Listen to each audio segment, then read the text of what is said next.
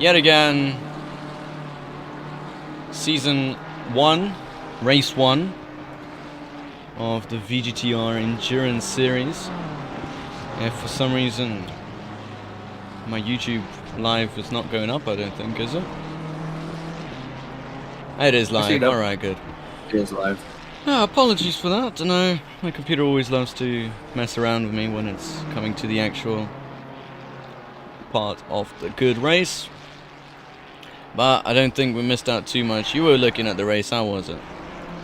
I was, and Abe Santama, right as we're talking right now, just got past Sport Chairs for that 4th place. They were recently close to 3rd, but I think whoever was in 3rd at the time actually got passed, or went into the pits, my bad.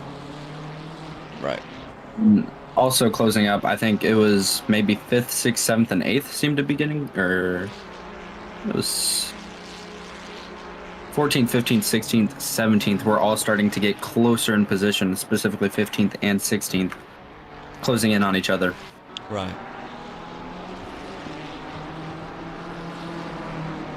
I know that Shaquille is getting closer to the back of Manuel Los-Bichler. It is the Team Techno car trying to overtake Manuel.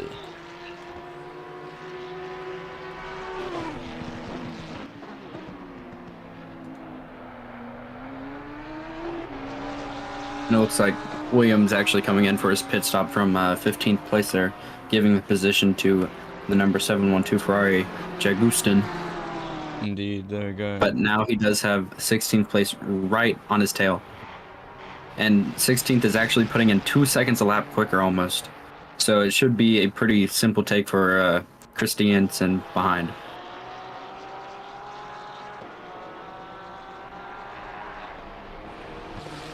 Bro, whenever I'm not tabbed in, it's lagging so much.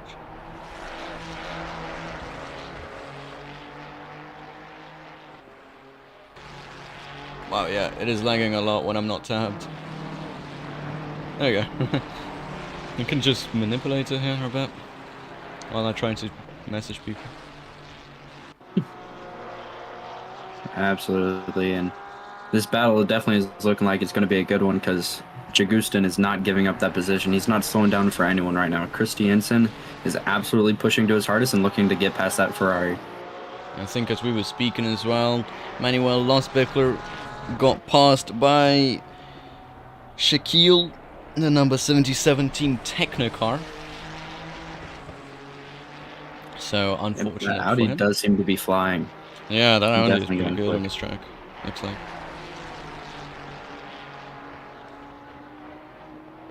But I am sure that Lubschicker is definitely going to be trying to get back. Sorry, I'm definitely mispronouncing many people's names. Yeah. But I am American after all. Exactly. But I am loving the fact that it does seem we have a good few groups, like 4 or 5 people who seem to be all within 10 to 20 seconds of each other. Yeah, there's Manuel to keep it close. And Shaquille. Also, they got Henrik Listosa closely behind. Adam Christensen and Mackay Jagustin pretty close to each other as well. They've got Daniel Nemes in front of them, only 8 seconds in front. Yep, and you still got Abe, Brittenstein, and Borchers all pretty close, along with Jod behind. Indeed. It's always a good race whenever people can keep it close and make it interesting. Although I will say Borchers does seem to have a lot of damage, so I'm sure at some point he's definitely going to want to come to the pits and get rid of that.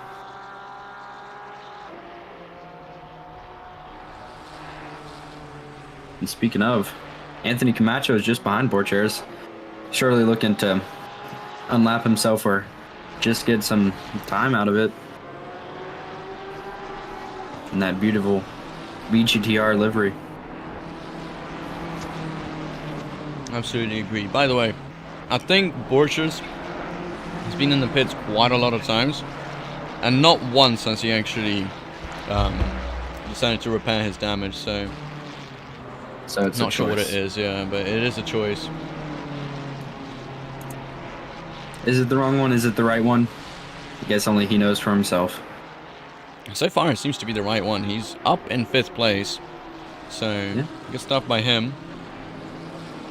And it doesn't look like that damage is affecting him too much. He is putting in 44s on his laps, so I will say that's at least a decent time for the race pace. Yeah.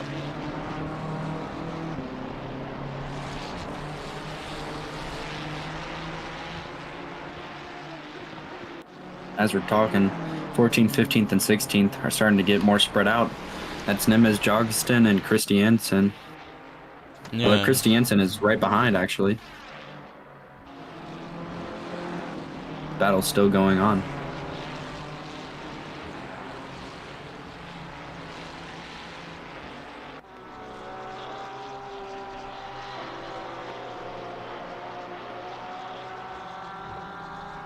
And it actually looks like Shaquille's coming under more pressure right now from Lustosa in the Ferrari.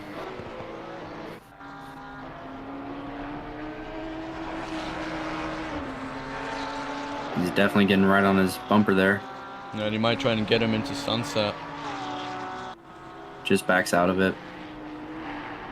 Although the Audi goes a little bit too, I guess, too inside and hits the grass and slowing down. Oh, and he might spin out there. Might have even hit the wall. I'm not sure as he's trying to. Rolling back on the track. He's got to be careful.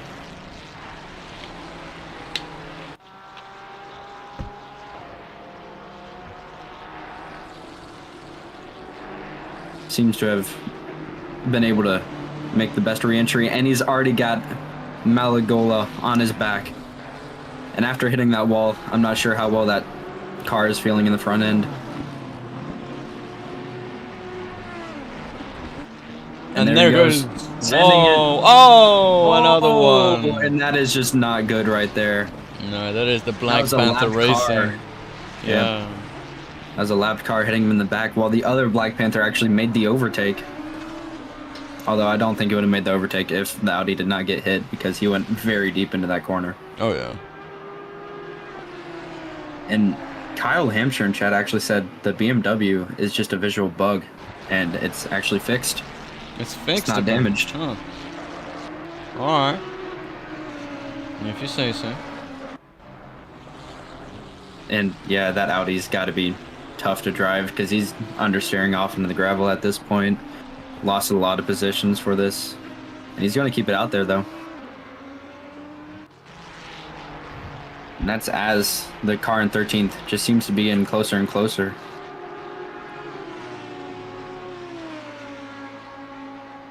Neil. I'm sure. Yeah. Sure, many of those cars that got past there were pretty happy about the Audi being off and not anywhere near contention at that point.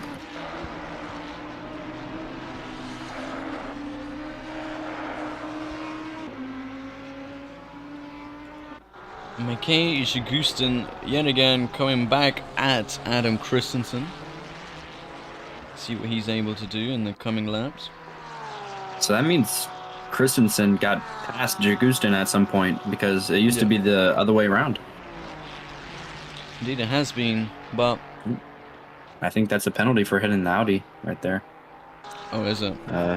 15 seconds for number 22. I think the 2-2 didn't hit the Audi. I think they might have hit. I don't think so either. Must have been.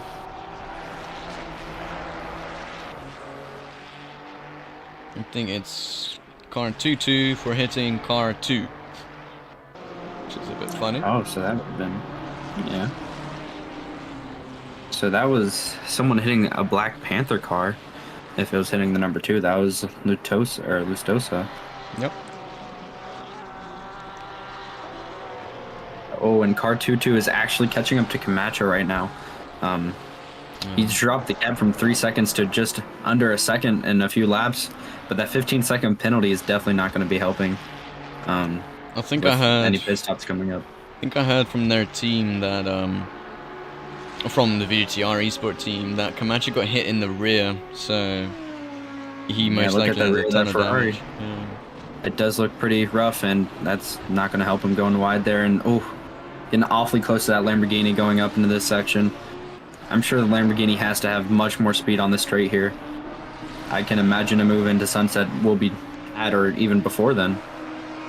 Nah, that Lamborghini actually has very slow top speed.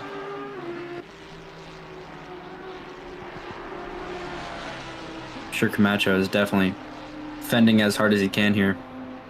As the Lamborghini, oh, just takes a look down the inside.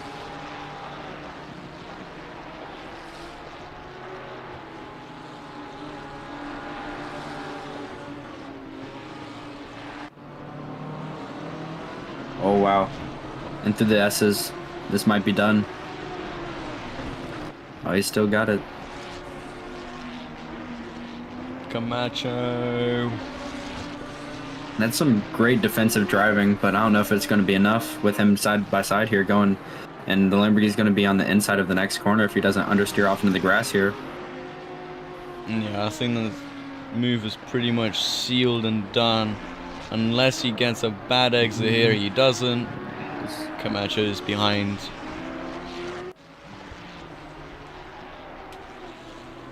Now that Lamborghini's definitely going to be looking forward to trying catching up to Fabrizio in 17th position. Although he does have quite a lead on Shaw. And it's going to start getting pretty dark, I think, in the closing stages of this race. We're nearly at the halfway point. Definitely starting to get darker. Yeah. And what's interesting is Christiansen and Jagustin have actually started catching up to Nemez here. Yeah. So it's looking like it might be a three-way battle for 14th. I hope it will be. Because this will be something fun to look at. Yeah, I will say it does seem Nemez has to have been slow these past few laps because he was a solid 5-second gap ahead of these guys, and now he's right here in front of them. Yeah, he's doing 44s and they're doing 42s, almost 43s. So they're at least a second quicker, and there goes this end. Through he is. Didn't look like much of a tough one to pull off there. He kind of just sent it down the inside and didn't really have much of a battle from that Porsche. Although he did go a little wide in that Porsche, it does seem to be closing the gap a tiny bit.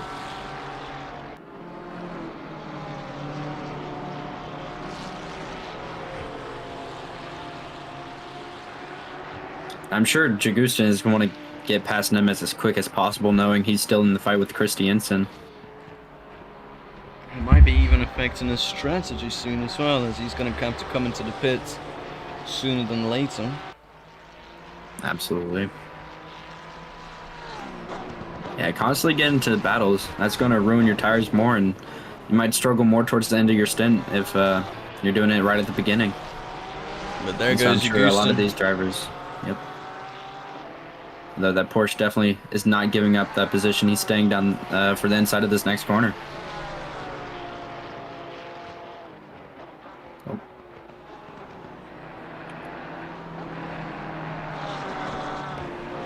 And so now Jagustin is definitely going to be looking to catch back up to Christiansen, because they were just a half a second away from each other right before this. Now they're a whole second and a half apart from each other.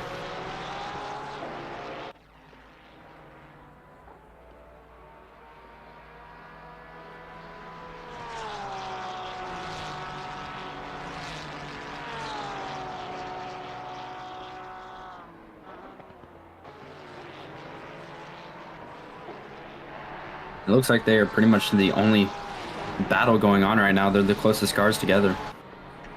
Yeah. And I'm not sure the next pit stops will be switching that around too much either. Unless cars have damage or they're looking to replace brakes or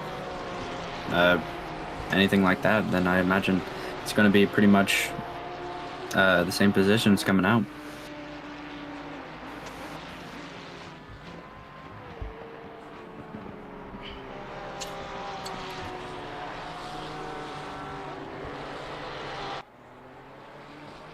And it looks like, from what I can see, it says 11th is actually 3 laps behind, or no? That's just. No, that is. I think that's just an ACC thing. Yeah. Yeah.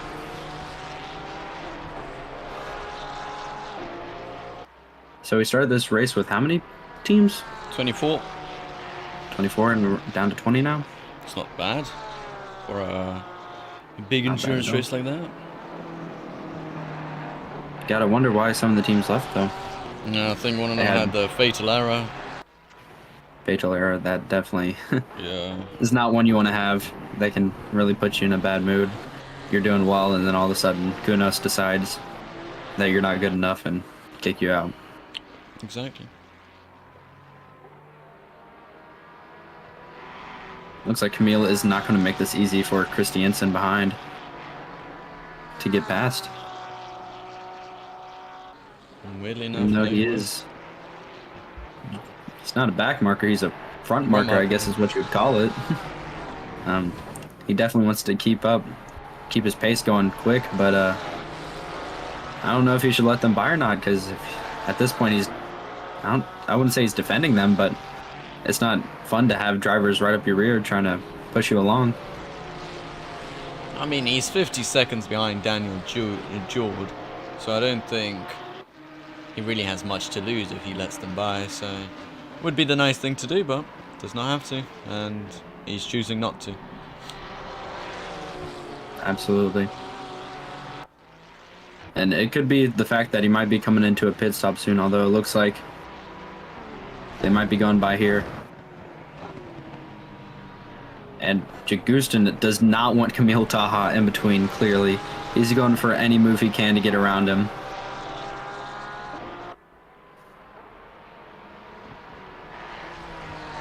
And this is going to be where Christiansen tries to push as hard as he can to put as big of a gap, although it does look like Jagustin got past. And now it is a clear battle between these two. There's also Neil Berovitz getting closer to the back of Shaquille. And just having a look at the temperature and everything. Not much has changed since the start. Although once it does get closer to nighttime, it definitely is going to start to cool down, and those tires are going to be colder and harder to get heat into and actually make them work on corners like these that they're going through on these S's.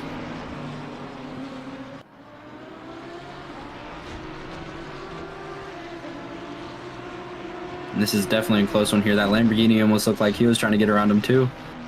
And there goes Neil on Shaquille, and a little bit of door banging. A little bit as well, and he goes onto the grass, but he still makes it overtake stick.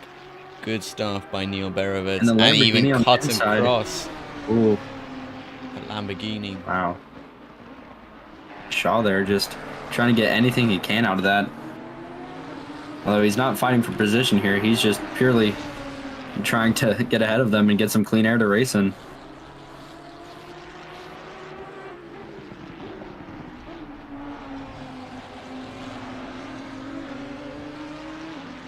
Ferrari getting a little bit loose on the exit there.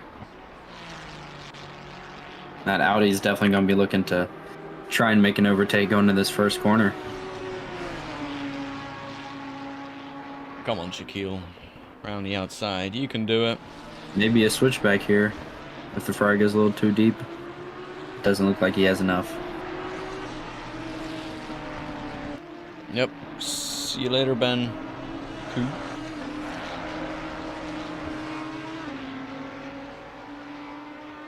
I can definitely imagine, just like Ben, a lot of these drivers, time zones are going to make it tough. So you have people here in America who it's barely lunchtime, and then you have people in Europe who it's getting towards dinner time.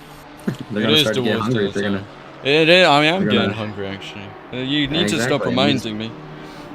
I'm sorry. I'm just trying to point out the fact that some of these drivers might be famished. They might want a little something to eat. Damn right. I'm sure a lot of them are smart enough to have snacks with them. I know whenever I'm racing, I at least got a box of Cheez-Its close by. Oh, Cheez-Its. Cheez-Its. Absolutely. Although it does look like Berovitz is getting further away from Shaquille here. doesn't look like Shaquille is going to have much of a chance to close back up that gap. And that is where we can switch to Mackay Yagustin, who's yet again battling away with Adam Christensen.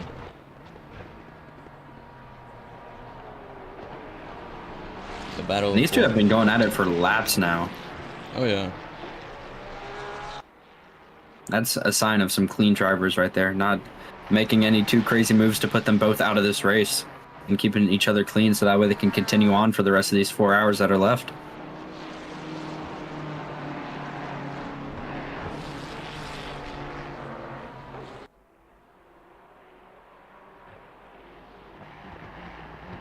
Although I am sure it's getting to that point where people are going to start to want to pit again coming up here in the next 20 or so minutes. I think they will be, yeah. In the next 20 minutes. It's Lars I will Breitenstein. say. Yet again getting close to Abe Santama. It is the two VGTR esport teams fighting for the final podium position.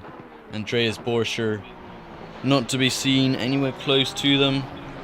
And they've got about an 80-second gap to Gustavo Neves. I mean, they can go ham.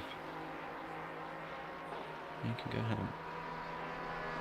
Absolutely, but you see those times that they're putting in. The Breitenstein just put in a 43.7, while Abe just put in a 42, I think 5. Was it? 42.2, yeah. 42.2. So that's a pretty big gap between those lap times, and definitely will not be helping Breitenstein close it up.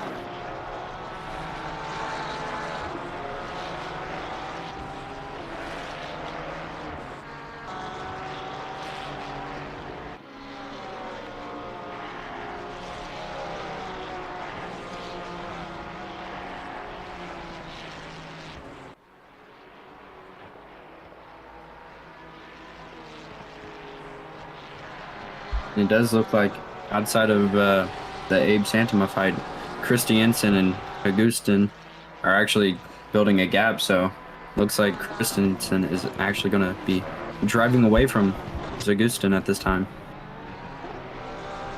Yeah, which I guess is good for Christensen, yeah. But maybe Augustin is just trying to nurse those tires a bit more so he can come in later. Who knows? We'll find out. And it's definitely getting ever darker at this Kyalami track here. Oh yeah, as soon as it starts getting dark, it turns dark quick. Absolutely, and it's much harder to drive in the dark. Your braking points might be different because you can't see certain things on the track. I mean, I beg to disagree. I think a lot of drivers will agree with me here, but driving when there is sun blaring in your eyes, which actually I can show right now on the onboard. I mean, it's horrible coming through this corner. I definitely get where you're coming from. I think it was worse a couple of laps back as well. Yeah, I think some of those buildings are starting to hide the sun and the trees and things getting in the way. But as it gets darker too, you might not be able to, like if you're ahead and you're trying to fight someone and there's a lap car behind, you might not be able to tell who's who. Exactly. And tell which one you're actually fighting. You might defend against a lap car.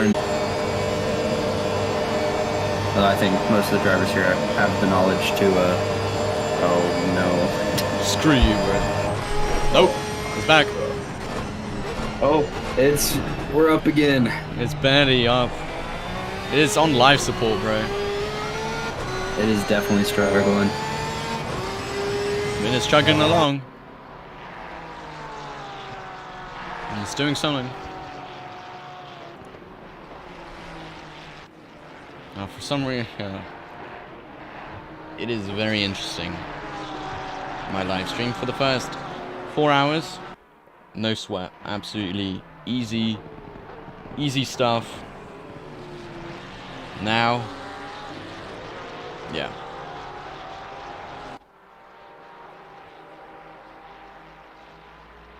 I guess that's just what happens, you know. The drivers are probably going through a similar thing your PC is at this time. They're thinking, It's only halfway through, and they still have another 4 hours left. Especially in those drivers with just two, or the teams with just two drivers on them. Oh, They're putting yeah. a lot of laps in and a lot of time in. That's got to be starting to hit their mind, thinking they still got another 4 hours to go. Yeah, I don't know how I'm going to be doing the 24-hour race, man. I'm really planning to team up with Abe and Brett to do the 24-hour, but last time I did a 24-hour, I literally went insane. Like 30 hours in. 30? Well, yeah, because 13. no, 30. Oh. Because I was awake like 4 hours before the race. Then I did the race. And then I also stayed up a bit after the race and broke. I could not think. You stay up for the whole 24 hours? Surely you got Yeah. a nap in there somewhere. No, I stayed up the whole time. Because I know myself. You wouldn't wake up. Exactly. If I was to go take a nap in the middle of a 24-hour race, my team would never be able to get me up, so yeah. There's no way. P1 is way better than any other, yeah. I mean, P1 might as well stop on the track right now. Yeah. Might as well fall back to last, and I mean, they still got another 4 hours. I'm sure they can get back. Yeah, exactly. It's crazy.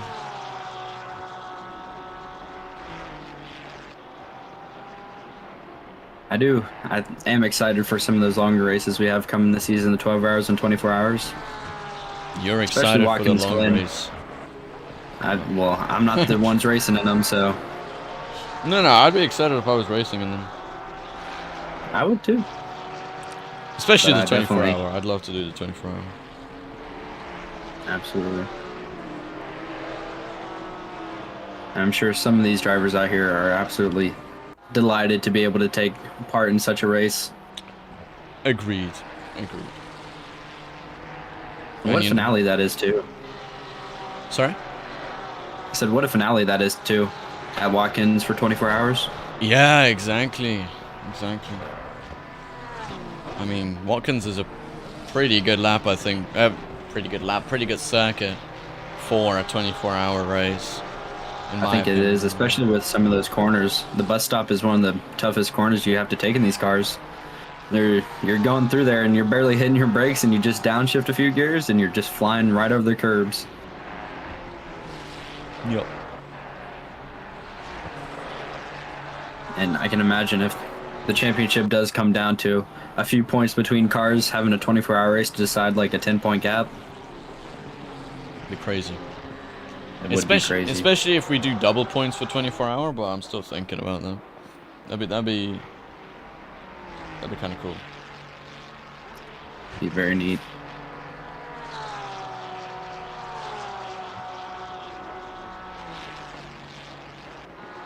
As we were talking there, Camille and Alvarez are actually getting closer to each other. Yes, they are. I'm For afraid to seventh touch my place. computer, but You got it. there they are. Well, I'm sure. I think what happened was Camille actually got Alvarez got past. Who am I looking at actually? I'm so confused. Who are you looking at? Because they're not even close to each other. Now they're not. They were like 0.8 seconds, or yeah, 0.8 of a second off of each other just a minute ago. Now they're all of a sudden 3 seconds apart. Happened in the blink of an eye, and I failed to realize it. Well, we've always got McKay and Christensen fighting for 14th place, just trying to get that extra position. Absolutely, and the two Lamborghinis are actually coming together in the back of the grid, 17th and 18th position, 0.4, 0.5 seconds off of each other. And I will say, with the two Ferraris that are fighting, Christensen and Hagazistin, I think they might not actually be fighting each other that much. I think they both might have come to basically a mutual agreement to kind of settle down and not push their tires to the absolute maximum. But Andrew Shaw is pushing his tires to the maximum. He's trying to get past Paulo Fabrizio here for 17th place round the outside of Mineshaft. Is he going to be able to do it? Yes, he will. There A he lot of goes. downforce in that Lamborghini. And it almost looked as Fabrizio kind of slowed down for that corner and just let him go past. Did look at that. Did look at that. They were going side by side through there, and all of a sudden, Shaw was just miles ahead of Fabrizio, and now he's just pulling away from Fabrizio instantly. And right behind them, you have Malagola and Barovets fighting for P11. Indeed they are, and they're going to be heading onto the straight now. There we go. Malagola already pulling to the left. Possibly trying to break the toe there, but... And if you look at their lap difference times, it's about 1.5 seconds between them on their single laps.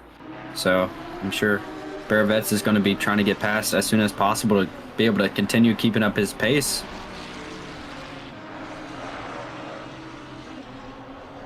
And just goes a little bit wide. Broke a little too late. And that gives Barovets the open door to go around the outside for this next corner.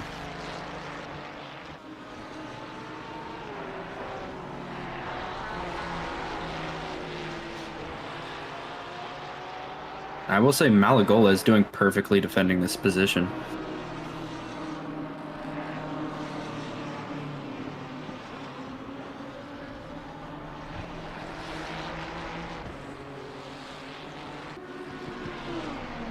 I'm super excited to see these Ferraris run at nighttime.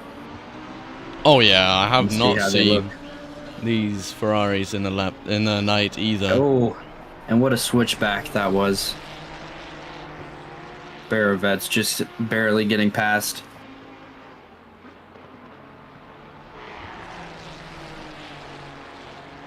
And I think that's that move done. Doesn't seem like Malagola has much of a response for that.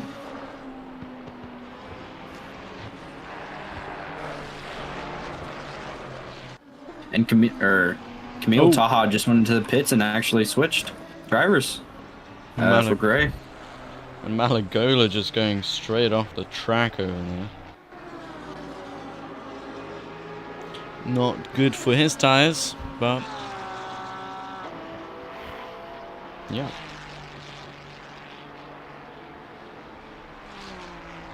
Yep, and with that pit stop that Camille Taha and Gray made, it's going to put Barovets a lot closer behind him.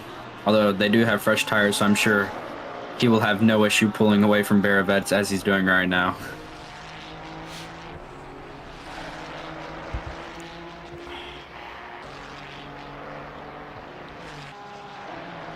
You gotta love Christiansen and Hugazisten for still being one right in front of each other and not just absolutely sending it down the inside of one another. They are inseparable today.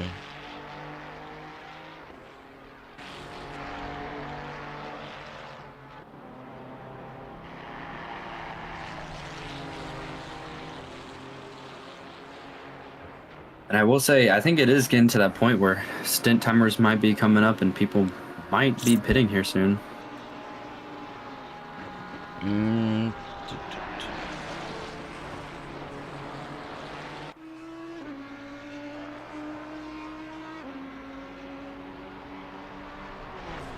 while we're talking, we have Lush Blischer and Lustosa in 8th and 9th position, getting much closer together. Indeed they are. Only 3/10 separate them.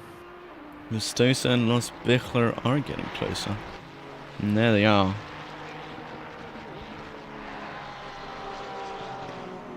And man, I love the look of these Porsches right here.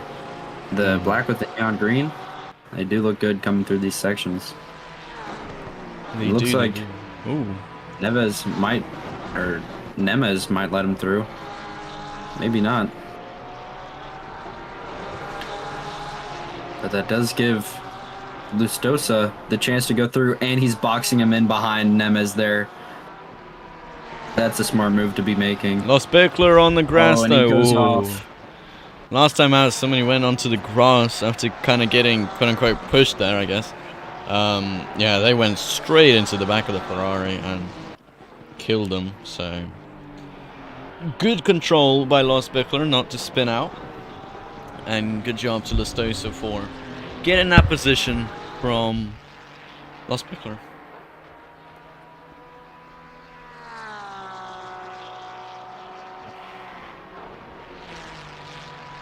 Yeah, Nima's just got kind of caught up in the middle of that for a second there. I think he let Lost Bickler by at the end there, realizing it wasn't his fight to be making. Yeah.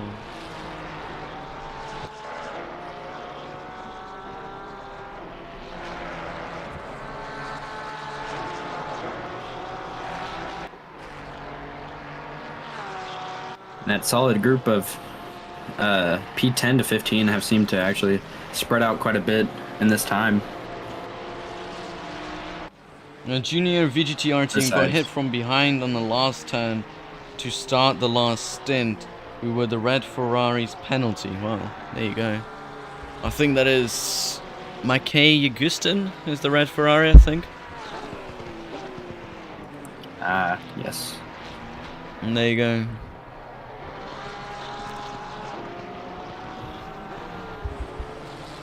And so that put the junior VGTR team, where are they in position right now? Ooh, all the way down to 19th. Yeah.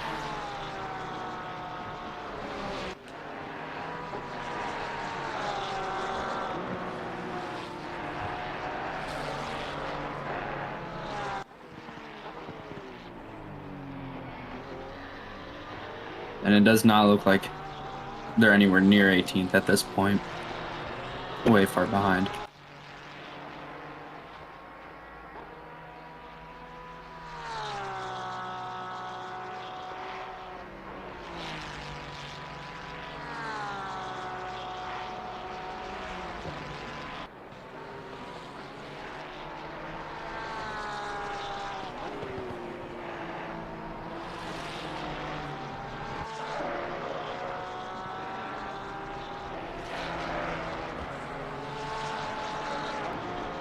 It definitely seems like the race has calmed down a bit since those few fights have been happening.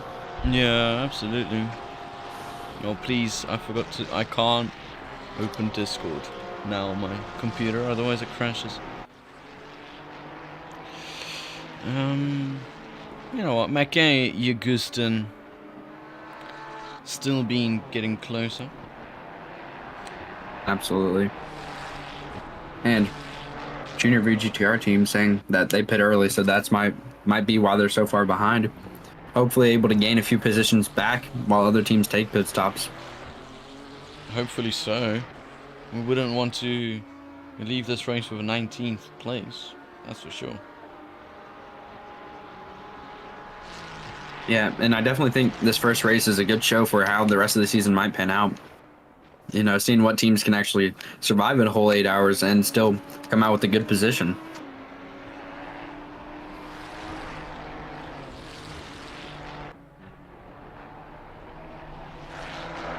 And especially doing this week in and week out, it might be tough getting all the practice you need with your team for these races.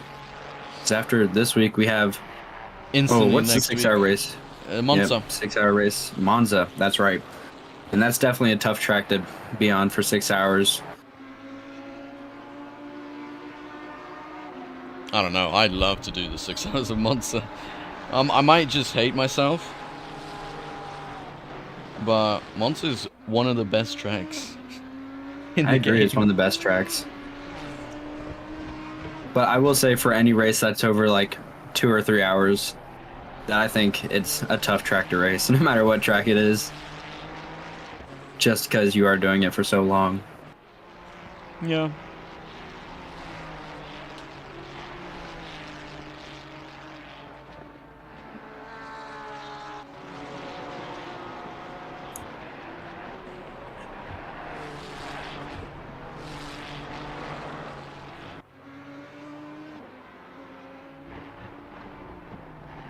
Well, I'm sure the Bathurst race will be. Oh, it'll be the most deadliest. More interesting ones, yeah.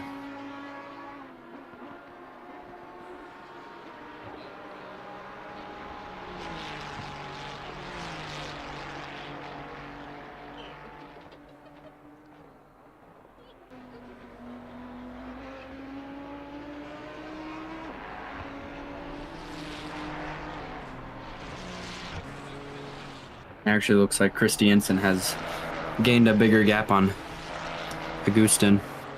But Daniel 2.2 seconds Nemers now. has been catching Douglas Santos just a little bit in the background. As Andreas Borscher now comes into the pits as well.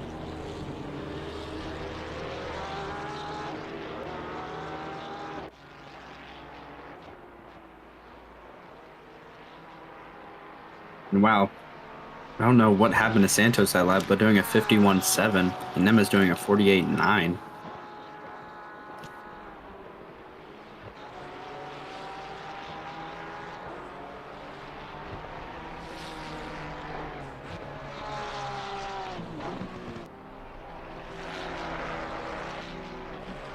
It might be that those tires are just falling off.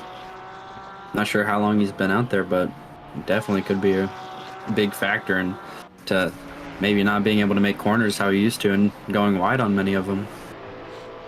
A lot of drivers are actually going super slow now.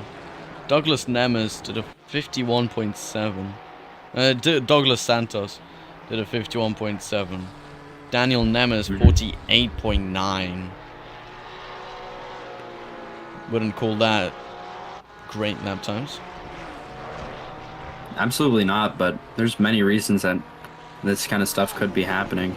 I will say Santos has been, currently is pulling quite a large gap on Nemes now, starting to make it much less of an option for Nemes to get past Santos. Yeah, he's opened up that gap fully. Fastest driver on the grid right now, though, Abe Santamo. 41.6 that last lap.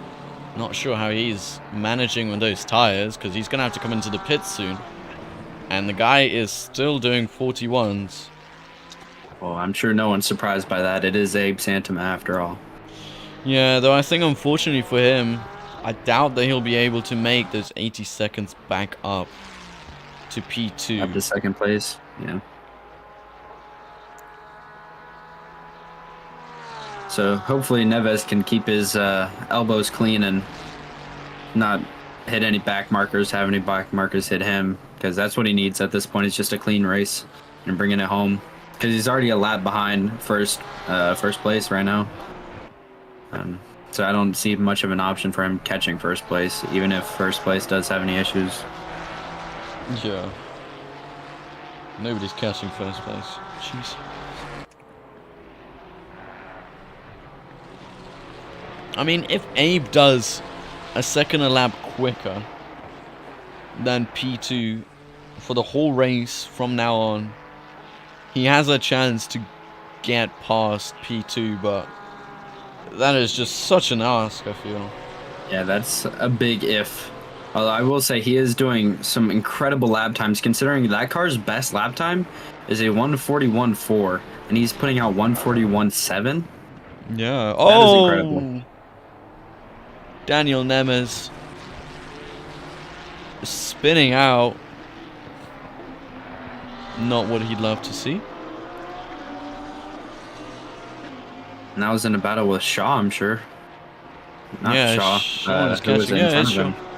Oh, Santos. Santos is in front of him, but Shaw is catching him. Shaw is catching him at a rapid rate, it seems. Hopefully catching up within the next few laps and getting that move done. Oh, nope. Daniel Nemers has come to the pits. Must have sustained some sort of damage, along with the fact that he might be running on really old tires, to just make that final decision, go into the pits, and either give it to another driver and get that car fixed up.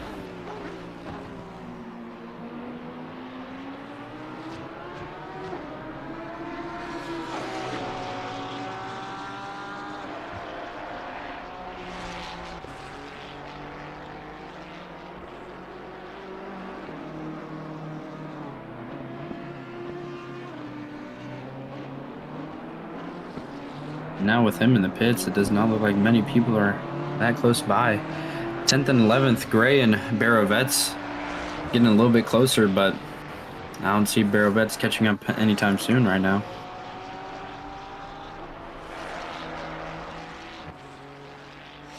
Absolutely not. And maybe if I can... Oops, step on my keyboard. If we can just... with my lovely computer. Maybe even make our way to Brit, but I don't know. I'll have to wait and see. As in up Brit to back their... in the car? No, as in back to their VC. See how they're Oh. feeling, but I don't know. Maybe we'll do that when absolutely 0-0-0 is happening. Because, I mean, Because right now, Christiansen, I was about to say, is catching up to Shaquille here. Yep.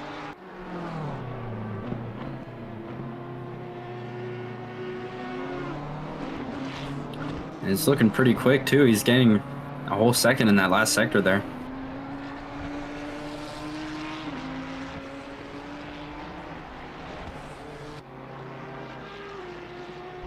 You're goddamn right. This may be a move being made on the main straight with how close he's getting.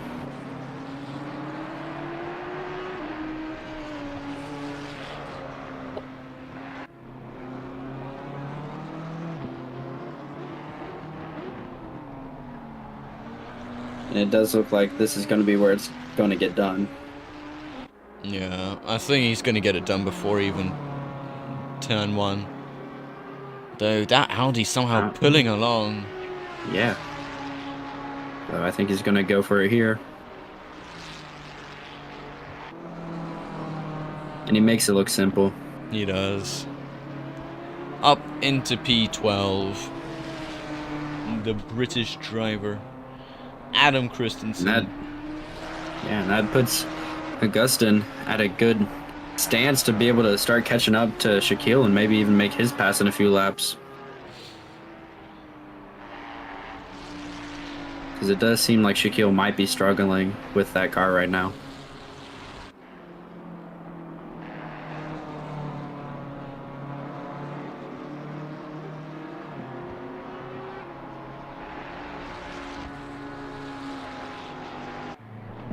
Although this might get a little bit complicated here. Augustin looks like he might catch Shaquille at the same time Santama is catching both of them. Ooh.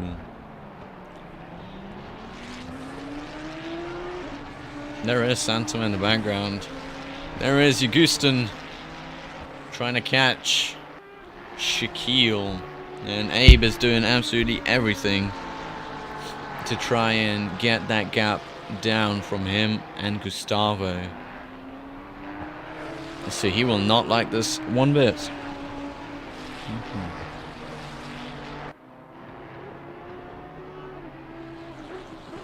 Yeah, and you gotta wonder what Abe thinks he's gonna do with these traffic cars. If he's gonna let them battle out in front of him, or if he's gonna try and take the earliest possible opportunity and risk it trying to get past him. I mean, considering the fact that he just did one of his quickest lap times so far, 41.3, I don't think he's lap time so far. Yeah, I don't think he's gonna want to let these guys stay in front of him for too long, as Gustavo Neves now comes into the pits, which might give an indication to when Abe should come into the pits too. And it looks like Abe might make the move on the inside here. Well, I think he's going for it. And that's done. That's cleanly done down the inside. Maybe giving Shaquille a little bit of breathing room to think for a second about what he needs to do.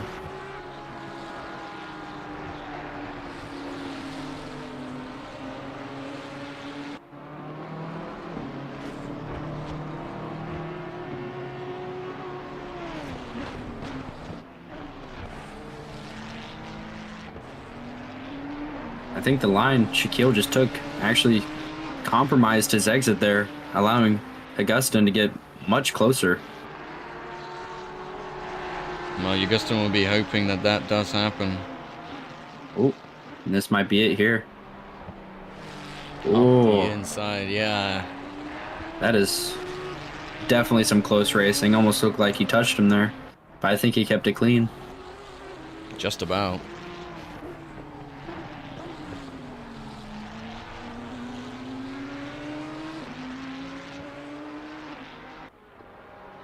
Now he's going to catch the slipstream and probably make the move down here. I can't imagine why he wouldn't.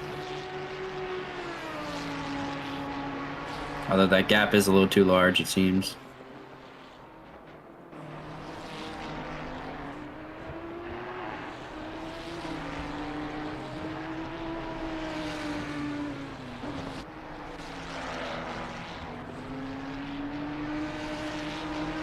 So while they're battling, they have Jung coming up on the back of them. Oh, a little bit of door banging going into sunset here. Ooh, and again, nearly. As Luke Chan is now in the pits. Stefano Giraldi has come out of the pits for the number 3 car. Through the S's, keeping it close. Ooh, a little bit of door banging again. Oh. And that puts Jung in a position to maybe get these or get ahead of these lapped cars. Maybe put himself in between them.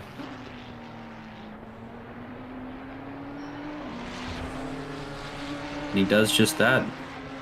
Looks like he's going to get around Augustin here. And that looked close. Definitely don't want to be taking out cars that are ahead of you by laps.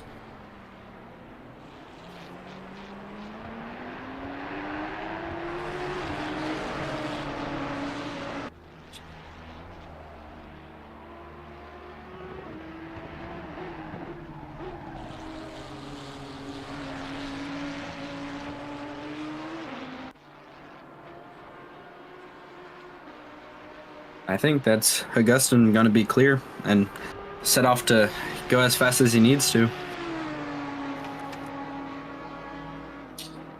All that, and Abe's in the pits, and Breitenstein will get past while Abe is in the pits. And there we go, but Breitenstein also having to come into the pits sooner than later. I wonder if Abe's going to switch with anyone or if he's going to do a double stint here.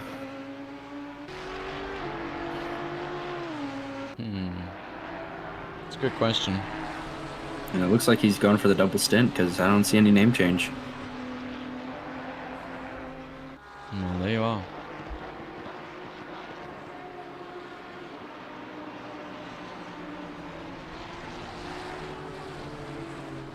So I'm sure Abe is going to be pushing his hardest to get back up to where Breitenstein is now.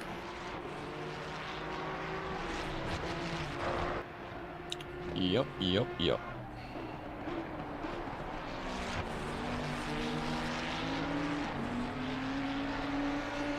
Looks like with these few pit stops that have happened and a few of the battles that have happened, the field is spreading back out.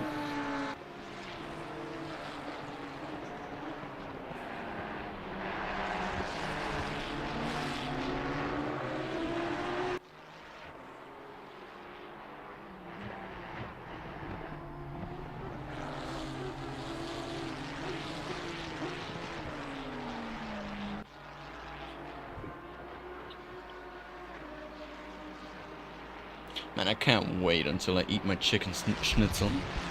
Oh, that'll be the best meal I've ever had. Yep, I haven't eaten too much today, so I'm definitely hungry, but I'm willing to tough it out. Yeah, absolutely. It's kind of what we have to do.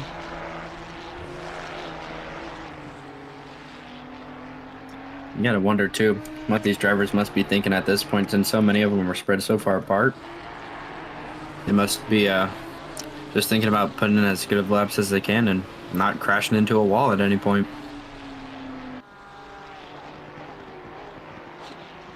Yeah, I feel like some of them might be singing each other lullabies soon, because... Jeez, I'd fall asleep. Yeah. Lars Breitenstein into the pits as well. Abe Santama ahead of him now, and actually caught up that 10 seconds to Stefano Giraldi since last time I saw the gaps. So I think he's on a roll. He might be trying to get there, try and get those positions back, try and get that position back, singular. Absolutely.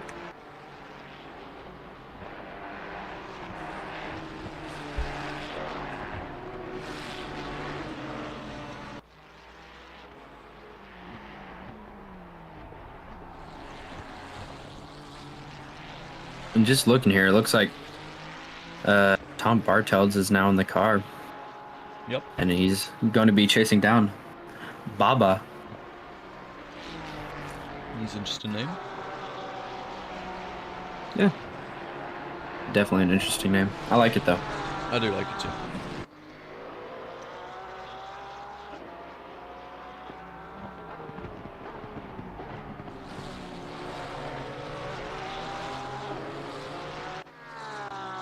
I'm wondering, on this fresh set of tires, Abe is definitely going to be putting in some good laps here. He's already up 3/10 on his time going into this last corner, 5/10.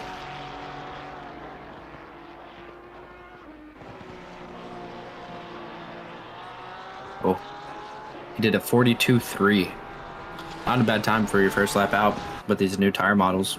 Exactly, not too bad at all.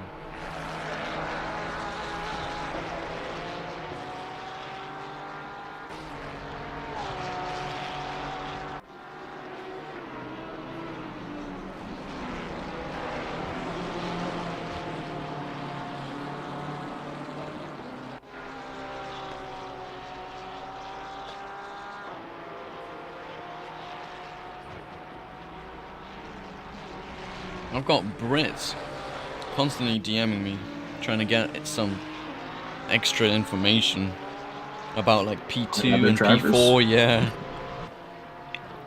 Come on, Britt, you're in the game too. You can look. Exactly, that's exactly what I'm thinking, but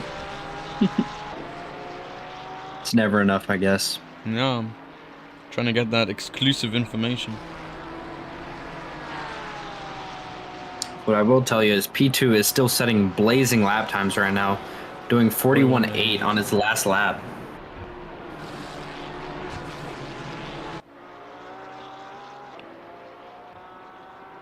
Sure, all he's looking to do is extend his lead continuously.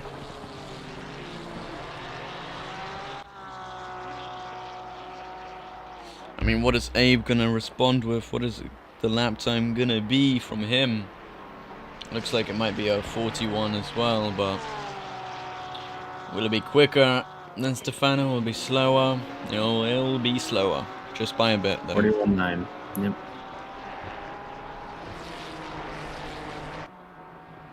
Sure, Abe doesn't realize it. Sure, he's just looking ahead of him, doing what he can. Exactly, chugging along. Because He still Stefano knows he has Giraldi, 3 hours, so. Stefano Giraldi did go worse on that on his lap time just now. He's going 8/10 slower, so yeah, I don't think Abe should worry about anything at all. Ooh. Someone getting a drive-through for track limits. Oh, The 500 car, which is P1. P1 Getting the a drive-through. I don't think it'll affect him too greatly, but that definitely puts him closer towards the P2. Yeah. But they are still doing 41.1s as their lap times. Crazies. But that does mean he has to come in within the next 3 laps to serve it. And then he's still going to have to make a pit stop at some point.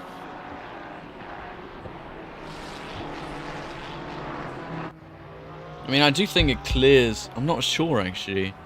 Does a drive-through clear your pit limiter? Not pit limiter. Your stint timer. Because usually a stint timer is you just have to roll through the pits if you want to get it cleared. That's a good question. So I'm not sure. But the question is, does he have anything to go past his stint timer? He might only put enough fuel in for his stint timer, choosing to come in right now to go through that drive-through.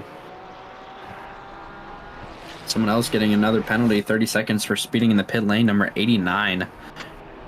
That's going to be Lee Vintar on the Cosmosis Esports team, getting a stop-go 30. That's a tough one to have, too, because you got to go into the pits, stop for 30 seconds, and then go out. Not one that you enjoy having, that's for sure. I don't think penalties are just enjoyable at all. Absolutely not. Weirdly enough. But that is still, even with that drive through that first place got Giraldi is still a lap down and a few seconds behind. Yeah. Maybe a few more drive-throughs and Giraldi can catch up.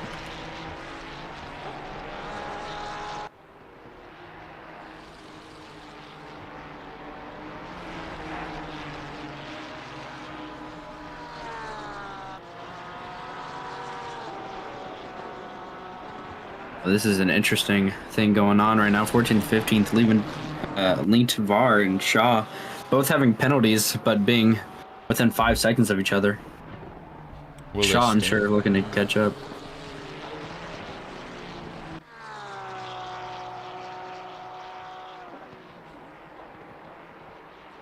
And you also got towards the front of the field, Gasell and Lamlin within 6.5 seconds of each other.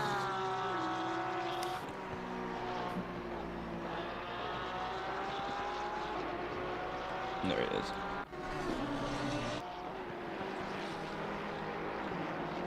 And Chico coming in to serve his penalty, I presume, which will benefit him greatly.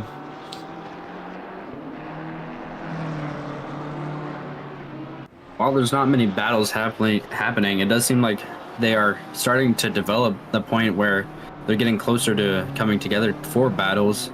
11th and 12th also looking like they might have a battle soon. Aerovets and Augustin. And then also 4th and 5th, the Gasell and Nate Lamlin. Yep, Lamlin. And so in the chat, DT just stops the stint timer, doesn't reset it. Ah, well, there we go. So while you're in the pits, I think the stint timer just has a pause, and then once you're out, it restarts or continues from where it was. Well, and there we go. I guess you can't benefit from a drive-through in any way. Don't think that they're meant to benefit in any way from a drive-through. Yeah, it's just... That's for sure.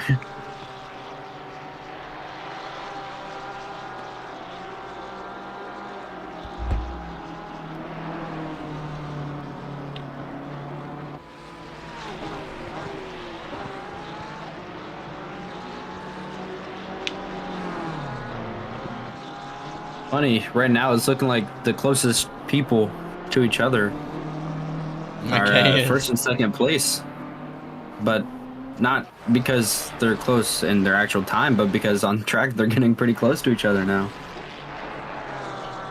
Although Suta in between now will stop Giraldi from probably getting any closer to Cherbrowski.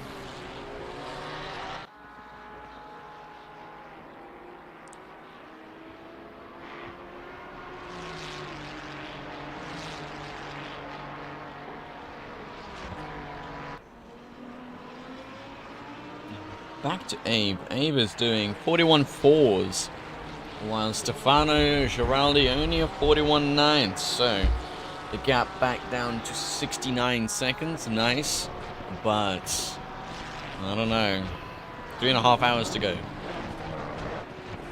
A lot can happen. That's Fabrizio coming into the pits in the Lamborghini 678. Probably repairing damage and getting a new driver in there, I can imagine.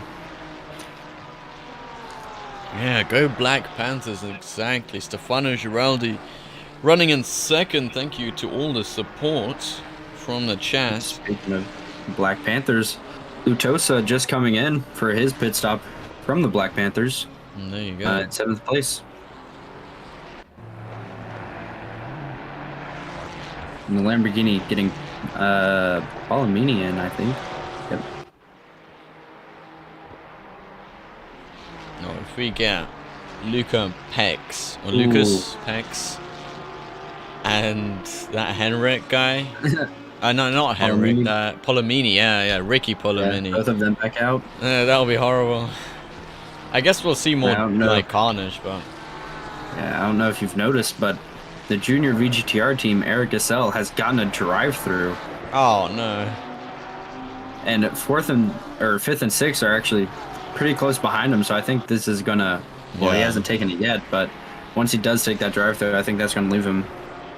Well, definitely behind 5th place, or in 5th place. And then also either right in front of sixth place or about or in sixth place. Yeah. Pretty much, it will affect them greatly. So, no good for drive-through, no good. Yeah, it's crazy. A lot of them are coming out right now. Seems like those warnings are getting to the point where they're all hitting 4 right now. As McKay Augustin comes into the pits. Go Black Panther, Stefano Palladini, P2. Go, go, go. That's not Palladini, that's Giraldi. Is there even a Palladini on their team? I've been lied to. Stefano Palladini is Stefano Giraldi. God damn. What? Now you've confused me. A couple of, like, hours ago, in chat, they kept on, well, in chat, the Black Panther fans were like, yeah, Stefano Palladini is, it's gonna be Palladini showtime, he's getting ready. And he never showed up, and he still isn't showing up. And I'm confused if Stefano Giraldi is the same as Stefano. Giraldi has to be Palladini. Yeah, or maybe there is a Palladini somewhere.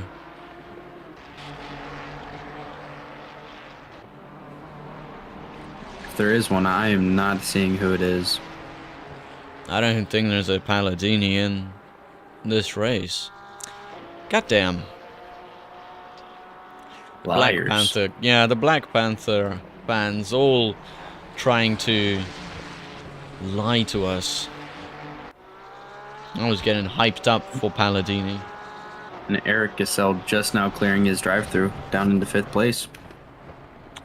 Yep, and he enters just ahead of P6.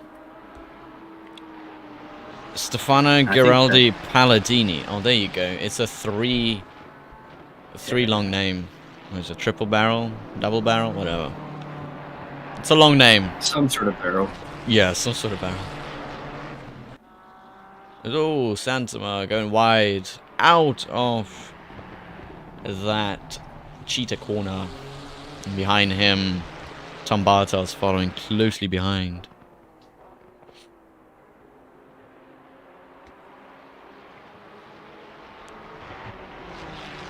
Gotta love seeing 2 VGTR drivers right next to each other on the track, don't you? Exactly. Ah, in Brazil he is Palladini, but everywhere else he's Giraldi. That is very interesting.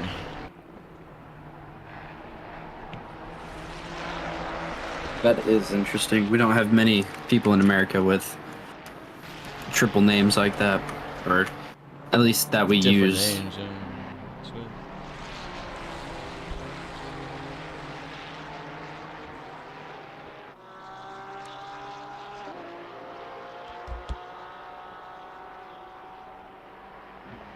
So right now it's looking like no one too close, although Palomini is ahead of Emmanuel right now by 3 seconds. So that might be a battle in the future.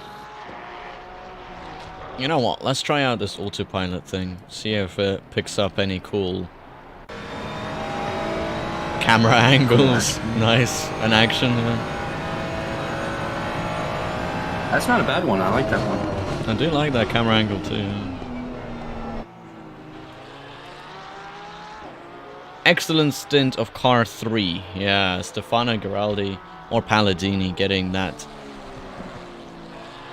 recognition from chat for his great stint.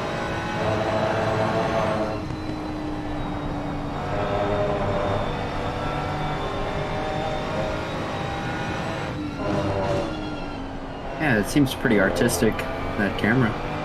Choosing some angles that I wouldn't normally go for.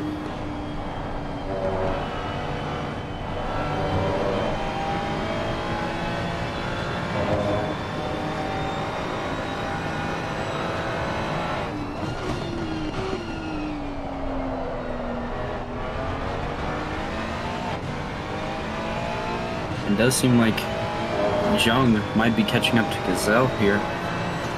Yeah, and I think that's why I think that's why the auto camera is starting to pick it up, because they're thinking that, well, the AI is thinking, hold on a second, Eric Gazelle is doing 147s, and Kevin Young doing 43s, so maybe we should have a look at that, but no, instead I decided to switch back to Giraldi, or Stefano Palladini, however you want to call him, however you want to know him. It is the man that's leading the Black Panthers for P2 right now. And I bet they are pretty happy with how their man is doing up there.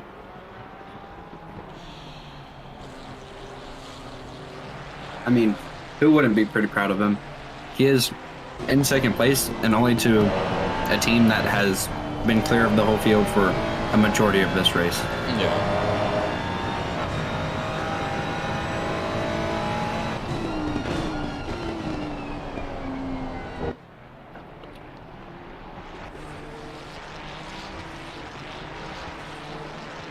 No, those schnitzels are taking longer, man. God damn it. I'm very hungry. Indeed.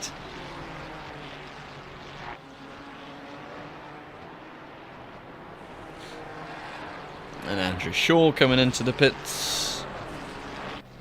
He's had a pretty good stint that time out.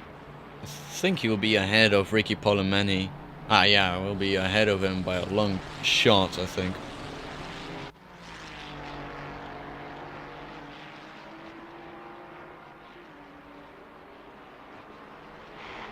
Jung definitely starting to close that gap. He's brought it down 0.8 in a lap or two. He's now only a second and a half behind. Now, I will warn you, when I do leave, this autopilot camera, whatever thing, can sometimes just randomly switch to some back marker getting lapped or something, because it thinks that they're fighting for position, so... Yeah, I'll just make it seem interesting. Yeah.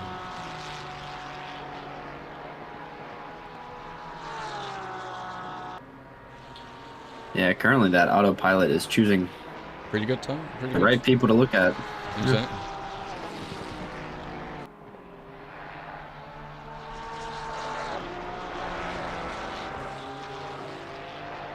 Definitely hoping a good battle can come here in the future and give us some entertainment, because currently the rest of the field seems to be pretty spread out still, other than Cassell and actually Palomini and Emmanuel are actually a lot closer now, 2.5 seconds to gap.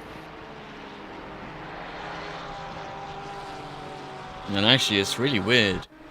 Rio, Emmanuel running, that they were running, like very high up. I think you remember Mohammed Irfan was driving for them. They were running up there. Now, They were. yeah, sadly they are all the way down. And you see, this is the sort of stuff I mean. Rodrigo Lara, yeah, he is lapping someone, and it is a pretty cool angle, but it's not really It's that not what we useful, wanna is see it? right now. Exactly.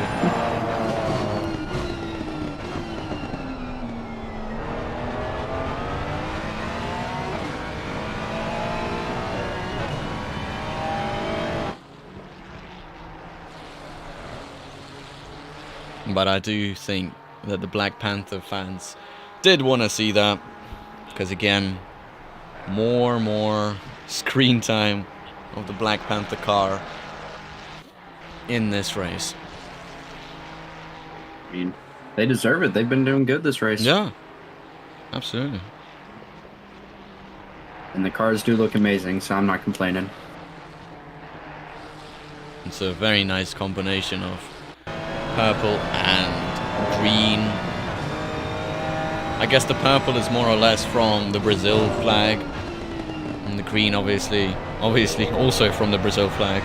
And they got a massive Brazil flag on the top, so Yeah, I noticed that, and I think it looks amazing having that Brazilian flag on top. it looks really good.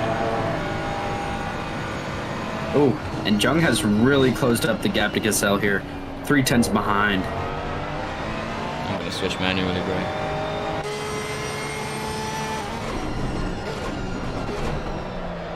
Yep, he's getting very close.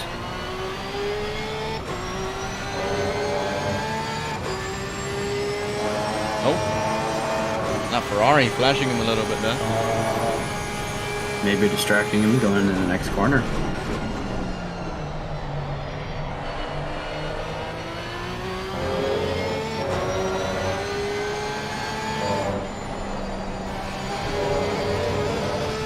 A little bit wide for Cassell there, a little bit through the grass.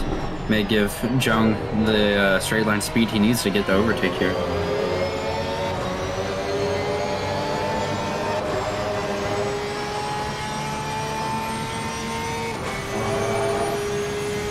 Although it does not look like that slipstream is going to be enough for Jung to have an overtake that's viable. Oh, and someone went wide right in front of him. Nice. Good. This is good camera work. Switching it at the perfect time. Good camera work. Yeah, number 16 Porsche does look great with that Motul livery. Also Kevin Young in just a plain red Ferrari livery. Also, I think they are Scuderia Ferrari. Oh no, that's Project New Racing. I do like it though. I do as well. I think plain can always look good. With Suto up here, a lapped car, maybe starting to give him some trouble and give Eric Gasell not a chance to really, getting right in the way right there. I thought that mirror might have been a bit distracting.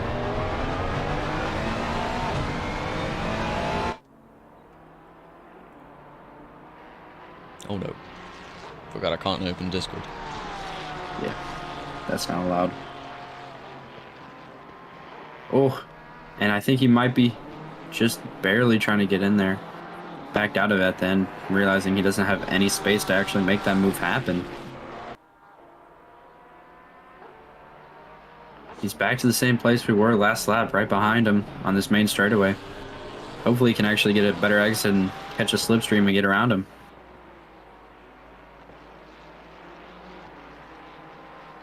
Though I have to say, Eric Gasell doing a pretty good job defending from Kevin Young. Kevin Young has been, attacking him every single lap. And nearly.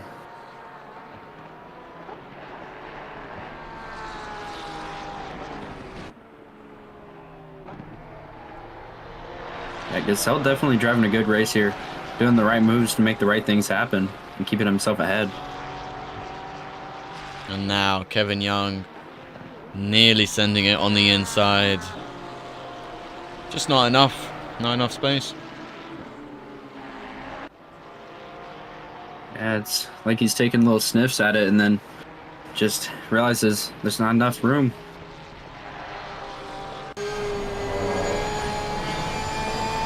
I think with the defensive capabilities Eric has right now, it's giving him motivation to keep pumping out these lap times and keep defending like he is. Although there goes Kevin Young. Descend it.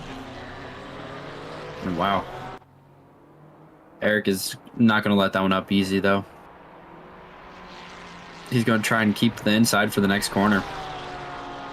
And hopefully not end up on the grass. And indeed, he is doing really well. Eric Gasell back in front of Kevin Young, but there we go.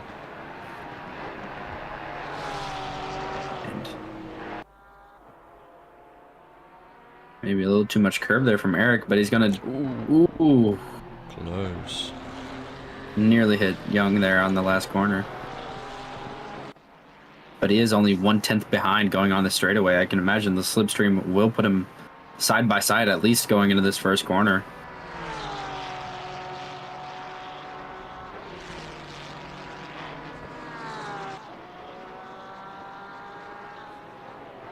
There he goes. Nearly pushing him along. Racing by these two. Nearly pushing him along, pretty much.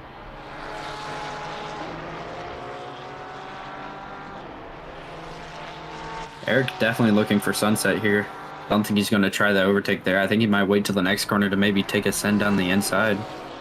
I don't think he's quite close enough, and he's off in the grass a little bit. That's definitely not going to happen now.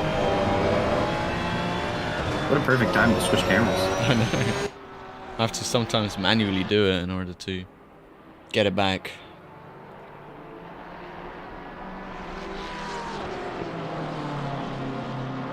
I think that little mistake by Eric Gasell coming out of Sunset. Yep. May have just put him far enough behind for Young to start pushing away. Yeah, I think so too. Maybe Kevin can try and now start his hunt for Nate Lamlin, but I'm not sure. I'm not sure if that will be. Lamlin does have a pretty good lead on him. Yeah, Lamlin has been doing pretty consistent lap times as well. Though they might have not been too good. Oh yeah, what's up? Bustillo and Rosasa? Correct? Someone. Rosasa. Please tell me how to say that name. I think it's screw me. Rajasa? Rajasa, yeah. Rajasa, I think. Raja. No. Screw me, Raja. bro. Don't worry. Just don't worry. A name we can't pronounce. Getting pretty close to each other here.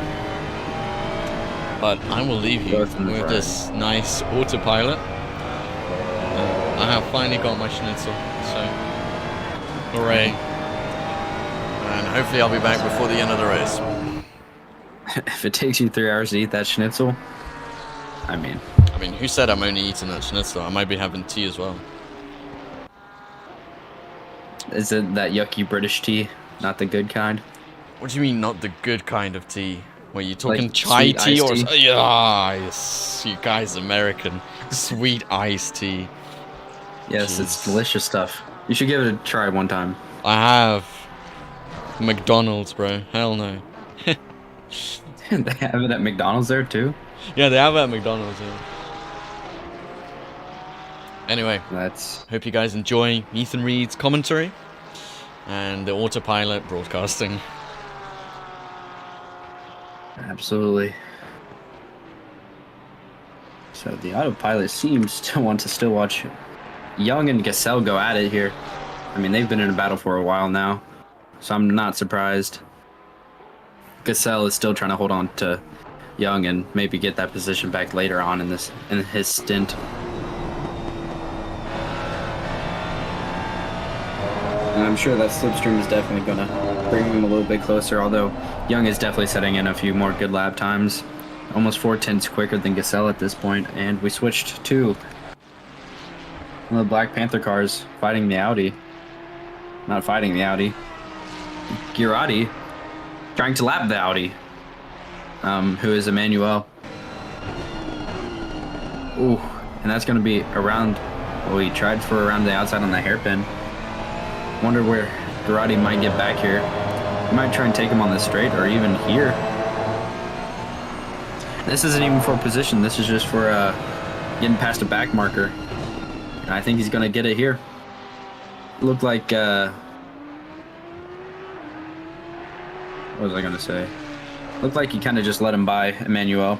I don't think he really put up much of a fight, which isn't a surprise because it's not his fight. So Girardi will be pushing onward and trying to spread that gap between him and Santama, who is pretty far behind at this moment. Yeah, I don't see Santama getting too close anytime soon. But Girardi is doing pretty good this race. Been really consistent, putting in great lap times. Him and his team, I'm sure, are going to be very proud of the finish if they do continue to put up this pace in second place. I don't see them falling really at all. The consistency has just been on point. Girardi's still doing 42s now, even though he's been on these tires for a solid 40-50 minutes now. We're on what I believe... Oh. Camera's switching back and forth between cars. I can't find them. That's the Odyssey car. Okay.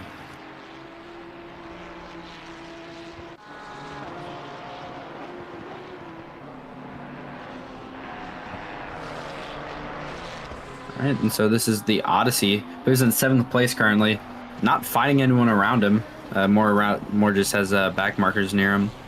11th place behind him, and 16th place in front of him, of Williams. And Williams is still trying to chase down Baba, who is 6 seconds ahead of him. And so far, Odyssey team doing pretty good. In 7th place, apparently. Been really consistent, keeping ahead of where they need to be. Setting in good lap times. He's doing 42.5s currently. That's the lap times you need to be setting to be keeping your position in this race. Still 3 hours to go, though. You never know what can happen. In the car today, the rest of the Pro MT. So Falkenberg saying he's not going to be in the car for any more of this race, so it's going to be left to Anthony Camacho, Tom Bartels, and Pachola Demano. All four of them, great drivers, and unfortunately, this race hasn't been panning out too well. They're currently in 17th place, but I'm sure they are looking to push up a few more positions and possibly get down to 15th, 14th, 13th place even by the end of this race. And it is starting to get to that point where the sun is behind everything now, and there's not any sun shining.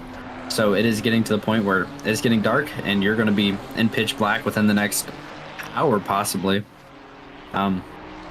Sure, everyone's going to love that part. And who is that going off there?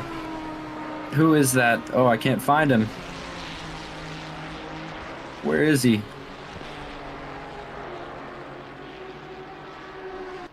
My game does not want to show me who it is. Can't find it. There he is. I found him finally. So that was Lara going off there for the Black Panthers. And now in 8th place. Still behind Pilsinger. But dropping them back to where Gray can actually see him on their... Oh, someone just got a drive-through, number 711. So that would be, the people in P20 currently. It's now got a drive-through. And we are back on the Odyssey car of Mastillo going down the straight with, he's got 13th right behind him of Rajasa, possibly wanting to make a move in this first corner. I think he's a little too far back to actually be doing anything though. And Falkenberg saying, lost a minute because we started on brake pads 1. That's why. Minor mistake, yeah. Can never start on brake pads 1. You need brake pads 2. Brake pads 1 is for like hour to 2 hour long stints. And brake pads 2 is for those endurance races that you need to have your brakes for longer. And yep, had to change to pads 2. That's a minute lost in the pit. That's a tough one to have to go through.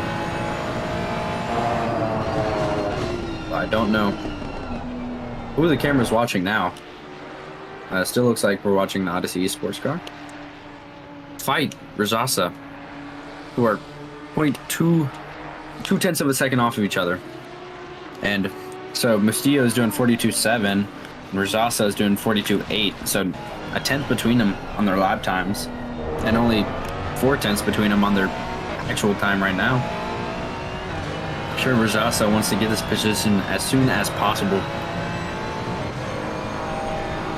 But it does look like Mustillo is holding himself pretty composed, and actually keeping the position pretty nice and tight. And surely people are going to have to come in to take pits soon enough. It's getting to that point just past the hour, so we're down to less than 3 hours left in this race. And I'm sure pits are about to happen.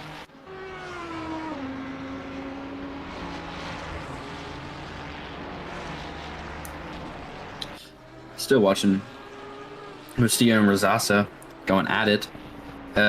Last place just cleared the drive-through. Apparently there was a collision somewhere on the grid, but the camera does not want to show it. It just wants to watch Mustillo and Rajasa go at it, which I'm down for. They're only a few seconds off of each other, or a few tenths of a second off each other. And so I think it's a great battle to be watching. One of the few battles that are actually close currently. Not many other people are that close to anybody they need to actually overtake.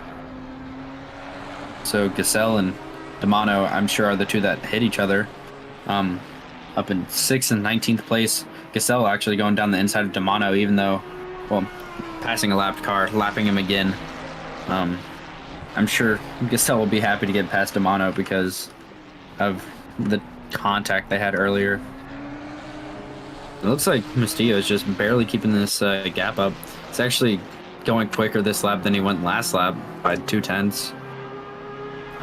and they're actually coming up on lapped traffic, so Emmanuel is going to be getting in the way of this battle here in a second. That could... Oh, and he's going wide. He might go right in between them. That is a horrible place to be sitting. That is a horrible place to put yourself. That Audi is in the wrong spot at the wrong time. You cannot be going in between battles like that. He just came back on the track and just got in the way. And so that's going to put Rajasa at such a huge disadvantage with that Audi in between them. And I think Mustillo is going to be having a great time getting further away while we watch the black and green Porsche of Reichel. He's not fighting anyone that he's around, but he is in between two cars that are somewhat close, both within a second of him. The one behind is a lapped car that I'm sure he's fine being ahead of, but the one in front is a car that is actually a few laps ahead of him, of Eric Issel, that he might want to pass at some point, maybe trying to get around to 9th position of Alex Gray up ahead, who's on the straight currently.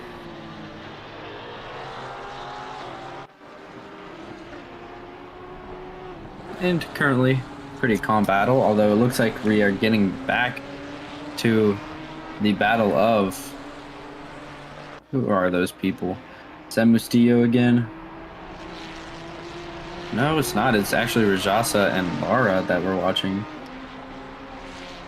Going up the hill currently. And that's down the inside. Goes Laura. Trying to get as quick as they can out of there.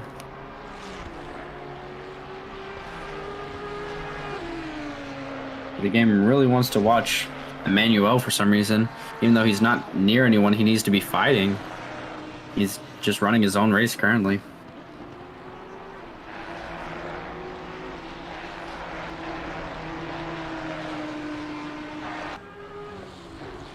So far, though, Emmanuel has been pretty clean this stint. He hasn't really done anything too crazy. He hasn't been spinning out or anything like that.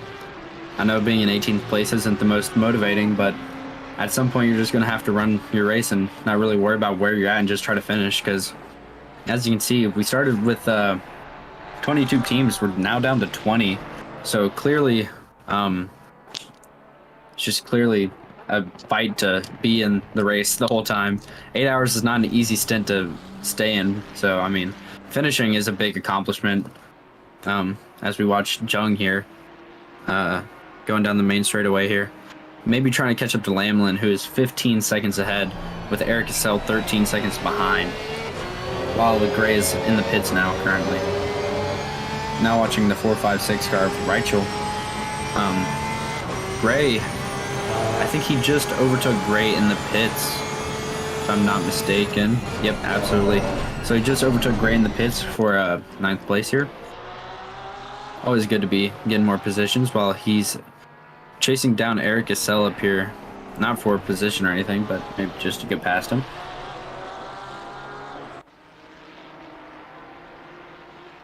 And man, what a beautiful shot that is of the Porsches and the Ferrari coming down the straight while it's starting to get darker here in Kyalami, South Africa. I think this is one of the best tracks, in my opinion, that you can race on. I love the flowiness of it. I love the layout. And I love the scenery around it. I think this is one of the few tracks that I think F1 should go to. Although I do love the GT racing that does occur here. I'm sure everyone else here that is watching does also. We still continue to follow Reichel, going around the hairpin now. And that's a tough corner right there. It's a blind braking point. You kind of crest over the hill and brake at the marshal's post on the left. And it's almost blind, and if you brake wrong, you're going to go a little too deep into the gravel past it. It's not a fun one to miss, I'll say that much. And as we move on now to the number 2 car of the Black Panthers from Laura. Not finding anyone around here either. Just kind of got a car in front of them that they need to pass. It's a back marker. So I'm sure they'll try to pass within the next few minutes here.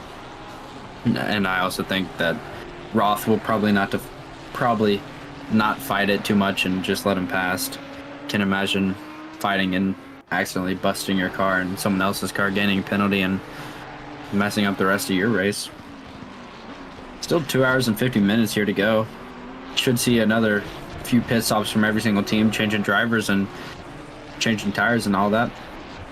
I think one of the teams we do need to commend is Abe Santama and Britt Batista. It's just 2 of them driving in that car, and they're up in 3rd place. Well, most of the other teams had 4 and 3 drivers.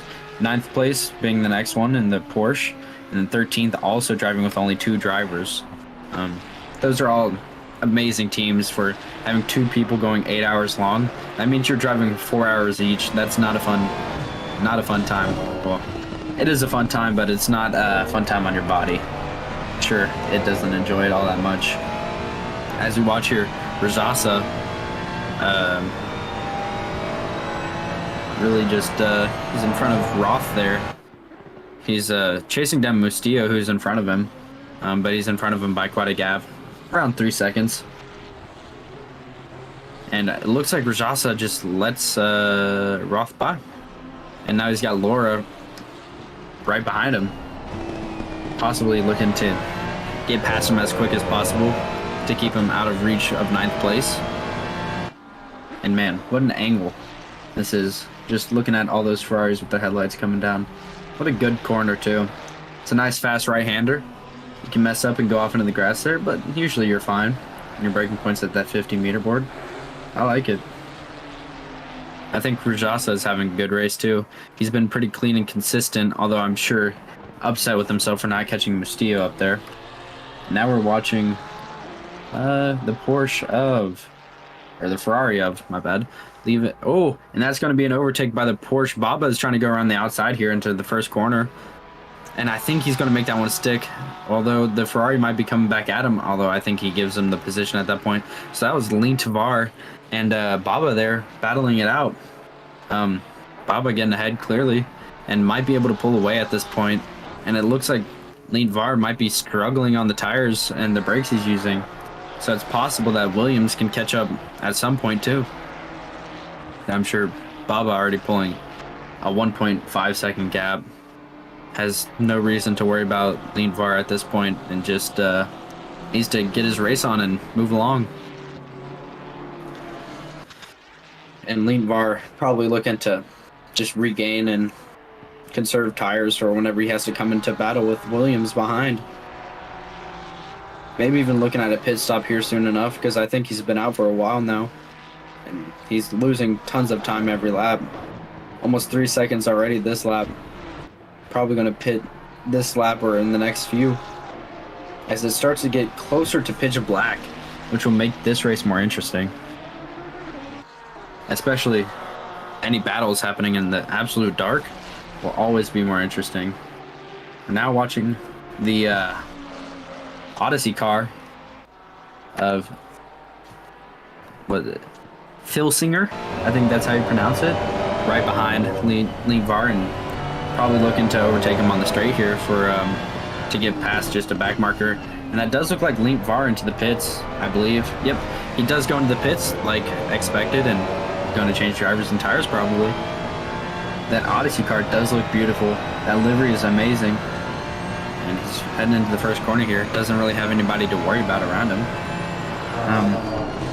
And Chad, I can't imagine participating in a 12 or 24-hour event with 20 cars on the grid with such a great disparity in terms of the pace, to be honest. I mean, this, you can look at it one of two ways. You can look at it as them getting really spread out, or you can look at it as different, like, strategies. So you have people who are going to conserve the tires and wait till the end of their stints.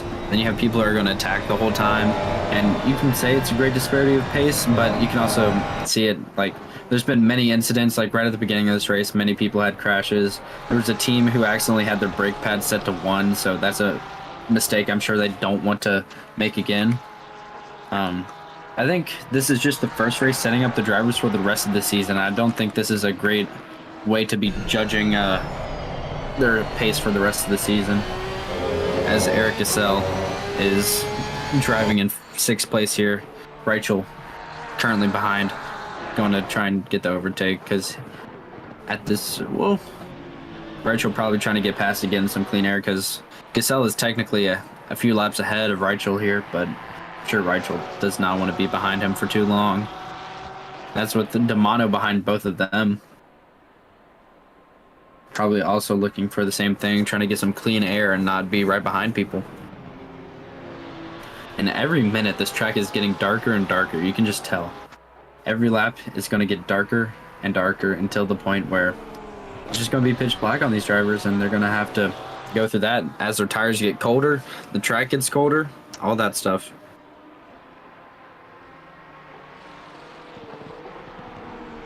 And I'm sure Eric Gasell is pretty upset that Jung got so far away from him. I'm sure he wants to get back up there and catch up.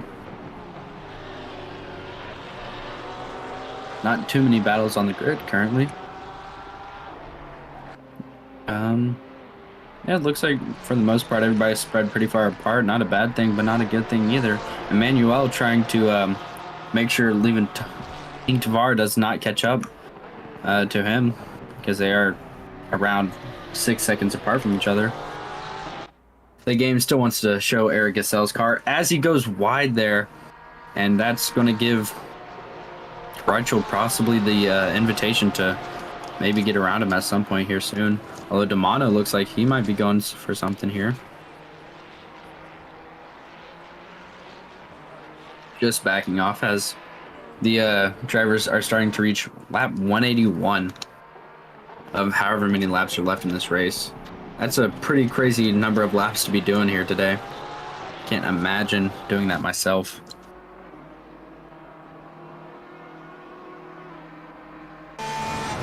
Camera's really liking Gasell here.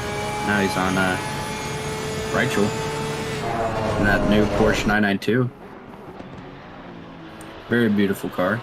I like the interior a lot. The display is beautiful. And Rachel's definitely trying to get up to Gasell and get past him at some point, I believe.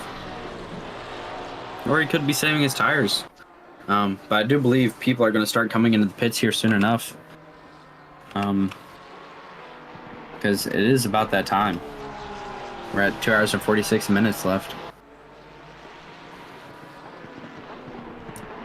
And just watching these beautiful cars drive around. And now we're on the Black Panther car of the two. So Girardi, or what did y'all say his name was? Palladini? Also, oh no, we switched over to Laura, that's right. Although, I think Girardi is in the 3 car. So this is our Laura, just ahead of Pulamini behind, and Rajas in front. Not finding anybody here, just has some lap cars around. Well, I will say, it seems Rajasa and Mustillo are back close together, so hopefully the camera picks up them battling at some point.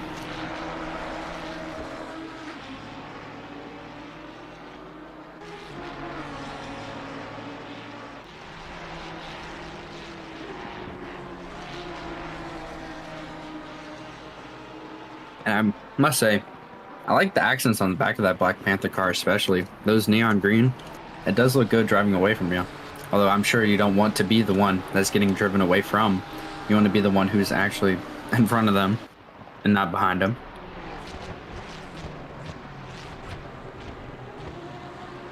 Currently heading up towards the hairpin. Kind of a iffy line by that car there. Usually take it a little bit closer to that curb, but he's not really fighting for position, so I'm imagining he's not driving as hard as he can. And ACC at night is a beauty. It is starting to get dark and it is looking beautiful on the track. You gotta love all the headlights on these cars. The way they're laid out is very beautiful and definitely very good to look at. As we go back to Eric Gasell, I believe. Wherever he is on my computer here. He's going around the hairpin now. Now that's a good angle right there. As he drives through the night and has Rachel behind. And it seems like Gasell, Rachel, and Damano have basically come to some sort of agreement to just stick in a line here, train, drag each other along on the straights.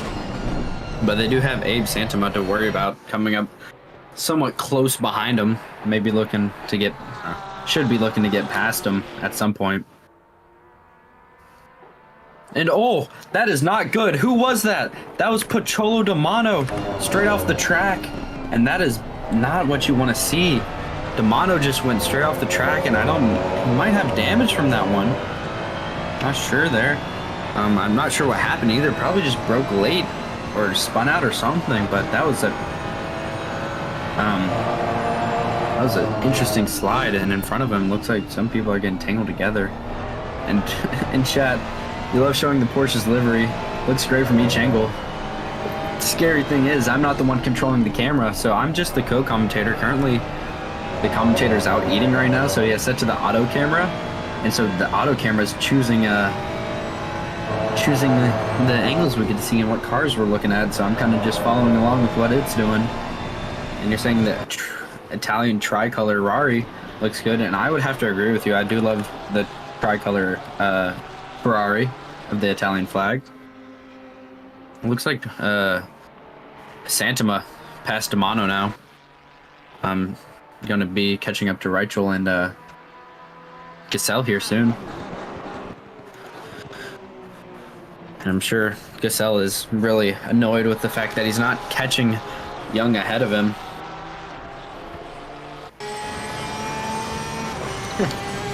ACC has cool liveries detection. I mean, it's just loving Eric Gasell's car. Not sure why. I must think he's doing something special, but currently he's just driving.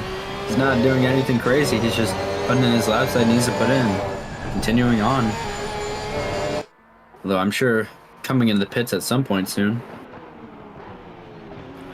Because, I mean, he's been out there for a while and that car's looking beat up and needs some new tires. And wow, look at that. The Ferrari's coming over the hill. You got both of the VGTR drivers on the straight currently, Santama and D'Amato. Santama being the quicker of the two. Driving and looking cool, good enough. That's what I'm talking about. I love just the look of these cars. I think GT3 cars are probably the best looking race cars in my opinion. They just... Knowing that you see these on the road some of the time, not all the time, you know, I'm not seeing a Ferrari 296 too often, but I see Porsches somewhat often, and seeing them as race cars, I think they look great. I don't see why they should ever change. I can see these being my favorite race cars for the rest of my life.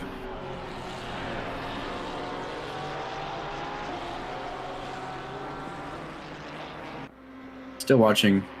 Oh, I think we've actually moved on to Abe here as Reichel gets around Gasell behind, and Abe Santama is passing both of them, and Eric Gasell and Reichel seem to be going at it right behind Abe into this next corner here.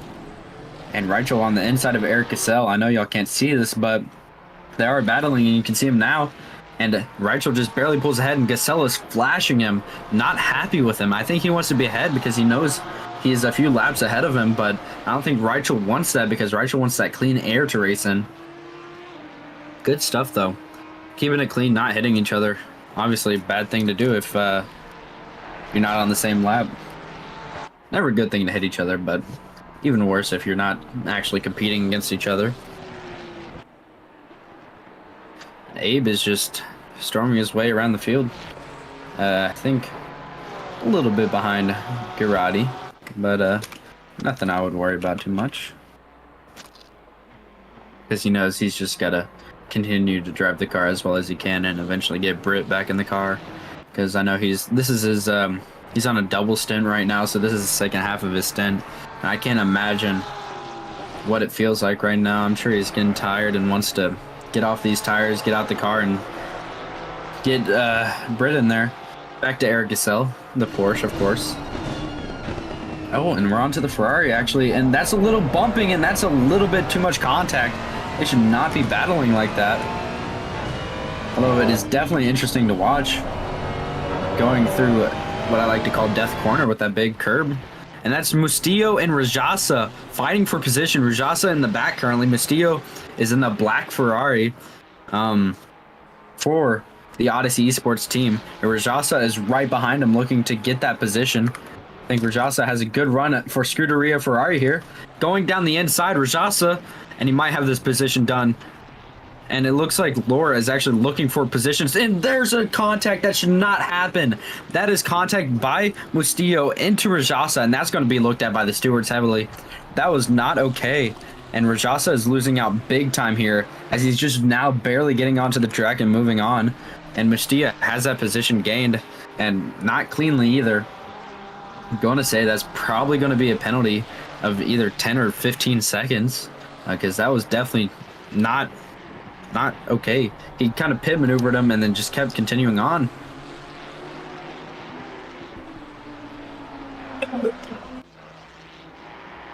And I'm sure Laura is trying to get past now. Mestillo here. Mestillo not having the cleanest of overtakes, and now he's going to end up serving a penalty for that, I'm sure. And let's see where Rajasa is now. Just, yeah, he's fallen back significantly. It probably has damage to his car that he's going to have to repair at some point. Mestillo driving happily along, not even worried about it. Back to Eric Gassel, apparently, the camera says. Is Eric Gassel doing anything, or are we just following him again? Seems like we're just following him again. Nobody he's fighting or anything like that. Although I do love this Porsche. I love all the Porsches here.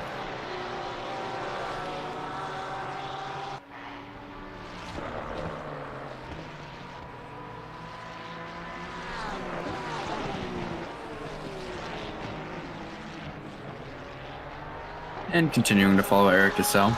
I'm sure there's other things happening around the grid, but the game does not want us to see those other things happening.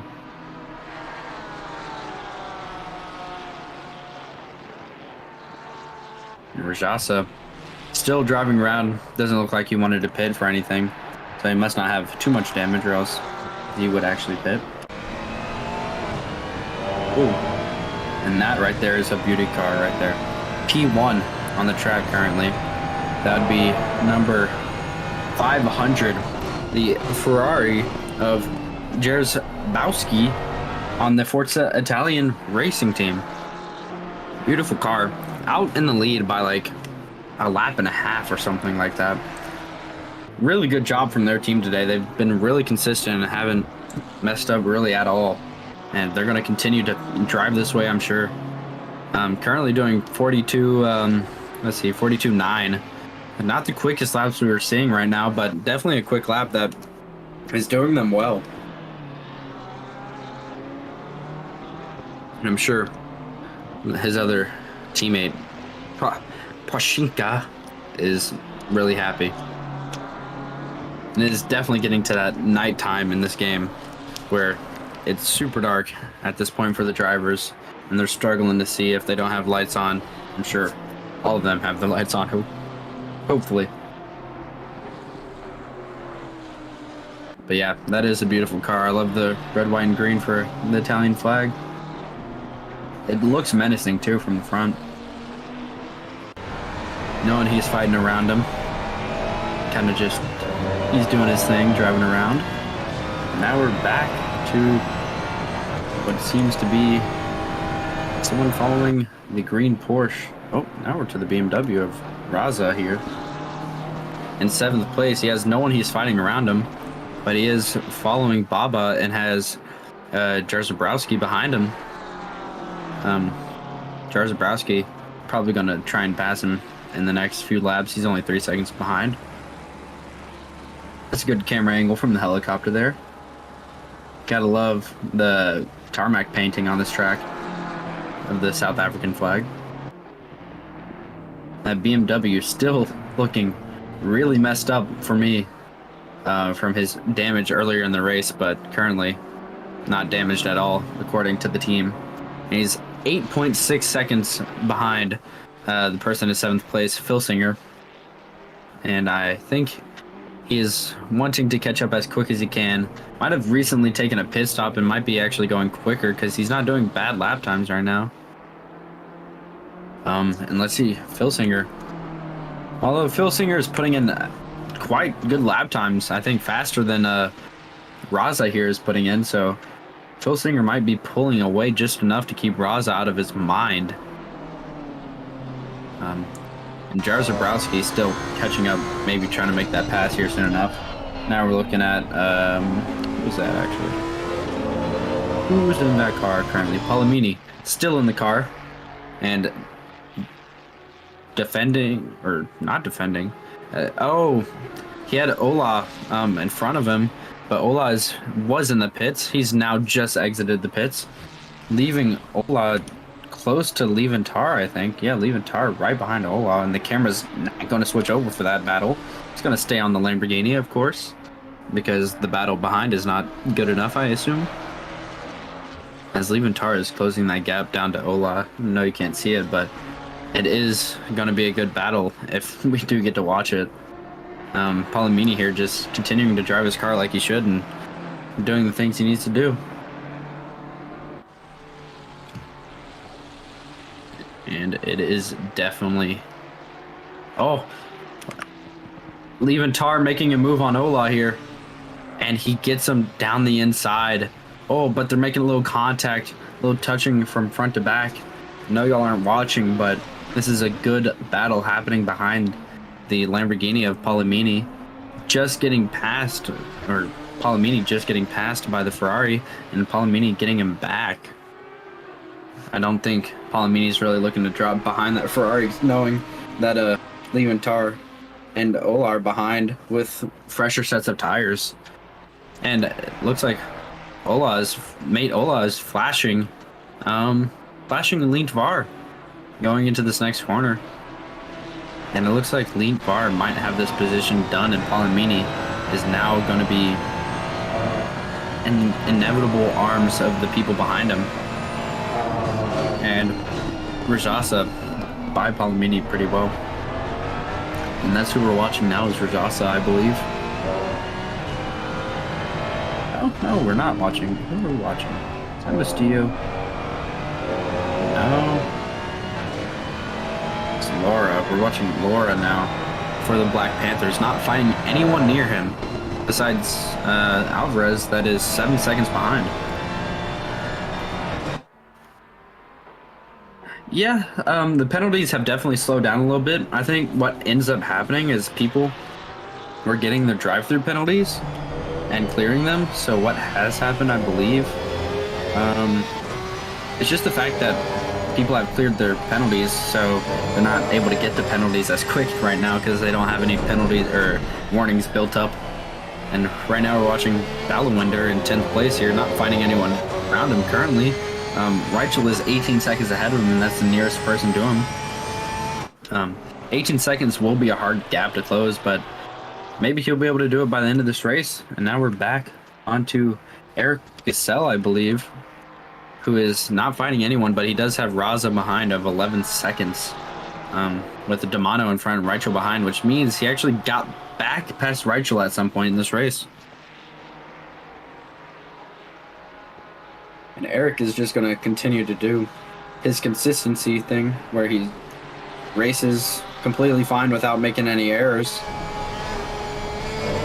And yep, it's definitely very dark now.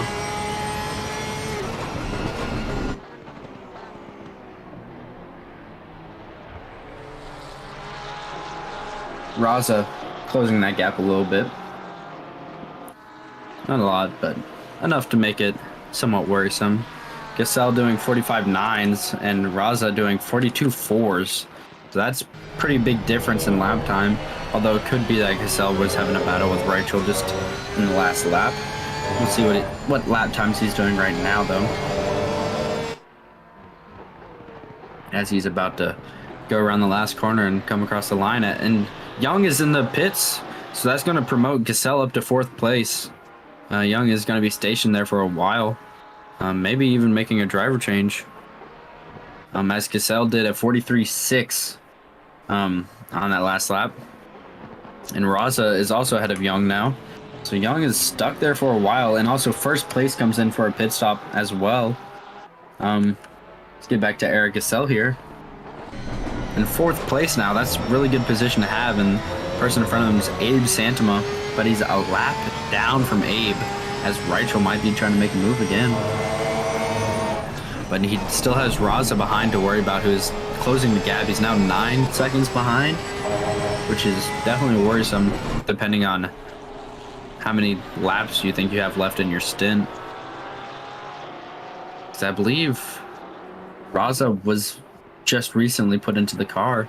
Gasell has been in the car for a while now. You have to wonder, why are we watching this?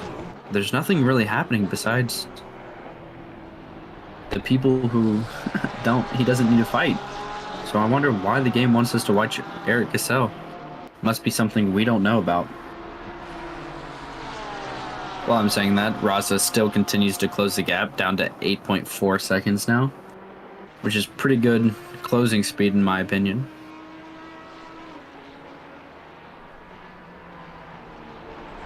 So currently, our order is Prochinka in first, Giraldi in second, Santam in third, Gasell in fourth, Raza in fifth, Butski in sixth, who just took over for Young, Laura in seventh, Alvarez in eighth, Reichel in ninth, Balawinder in 10th, Mustillo in 11th, Rajasa 12th, Malagola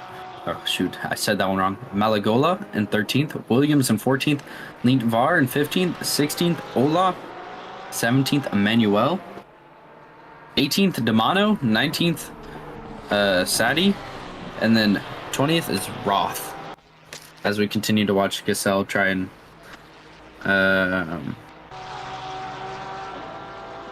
as Gasell continues to try and hold his time of a 44-2, while Gasell, I'm going the wrong way. Raza is doing 42 threes, so he's catching up to Gasell quite dramatically at this point. I think Gasell has to be worried about maybe taking a pit stop at this point because he's just losing a bunch of time and he doesn't want to get overtaken on track by him, and he wants to get new tires on his car. And with this much time left in the race, the stint timer is around an hour and 10 minutes. So I assume that he's trying to make it to like 2:15 or so. So that way their stint timer perfectly matches up with the end of the race. But there's also many things that could happen before then, such as Reichel going down the inside here. Maybe not the best place to make a move, but he gets it done. Gasell still taking the wide line, and he still is ahead going into death curve here.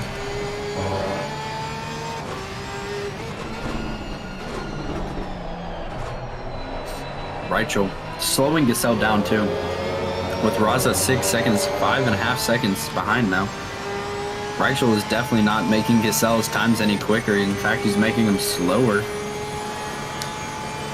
Yeah, Raza doing a 42.3, Gasell did a 44.7. That's 2.5 seconds per lap that he might be losing to Raza.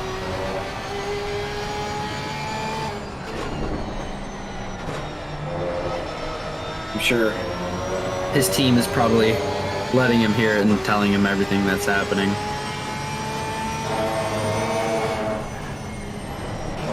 He's doing a good job, though, keeping it clean and not giving a position to Reichel.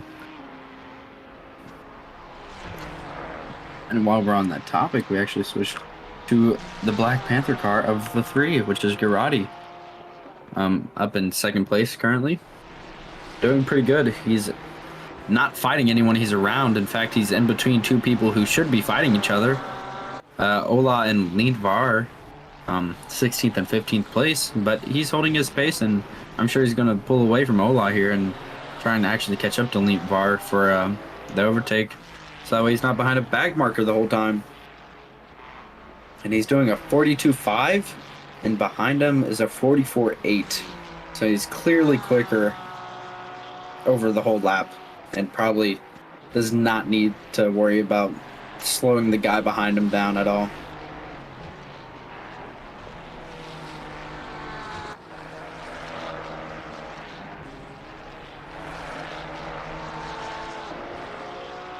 Giraldi's still doing good. He's down on his lap time right now. Delta's green, which is good, as always. Oh, but a little bit wide there might slow him down a little bit. Seems to not really care, though. He just takes the corner perfectly fine.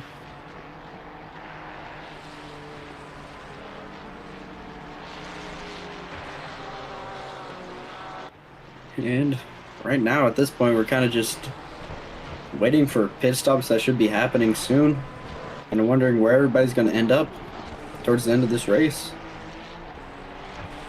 Because I'm at this point, I'm thinking that a lot of battles might kick off towards the last like 30 minutes of this race, which would be interesting.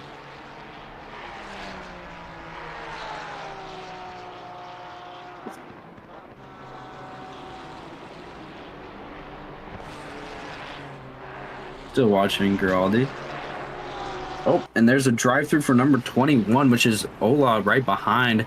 That's going to put him behind 17th position and not able to catch up to Link Var. He might take that penalty right now, although it doesn't seem like he is. Continues on. Now we're watching the Odyssey car of number 615, who is Alvarez, who is chasing down Lara currently and running away from Brittenstein also at the same time. Currently 8 seconds behind Laura and 6 seconds ahead of Brittenstein. Going a little bit wide there too. Castillo probably just trying not to crash right now. He's doing pretty good for himself right behind Alvarez. Position wise, not that made no sense. You get what I mean.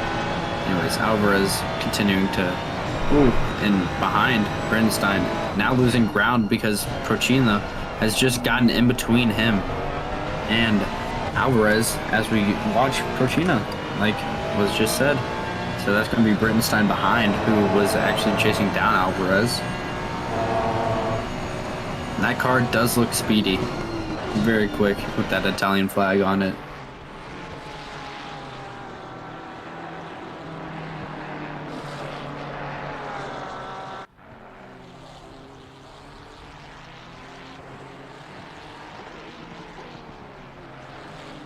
Yeah, just take a look at that car and it's looking good. Especially down this main straight. These headlights are bright and good at lighting up the track for these drivers. No overhead lights like you see it on a lot of tracks. So these drivers have to just rely on what light their cars give them. And looks like the number 21 is not clearing the drive-through until the very last lap of it. Trying to put as much time as they can between them and the person behind. Gotta wonder, is that the right decision to be making also? Because they could have cleared it on the first lap and just continued on, but instead they're waiting, and that driver could be even catching up at that point. Still watching Procina right now.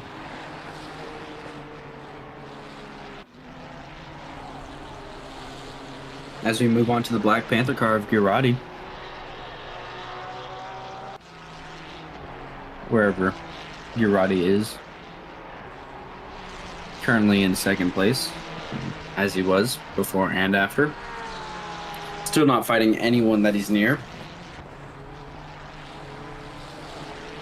But he is running a good race, and I'm sure his team is proud of him. They are congratulating him and happy with his performance. It doesn't seem like there's much in the way of his second place finish. Same with Procina in first. I don't think there's much in the way of his first place finish unless he decides to throw it into a few walls multiple times to get like 5 minutes of damage. But I doubt that's going to be happening with the way he's driven today.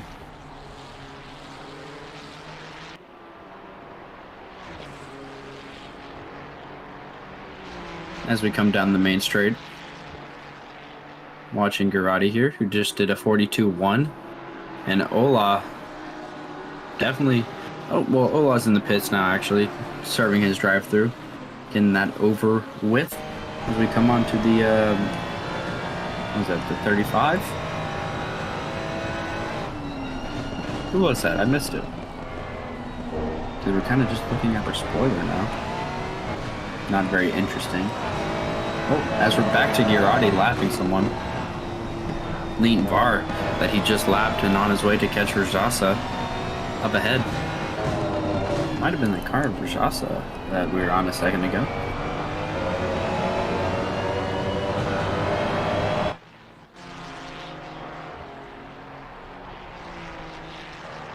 And yep, just look at those cars going through the S's. Looks quite beautiful. Definitely could take pictures of that and hang them up on a wall or something. Through the hairpin now, going down the hill towards the quick left and then right-hander.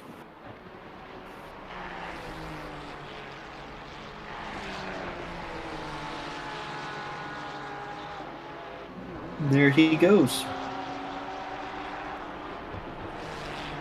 Just having no issues at the moment. Doesn't seem like his tires are struggling or anything like that. Someone in the pits ahead of him, though. That's going to be Utski in the pits, losing out to Brintenstein. But it looks like he will keep 8th position from where he is now. Back to Giraldi here. No, I don't think he's going to be fighting anyone for the rest of this race. I think he's going to be pretty much just going through lap traffic and not hitting him. Currently, as it stands, the Britt Batista's in the car now for the VGTR esports team, down in 3rd place. Hopefully able to continue on what Abe was doing and putting in good lap times and keeping them where they were. I think Britt has a good idea that he doesn't need to catch 2nd, but more of just needs to keep 3rd place and not drop down to 4th. That's probably what they're looking at doing. As we still continue on with Giraldi here, who isn't doing much for us. Just driving. And now we're actually on a different Ferrari of the number 1 Ferrari. The number 1 Ferrari of Malagola for the Black Panthers, who is currently 26 seconds behind a person he's chasing, Rajasa. I don't see him catching up too soon, but he does have mate Ola right behind, who is probably looking to get past on those. I think he just got on new tires, maybe. So maybe trying to get past and get some clear air to do his quick laps in.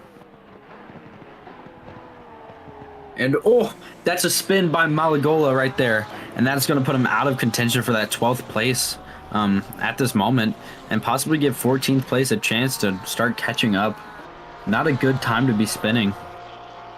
It might be that those tires are older. He hit a curb just a little bit too hard. It does look like 14th place is not too close by, so I wouldn't be too worried. But 14th place, yeah, currently looks like a minute off maybe. Now we're watching the Porsche 992 of, oh no, that's the BMW of Raza behind Pocholo de Mano. Raza in 4th place here. Going to be trying to catch up to Britt Batista in the 3rd place car, and probably getting around Damano on the straightaway, because Damano is a lapped car and he does need to get past, so that way he can continue in his clear air. Although I don't think Damano is going to just give him position. He's going to make him work for it. Rule is, the car overtaking it has to do it safely. It's not the car that's lapped. So doing that perfectly, Raza is now passing that BMW and continuing on his race. Hopefully he can do something to either catch up or catch up. That's really his only option, is to get past or to catch up to 3rd or stay where he's at. And many people don't want to stay where they're at whenever they can have a podium position. I'd much rather a 3rd place finish over a 4th place, that's for sure. I'm sure Raza will continue on to his same form.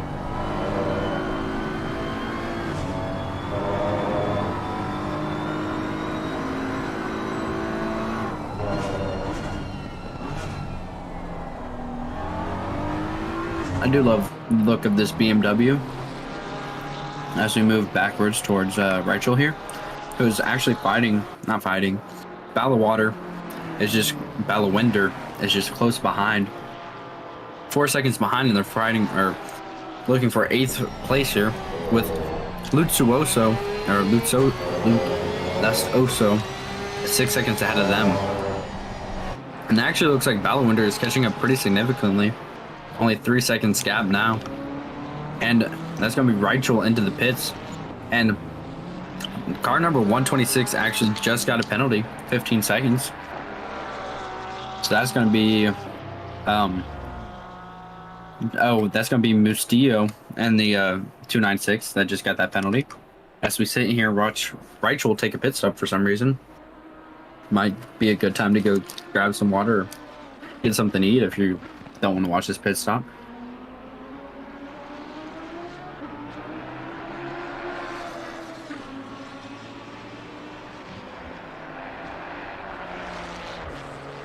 But by the time Rachel does come out of the pits here, he's going to either, well, Bootski is going to be passed, so he's going to be down in 10th place here. Yep. And Bootski is now passed, while also putting Lost Blicker in the car. So that leaves him in an interesting position where he's going to have to gain a bunch of time. And the car in P11, Mustillo, does have 15 seconds of penalty he has to serve in his next pit stop.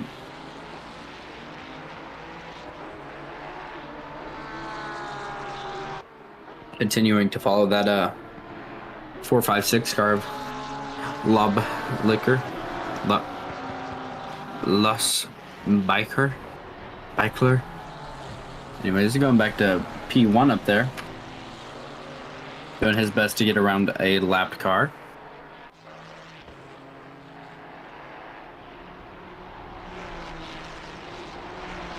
Wherever P1 is.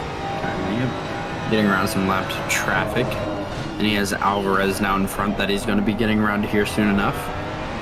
Just got past Bootski, who now has no one between him and Lost Blischler.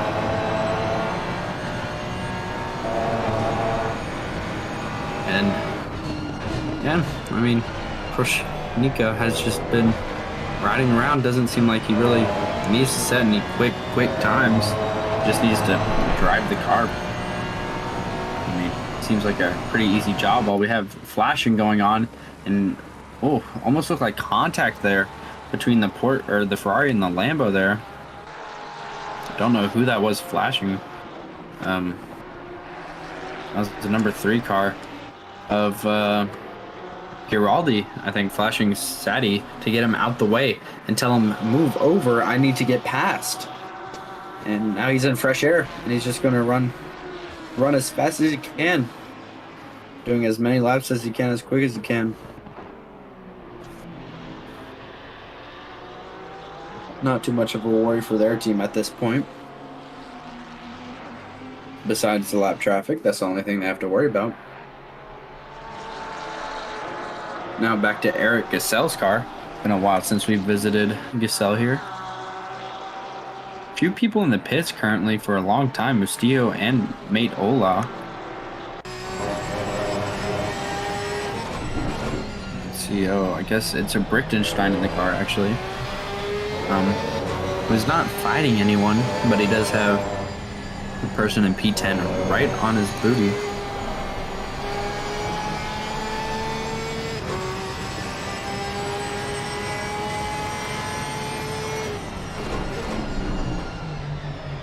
And the game does seem to really enjoy this car. Keeps pulling it up for long periods of time. The only person Brichtenstein needs to worry about is Alvarez ahead by 13 seconds. He needs to catch him. But I don't really see that happening within the next few laps unless Alvarez for some reason drops it and hits a wall or something like that. And now we've switched over to what seems to be the Odyssey Racing on the main straightaway. Nope, not the Odyssey. It's Proshnika and the Forza Italia team making his move on DiMarchi there, getting rid of that lap traffic, or Alvarez, my bad, and getting ahead of the lap traffic. And now he's on to chase DiMarchi and trying to get past him. And he's currently 9 seconds behind third place. And that's 9 seconds behind a lap ahead. So he's about to lap him for the second time. He's got to hurt for third place at that point, knowing first place is passing you that often.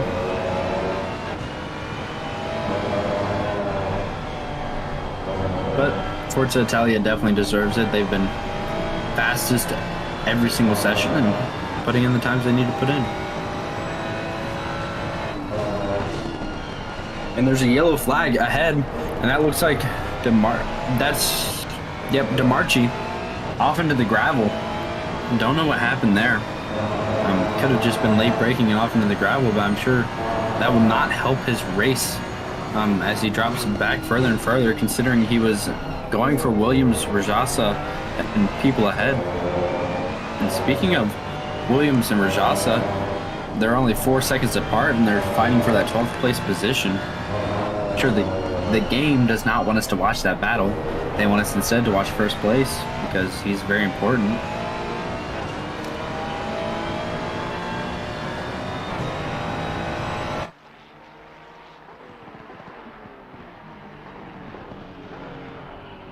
Now watching Girardi in that number 3 car that's in second place currently. We got Lasha Blicker in front of him. Probably gonna overtake him here soon enough, and there's a slow car ahead with Sadi into the pits, and someone went off track. Not sure who that was. Or who we're looking at even. That's the 943 car of Bootski. In 9th place currently. I think he's probably going to overtake DeMarchi here soon enough, since DeMarchi is a lap car and already laps behind.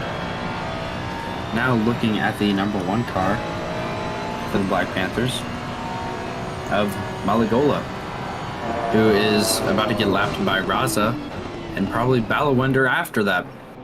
All pretty close together. And there goes Raza. That was an easy enough move. Malagola did not make that difficult. Although it does seem he's struggling on those tires. He's going wide through some of these lines that you should be taking a little bit tighter. And what all this traffic that he has behind him is doing is bringing Rajasa closer. Though 30 seconds behind is not that close. Anything helps.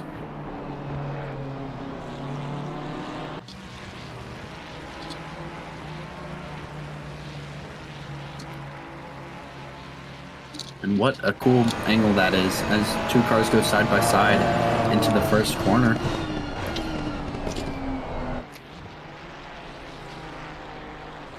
Let's see who that is. Who was that? It's just changing cars on me. We got Bootski, who I think that was Alvarez going side by side with him. 9 cars fighting each other, but just getting past lap traffic.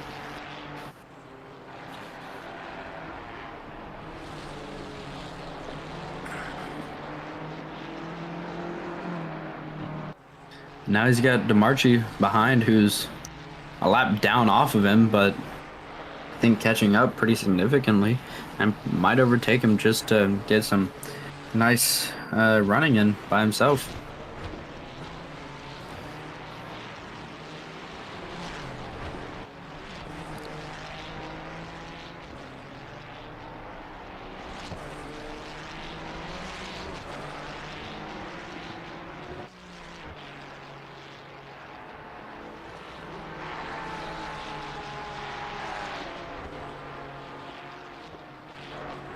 And it's now. I mean, it's a beautiful time to be racing, in my opinion. No sun, just the lights of the cars. Definitely a dreamy time to be driving a car, especially around such a nice track like this. And as we switch to the BMW of Raza here, in 4th place, not chasing anyone down and doesn't seem to have anyone chasing him. And then switch to the Porsche of, whose Porsche is that? That's right. Lobisher. As Roth goes into the pits, seems to be taking a lot of pit stops today. Sure, it's not what they wanted.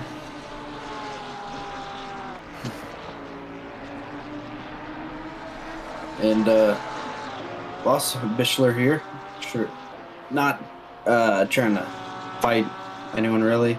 He's got Brittenstein behind, who he'll probably let go when it comes around, and Malia in front, who will probably let him go when he finally catches up enough.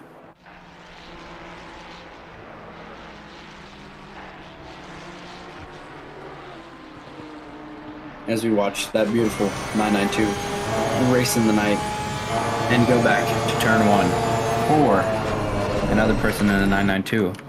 Who is it though? Is it Balawinder going around turn 1, who is chasing down Lustosa in 7th place, currently 11 seconds behind. Plenty of time to get though, as his last lap time was a 43.2, and might be able to catch up soon enough to Lustosa.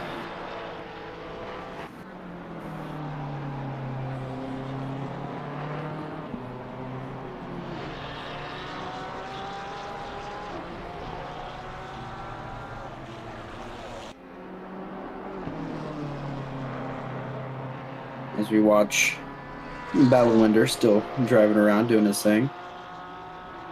Going up into the hairpin.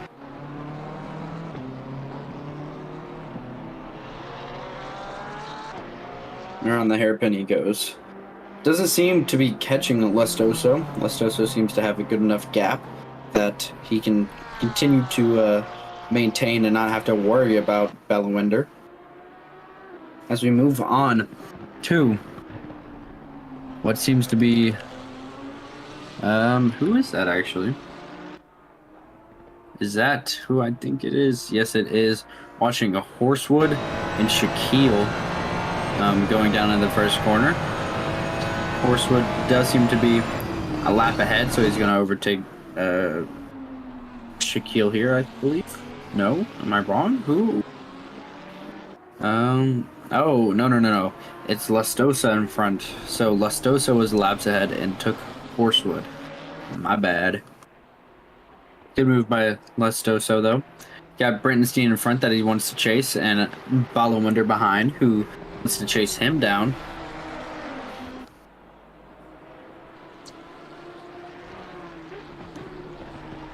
I'm sure.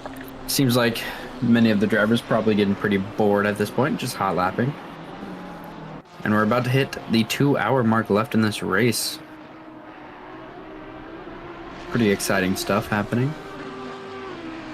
As the clock ticks down, we're on lap 208 of however many we end up doing.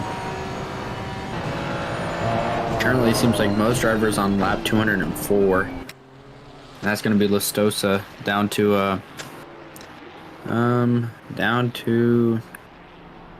Los Bleicher. All of them on lap 204 currently. Now we are watching.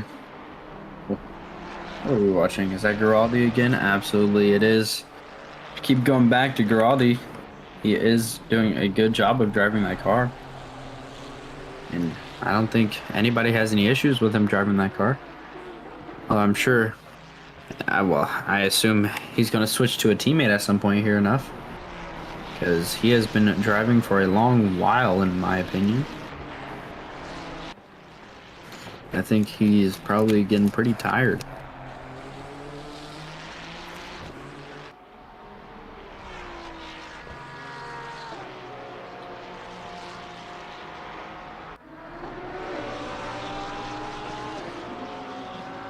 As we switch to the Porsche of Los Bleicher,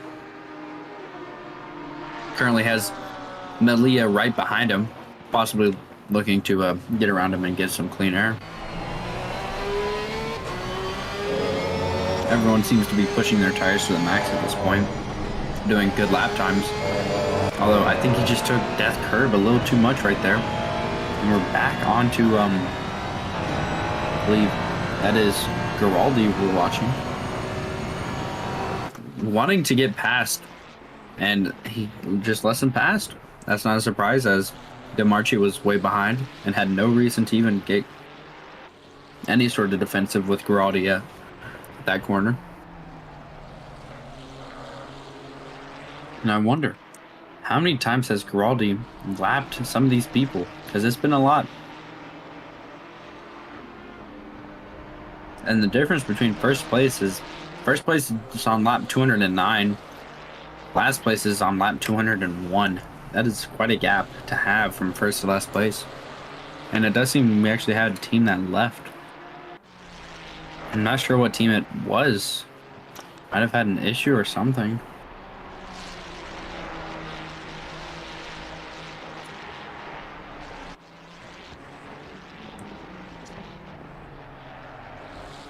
Not anyone that is actually too close anyway. So continue to watch Giraldi at the moment.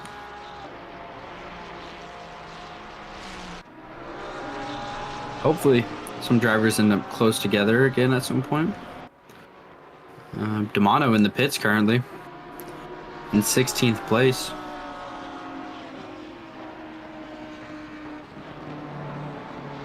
And Britt Batiste just now coming across the line, and he has first place right in front of him. D'Amato's definitely taking a long pit stop there, probably longer than he would like, as we watch Loblicher. Not really doing much. He's just driving his laps and keeping Malia behind, and probably catching up to Marchi and trying to get past him soon.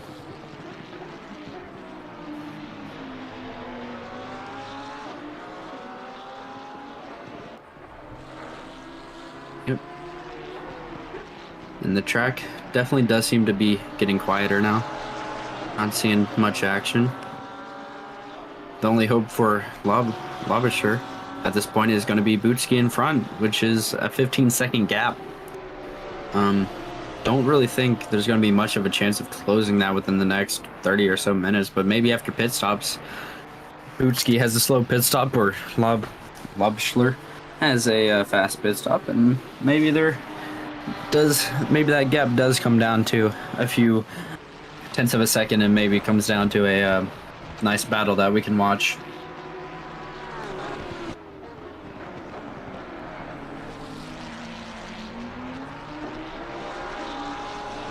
And it does seem like the camera wants to stay on him for a long time. Can't blame him.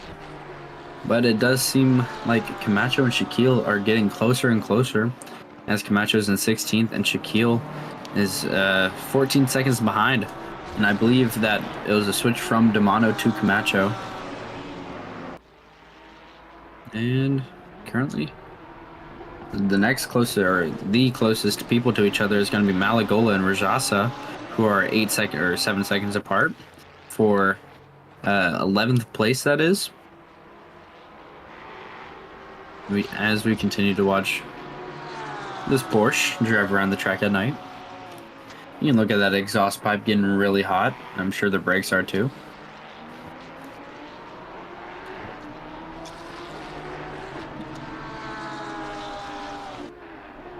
And he's just doing his consistent lap time, so 43s. Don't think he really wants to go much quicker. Don't think he really wants to go much slower. Bootski, the gap has dropped from 15 to 14 seconds, but it does seem to be climbing again.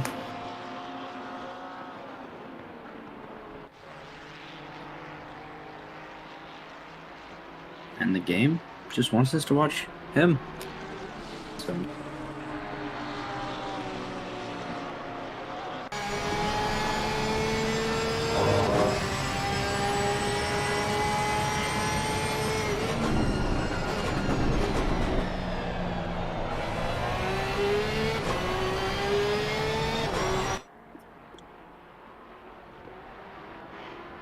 Just letting the cars peacefully drive at this point. Not really much to say.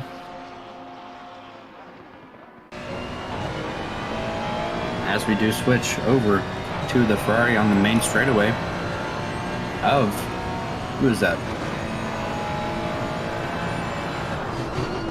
Just got to the, seems to be either Alvarez or Britt Batiste.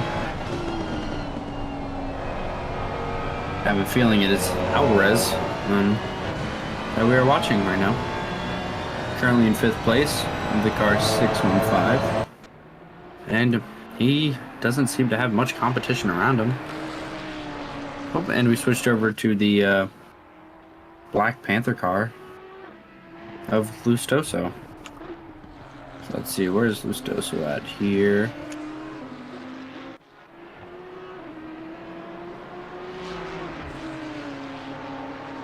Yep, and he's 25 seconds behind his nearest rival. A really big gap that I don't see coming down too much right now. He has Shaquille currently right behind him. In between him, or he's in between Shaquille and Camacho. Neither people he's fighting, so he might let Shaquille by if Shaquille is quicker, but Shaquille, I doubt, is quicker at this moment.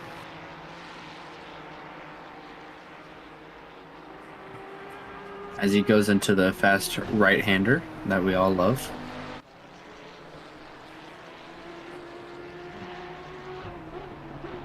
Is actually bringing that gap down a little bit between him and Brittenstein. Not by a whole lot, but maybe a little bit. A little bit at a time can always work.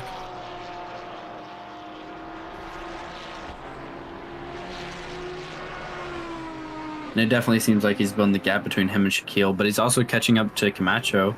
I think Shaquille is catching up to Camacho, so he might have an overtake at some point. As we go back to the Porsche of Lobschlicher, who is now 13 seconds behind Butski and wanting to catch up as quick as he possibly can. And he has DeMarchi in front of him that he will overtake at some point here. And we're looking at the Ferrari of Camacho, or Britt Batiste. That is Britt Batiste indeed. Just getting, what's that? Overtaken by Alvarez there. Now, why is Alvarez trying to? Why is Alvarez trying to unlap himself? What a guy. Maybe he has intentions of getting 4th place. Where is 4th place at currently? 38 seconds ahead, and also he just went off. Alvarez. I mean, so not sure what he's doing, but how have you been holding up? I've been holding up fine. Your camera really loves to choose cars and sit there for like 10 minutes straight. I mean, that's good though, so isn't fun. It? I don't know. Kinda. Well, I guess depending on how much you like watching Eric Cassell go around the track 15 times. Oh, is it just Eric Gazelle? For a while, it was Eric Cassell, like 20 minutes straight. Nice. Yeah, that was a fun little stint right there, but now we're back with manual camera changes inbound. Exactly. Watching Camacho, or no, that's not Camacho, that's Prochina first. Yeah. He's been doing good. Hasn't made any mistakes. I mean, doing what he needs to do to win this race, I guess. And doing too well, I think. Made it a bit boring for himself. Maybe Kuno shouldn't have taken out that 25 kgs, and could have been a little bit more interesting. Definitely seems like the Ferraris are benefiting this race, considering they have a 1, 2, 3 full podium currently, and other than that, they're dominating the rest of the field, it seems.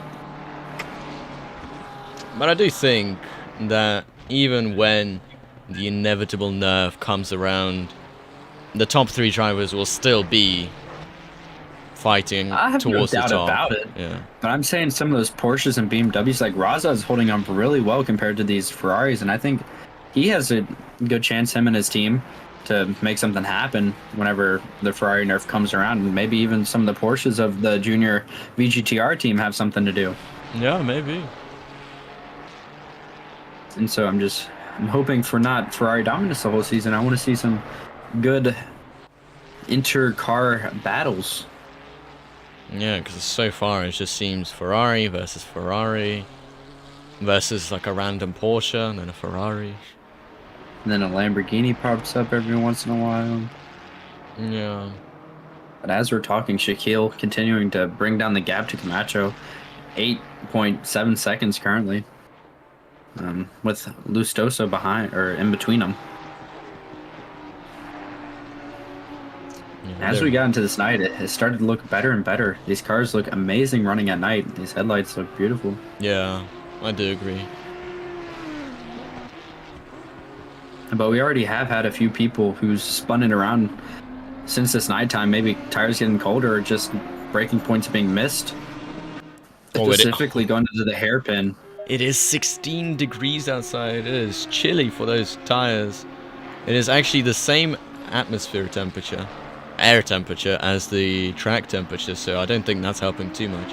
Usually it's less air temperature, more track temperature, but yeah, 16 Absolutely. degrees, pretty cold.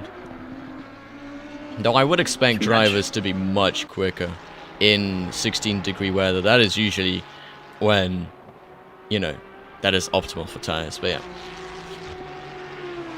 Yeah, but then again, you got the different, like, oh, that could have been bad right there. He dipped his tire into the grass and wiggled a little bit, but those tires, I mean, you go from having hot tires and being used to that to really cold tires really quickly.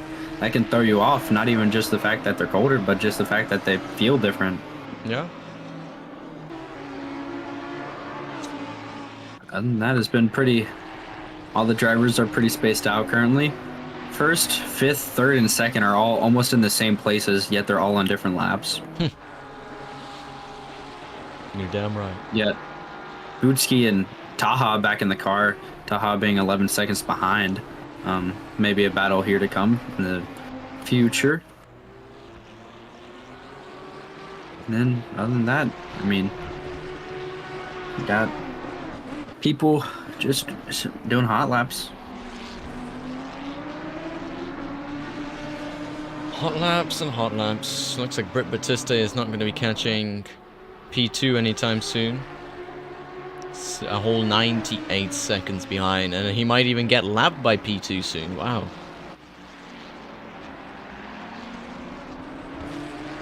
Yeah, it's not looking good for him. So I think the VGTR main esports team here is just going to have to look for a third place finish and keep it going like that. Yeah, absolutely. I don't think they'll be losing third place to Ali Raza, who's 64 seconds behind, but there's no way they'll be getting second place either unless they DNF fully. Yep, that or gain 5 minutes of damage somehow. Somehow, yeah. That'd be pretty impressive.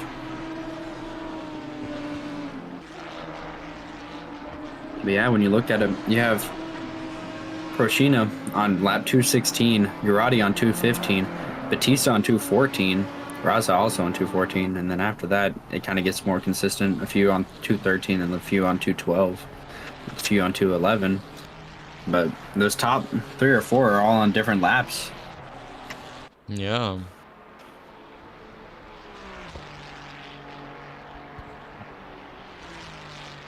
Well, Lou Lestoso has no one between him and Brittenstein, although he is 22 seconds behind. Yeah. Oh, although there is one actually close. Rodriguez and Horsewood, 4 seconds apart in 13th and 14th place. Rodriguez and Horsewood, there they are. Yep, and Rodriguez was actually in chat earlier saying that the penalties have seemed to slow down while he goes a little bit wide there, maybe picking up a warning. Ooh.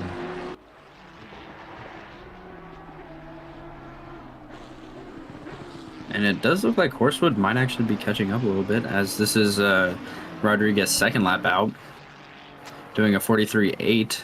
Horsewood doing a 43.9, so a little bit around a 10th off. Tried to go for P2, but was only gaining like 20 seconds per stint. Not good enough, Abe. Really, really poor stuff. But I guess yeah, have to learn for the next race and not being figure out involved what in your an mistakes were. accident. Like, yeah, turn 1 accident probably didn't help much. Yeah. And then the VGTR junior team actually said they put on brakes 1 by accident instead of brakes 2 during their first stint, so they had to fix that, which took a whole extra minute of a pit stop, which put them somewhat behind. Yeah, definitely mistakes that need to be looked at and fixed coming into these next races. Yeah, I feel like these shorter races, in quotation marks, are probably more or less learning points, but heading into those 12 hours and the 24 hours, those definitely need to be patched up and, you know, actual maybe schedules and everything have to be worked out, so... Absolutely, because you can't be having mistakes like that happen and expect to be somewhat close to people towards the end of the race. You're going to be minutes, even like 3 or 4 minutes behind people you want to fight, and that's just not viable. Nope.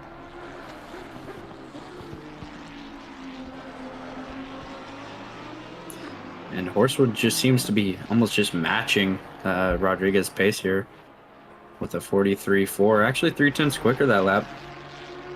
Yeah. Hopefully continuing to close this gap and give us a good fight.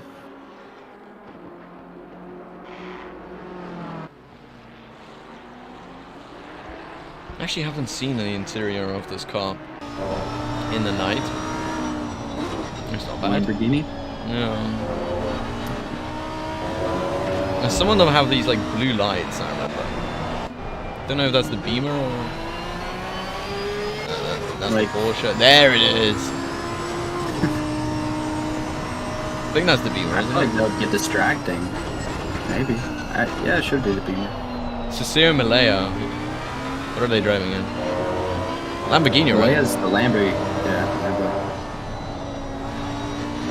they're right behind Camille Taha currently. Yeah, those blue lights are epic. I don't think you can see them here, but yeah. This would be annoying. Looks like flashing coming from Malia there towards Taha, even though Taha is a whole 9 places ahead, and he's gonna go down the inside. Not quite get it. All the time, this is slowing down Camille Taha to Lush Blisher behind by 3.3 seconds. I actually don't think that was like flashing. I think that might be because this car is a bit broken. Yeah. Damaged. Yeah, sometimes you flash whenever you brake a bit.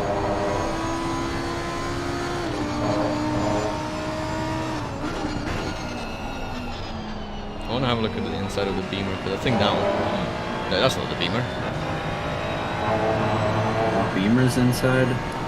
Ali Looks Arazi. pretty, Oh, it looks pretty fine. and, yeah. I mean, the steering wheel looks cool as always. It does. Always, Fanatec has those steering wheels. Everyone's dream wheel right there. And Camacho's in the pits. The Audi also has that blue light. Yeah, Camacho in the pits. So, Camacho, his car's destroyed. If you go on the outside camera, his front end is almost ripped off. Can actually have a look in the free cam. That is, so that's really bad. Not good. Not good. And that's going to leave him with 2 pit stops, or 2 more pit stops they're going to have to make, because they can't make a whole hour 40 on 1 pit stop here. They're going to have to make another one. Yeah. Which was not planned at all. A nice little This splash. is again going to be one of those mistakes that they're going to have to fix, because Malaya just got passed in the Lamborghini.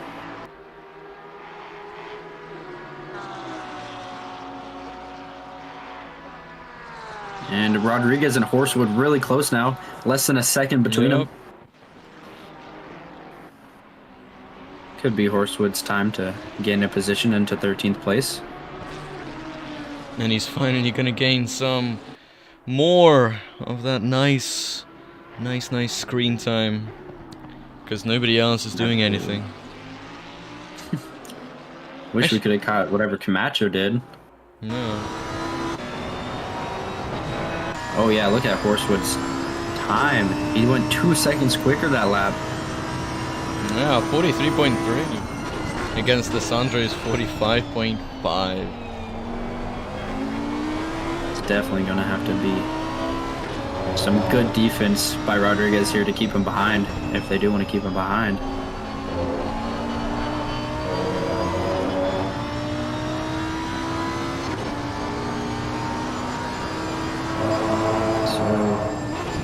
Oh, and Camacho has come out just ahead of Suto. Well, not just ahead, 5 seconds ahead of Suto. So that might be a battle coming up here in the future too. Definitely. I mean, that would be scary because Camacho, he's in 18th place out of 19 teams. It's not somewhere you want to be. No, I definitely don't want to be finishing last. I think that VGTR junior teams don't really have a good record on this track.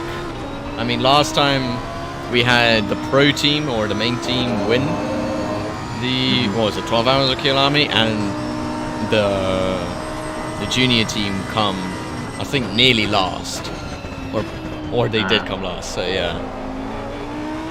Well, hopefully this is just a fluke for them and they can bring it back in Monza. I think Monza should be pretty good. Yeah, I think Monza will be a good track for a lot of teams. It's a very popular track. Many people race it a ton. And so I think that's where most people's best times are going to be, is at Monza. Yeah, we'll be hoping to see some 46s, maybe a 45, who knows, maybe we'll see the pro esport times. Would be incredible to see. I definitely know 46s are going to be up for show. There's no way next... Jesus, I just lost track of thought. Especially with Proshina going as quick as he is, doing a 40.9 during this race. Yeah. I think that they definitely will be getting into the 46s for us at Monza. Ever so, Suto continuing to close that gap to Camacho, down to 3 seconds now. Only doing 47s. I'm slow. Abe, you're not doing 47s. You're doing 40. You did a 46. What are you talking about doing 47s? I'm doing 47s. You're doing 46s. Well, I haven't done a 47 on the practice server yet, but I was so close to getting it. So close. I haven't done any Monza practice in a long time, so I would probably get like a 50. Abe, you did. When we were doing those public lobbies, you got a 46.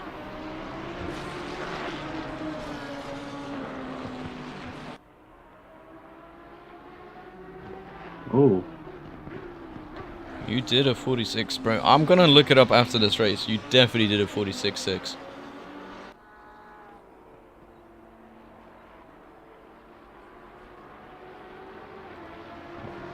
We're getting down into the 90-minute time. Finally!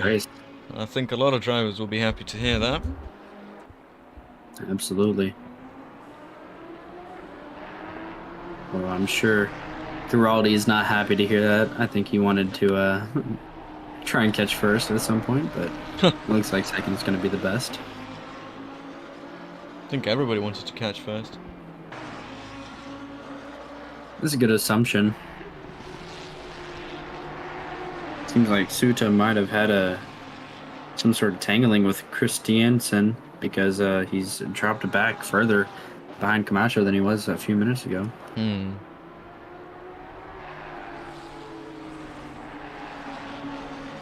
I would say Britt Batiste is trying to catch Giraldi because Britt is in third and Giraldi's in second, but Giraldi's a whole lap ahead.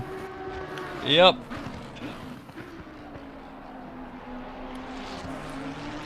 And Britt isn't even lapping a second slower than Giraldi. He's lapping a whole 2 seconds slower. So I feel like they're just trying to, you know, ease themselves back because they're still in the prize positions as of right now. They'll be heading, they'll be heading into the Monza race with at least a third place in the championship, which is good stuff, considering that they have somebody like Lucian and Pavel to race against. So yeah, I think they'll be pretty happy with it. Definitely could have gone second, definitely, but I mean, what more can you ask for? I mean, I think it's a good start to the season. I think so too.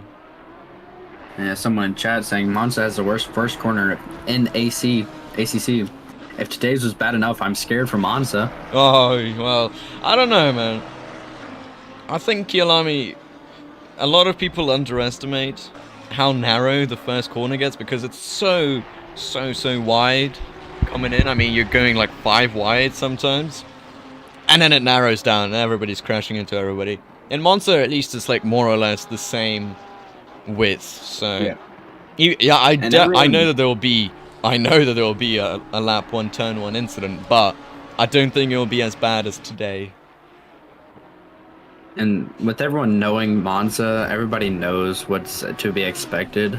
So it's a little bit easier to predict what's going to happen and not have such a huge pileup, especially whenever you're racing in leagues like this where you're doing endurance. People are going to be a little more cautious and not want to give themselves too much damage right at the beginning of the race and put themselves out of contention. I mean, unless your name is Abe, because I remember in season 7, He took out his he only took out rival his contender. championship rival pretty much on the start. And then So, just drove away and won the championship because he killed someone. yeah, so And definitely look out for that, man.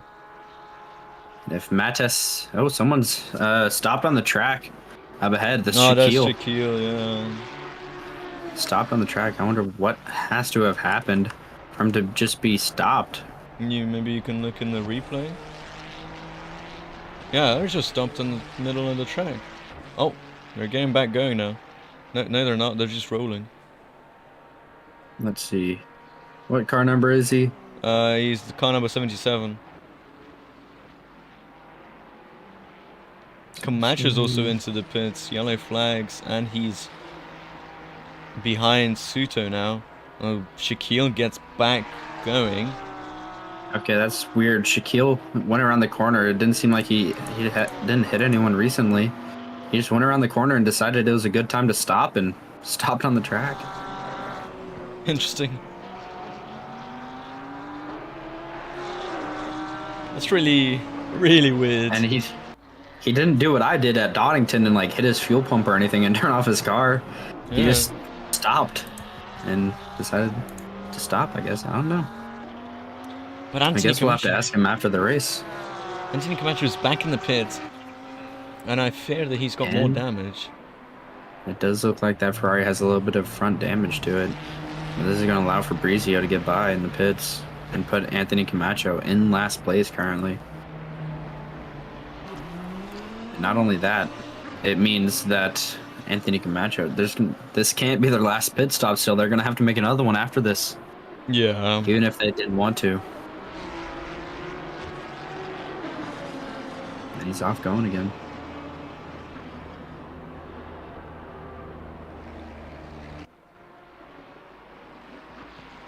So now it's Barteld's in the car instead of Camacho. I'm sure Camacho was not happy with his performance and asked to not drive anymore. Luckily enough, Fabrizio sped in the pit lane for them, so he has to drive through, and Barteld's will probably take that position back. Yeah, it doesn't look fixed, does it, eh? But it might be a visual glitch again, because we had that with that Trackalicious car of The BMW. Yeah, the Ali Raza. It still looks like it's broken, but apparently it's fully fixed. Still Horsewood and Rodriguez who are the closest at this point.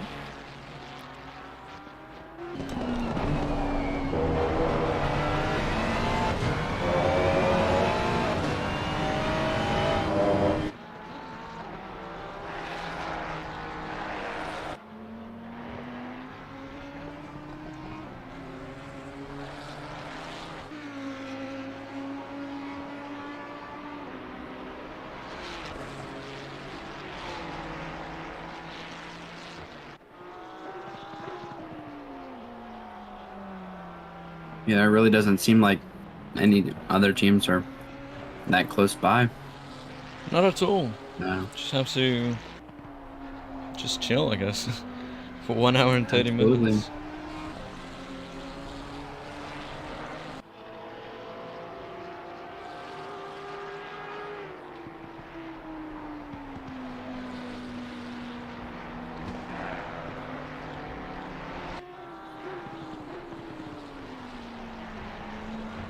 Yeah, so I wonder if Horsewood is maybe saving his tires to attack Rodriguez later, or maybe just doesn't have any tires left and may have to attack after a pit stop. Yeah, maybe they're just used up all of it as Ali Raza comes into the pits, and he'll have to pit again as well. So weird choice of strategy. Yeah, so it seems like a lot of drivers getting their pit stops wrong, because they should have waited till the hour 10 mark at least to pit, and they're coming in right before it. It's going to put Hampshire in the car and let Brittenstein pass at this point. Hey, but if you're talking it's about the gonna be close. BMW, I think the BMW looks broken to us too, but they assured us that it's not broken and that they fixed it fully. Yeah, they said that like 2 hours ago. Yeah. So now Hampshire comes out in the BMW, second and a half behind Brittenstein. Oh, that'll be a pretty good battle. Yeah, it is a super weird time to pit, I agree, but maybe a little splash and dash.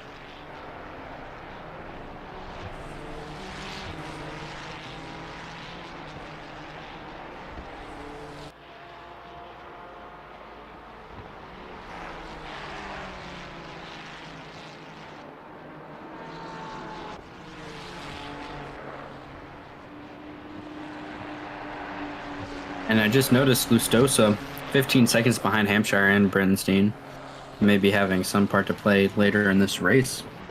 And Tom Bartels, by the way, got past Paulo Fabrizio in order to not be last anymore.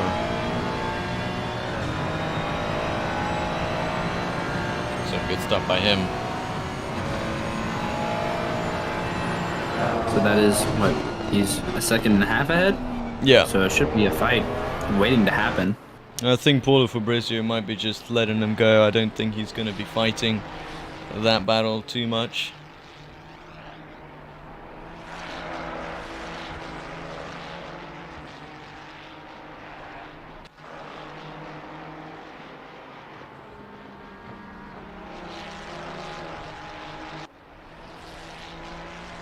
Oh, and I think something happened to Marchi. No, seemed like he was losing a bunch of time to Rodriguez, but I think Rodriguez may just be going quick. Ooh. Mr. Marchi was 10 seconds ahead a few seconds ago. Now Rodriguez is closing up the gap. Marchi doing a 48.6, Rodriguez doing a 43.0. There we go. Dimachi might be... no, Rodriguez might be here to steal that place away Possibly. from Dimachi in the next 1 hour and 30 minutes.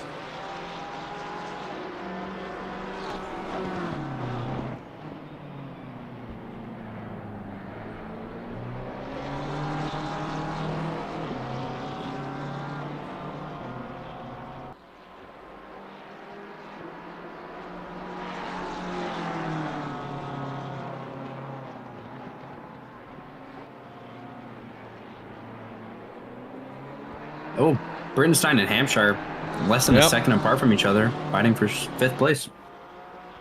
Exactly. Finally, some good old action. Probably the first battle that these two have had in like an hour or two, so they might be a little bit rusty by now. Well, I think Brightenstein is pretty clean when it comes to racing. Kyle Hampshire will also have to go to another pit stop soon. Well, in about 1 hour. So I don't think Brightenstein is sweating it too much.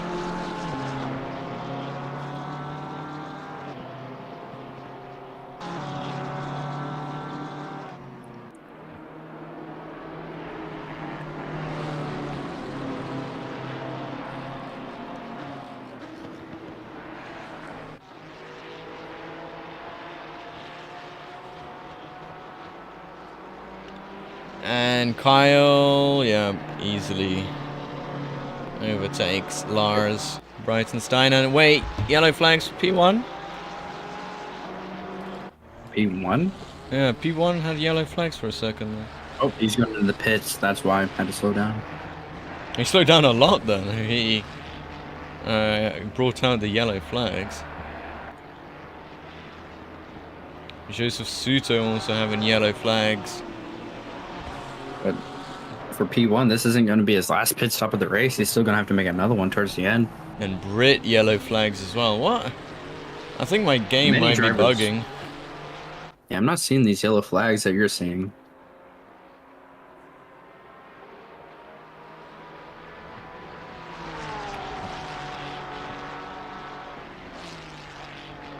And so Hampshire and Brittenstein get past Alvarez while he's sitting in the pits. P1 also coming into the pits, which is a weird strategy choice, but I don't think he really cares. Because they'll have to pit in the last 10 minutes. Which is... you know what, it's whatever. Yeah, so Alvarez dropping a lot of positions there. He went from 4th to 7th. Not Alvarez anymore, though. It's Phil Singer in the 615 Ferrari. Indeed, and that was a pretty long stop as well. Yeah, 42.6. A whole 10 seconds slower than a regular pit stop. Weird. Indeed. Then you got Fabrizio trying to catch Bartels after Shaquille went into the pits. So a lot of people pitting right before they would need to have their stint timer make it to. Yeah. So I think that's just poor planning on their ends. Yeah, I'm not really sure how that is working out.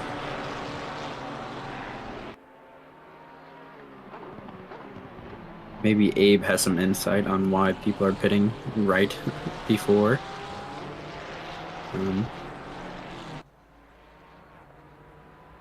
Brittenstein seems to be gaining his time back towards Hampshire. Just a little bit at a time, though.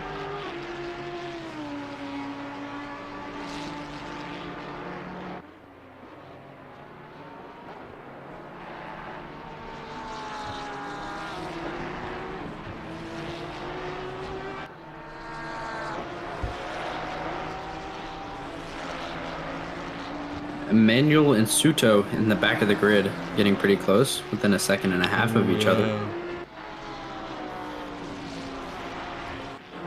The Audi was doing super good at the beginning of this race and kind of has just like fallen.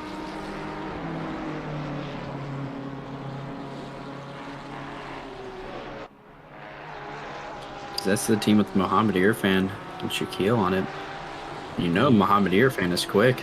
He puts in crazy lap times. Though I think he can't race in certain times, hence why we haven't seen much of him at all in these late parts of the race. But when Mohammed Irfan was behind the wheel, whew, that was crazy. Man was up there. As now Stefano Giraldi comes into the pits. And Britt Batiste will now, I guess it will be an unlap. He will unlap himself from Stefano Giraldi. So depending on how much is that gonna be unlapped? Yeah. Just now. It is. Yeah, now they're on the same lap. Yeah. But Britt obviously will have to go into the pits pretty soon.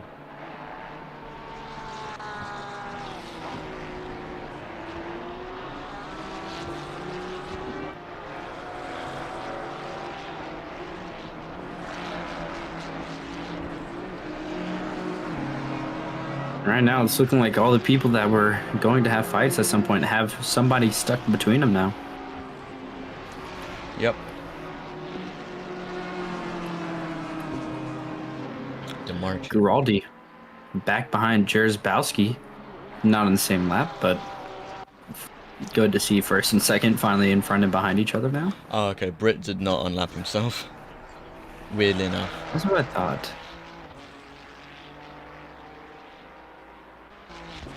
So Rodriguez and DeMarchi getting really close. Ooh, yeah, finally.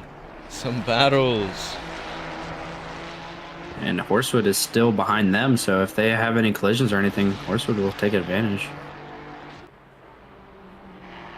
And down the inside of Sunset, it's the ORL versus the Black Panthers car. You can't really see much, but these races definitely can. And what Rodriguez sees is the position that he wants. And DeMarchi is right in there as Britt Batiste comes into the pits. And as well, right before the stint timer, pretty much. Because 1 hour and 10, it will have to come in the last 7 minutes of this race. Which I'm sure they'll probably split it in half and do like 45 minutes or something, but even then it's not, I don't think it's the right way to be going about this. Nope, as Rodriguez... And I think that's Rodriguez down the inside. It is, and I don't think DeMarchi is going to be challenging that too much. And Rodriguez is up into 12th place. Good job by the Black Panther car, moving up another position. Yeah, very nice job there. Seems like this #1 Black Panther car here has been doing pretty well all night. Since the night has started, they've been really consistent, keeping their lap times down, doing a 44.7 just there, as DeMarchi did a 47.0. And if DeMarchi continues on that pace, that's going to leave Horsewood catching him in 2 laps or so, because he's only 6 seconds behind him.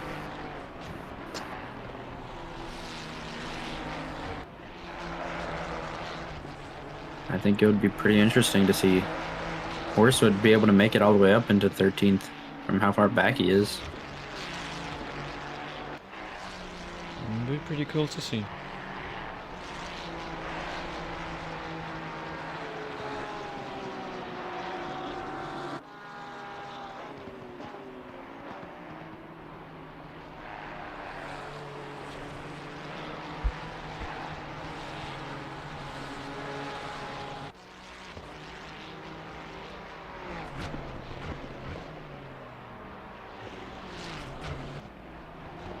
While these racers are spread out for a minute, I'm gonna go for a quick minute. I'll be back.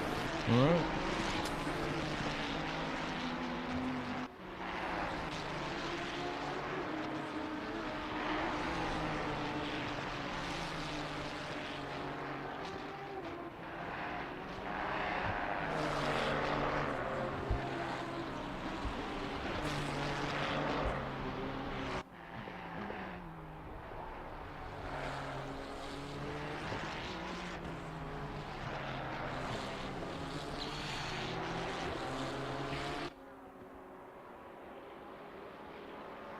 By the way, a big thank you to everybody who has, you know, supported us during the race by either subscribing, following, liking the video, the live stream or whatever. It is greatly appreciated in this first season of the Endurance Series. Obviously next week we'll be having the 6 hour of Monza, and then 2 weeks after that we'll be having the 12 hours of Spa, which should be a great thing to watch. Especially because Spa, in the new update, has been pretty fun to drive in these cars, I have to say.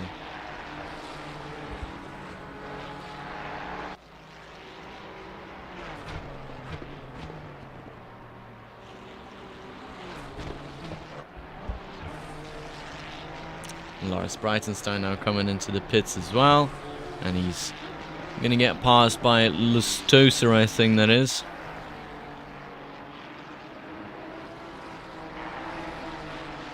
And there we go.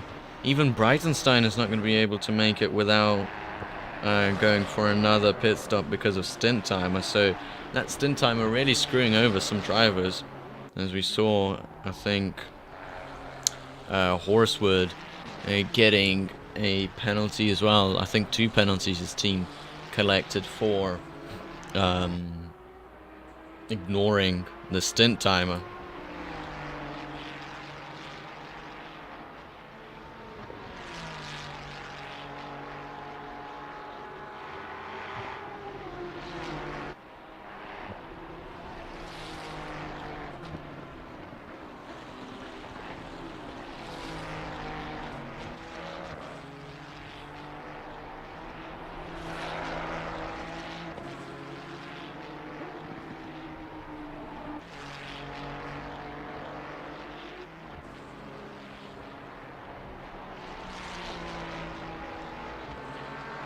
And actually, Andrew Horswood finally has been able to catch in the back of DeMarchi. DeMarchi has been having a horrible race through the evening.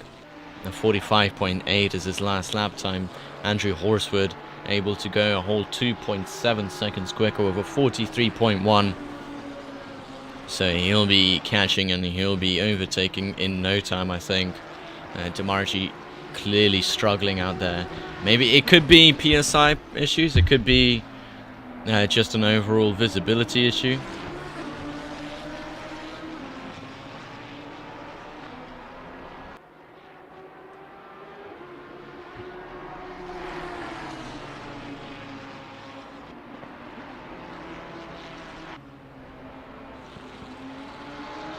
But there we go, Horswood getting past as DeMarchi makes a massive mistake coming out of that corner.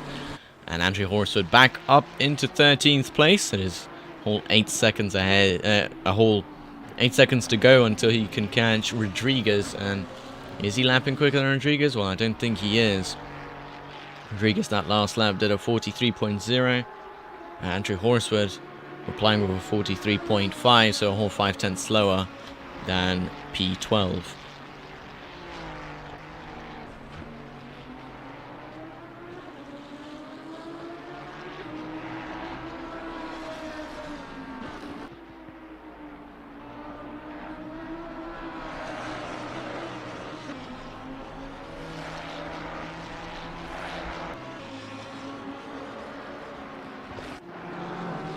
I'm back.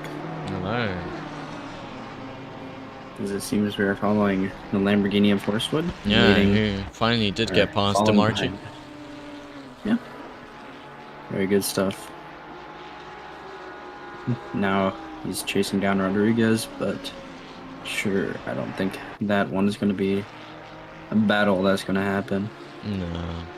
He's lapping slower than Rodriguez per lap, so I don't think it is going to happen in the 1 hour and 10 minutes they have.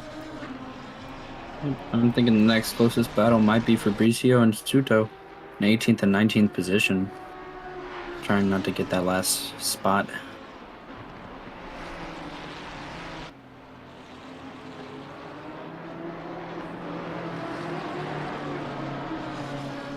And now's whenever I'd expect people to be taking the pits now for the last stint.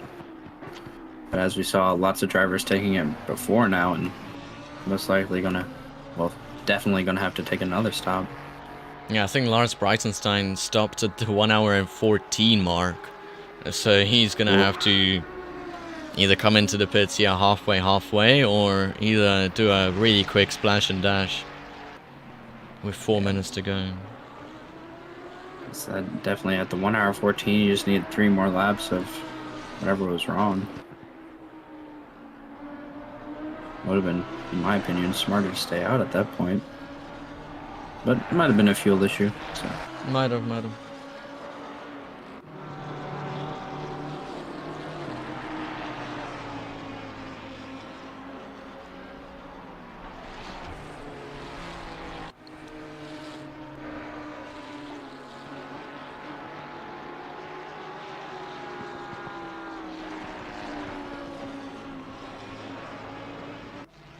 I think Jarzbowski's team is already celebrating this win.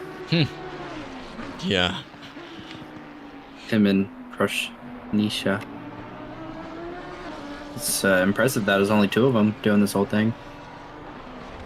Yeah, hopefully they get more drivers for the 24-hour race, because I mean, doing 12 hours each is probably not the way to go. So hopefully they do get some more teammates, hopefully equally as fast, and secure that win. Because if you're doing 12 hours each, I mean, most of the time during 24 hours, you're going to want to at least take like naps or something to not completely just die at the end. But with only 2 people, it's kind of hard to get a nap in there without the other person having to do a 4 or 5 hour stint.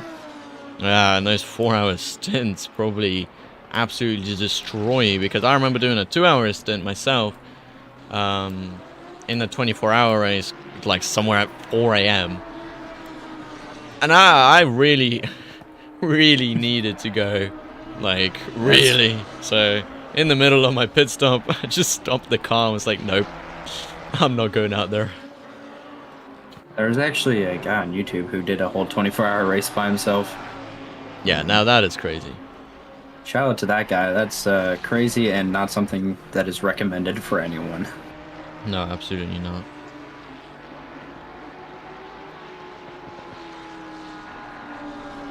I'm sure that they'll find 2 more people, or already have 2 more people, and it was just them 2 for this race. There we go. Finally, the smarter people coming into the pits now, like Lustosa and Butsky, will be going towards the end of the race. That's very smart. Can't imagine doing it any other way.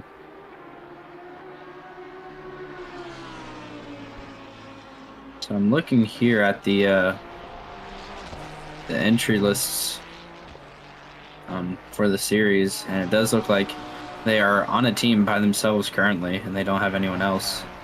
But it seems like there's quite a few other people who only have themselves, like Rajasa and Augustin. It's only them 2 on their team. Yeah, I'm not sure how that is gonna. And then obviously Britt and Abe on their own team, but have plans to add other people for the longer races. Yeah, the 24-hour, I think I might be joining. I don't know if they'll let me join, but I'll join somehow. And then you got Global Enduro with Losbichler and Reichel. There's only them 2 on the team. Oof. So it's looking like a lot of people are going to have to add 1 or 2 drivers if they want to compete at a competitive level for those races.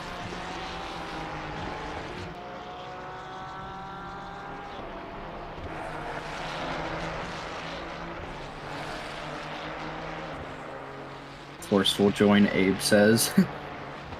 Indeed, it is. It will be a forceful join, as Britt Batiste lapping another car. That was actually pretty close as well. And Mika Raja. Rasa.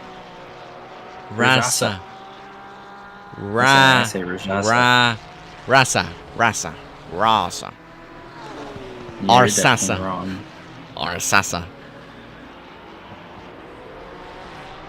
I think, Rajasa's in the pits now. Cursed him or something. Yeah, that's what I'm saying. He went into the pits. Oh. And Rodriguez is going to get passed while he's in the pits. But I think Rodriguez will have to go to the pits as well at the end of the race. Horsewood. Oh, it's going to be close between... Oh, Horsewood's going into the pits now. You see, that is the smart way. Oh, he spun out at the entry of the pits. Oh, you're lying to me. No, there he is. Yeah, I see him just recovering that. And then also, what's their name? Augustin. They got a drive-through penalty for speeding in the pit lane. Oh, well, that's horrible. And now the order's really starting to get mixed up after Horsewood spins and Kyrgyzstan gets by and Demarchi gets by. It's starting to look a little bit better for the end of this race. Although I think the VGTR esports main team has to be proud of themselves right now. Britt Batiste holding pretty good, doing 43.9s currently. Yeah, finally. Getting some of those good times in. Absolutely.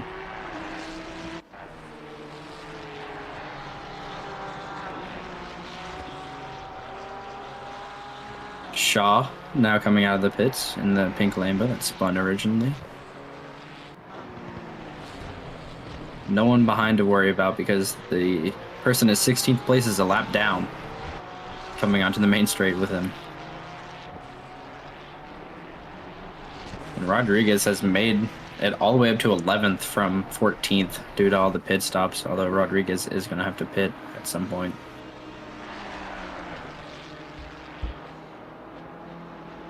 Jod, one of the teams that, or one of the people that just got put in, now passing Loschenblicher due to him being in the pits.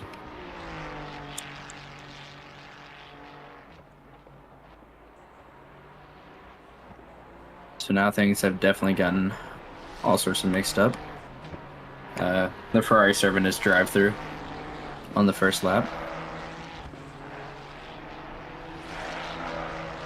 And you have DeMarchi and Christiansen both right in front and behind each other. With Gustin coming out pretty close behind too. 4 seconds, 5 seconds.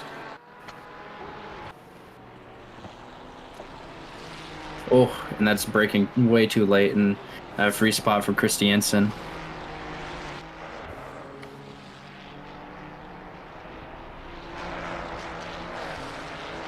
I think I'm gonna go for in like 10 minutes. I'll hand it over to the autopilot.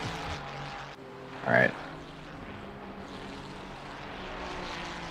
Oh.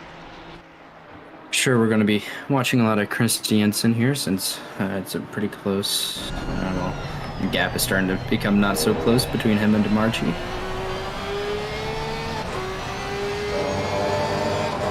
The autopilot seems to want to watch someone doing. Where is that? Gotta find who it is.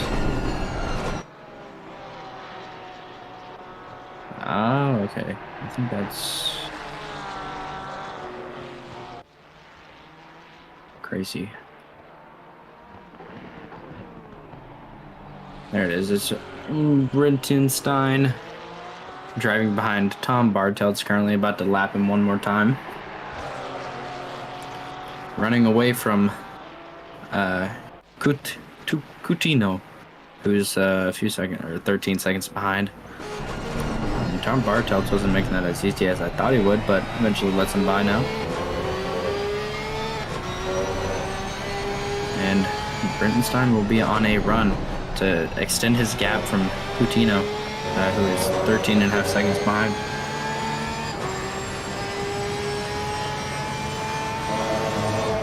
And now we're about to hit the last hour of this race. So things are really coming down to the wire, where people are going to want to gain a few more positions before the end. And we'll see if a few people decide they want to get a little wacky and wild with it and maybe want to do things that they shouldn't do.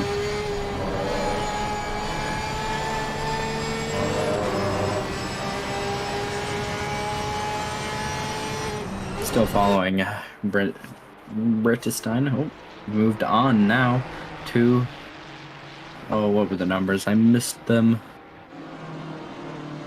543. Is that what I just saw? 943 probably would be Jod and Rodriguez, who aren't fighting for position, but they are driving around the track down the main straightaway. And I'm just curious on those drivers who pitted right before the stint timer would have been up. What are they going to do? They have to make another pit stop. That's going to put them at a huge disadvantage to the drivers who actually made it to where the stint timer limit would have been and only had to make that one pit stop and don't have to pit for the rest of the race. As we continue to follow the Porsche of Reichel here. I'm getting chased down by Hagustin, but Reichel is a few laps ahead of Hagustin here. And I doubt that he's going to just give the position to him. Reichel doesn't seem to be fighting anyone. The person in 8th place may be on the same lap as him, but the person in 7th place is a lap ahead of him, so he only has 8th place to gain.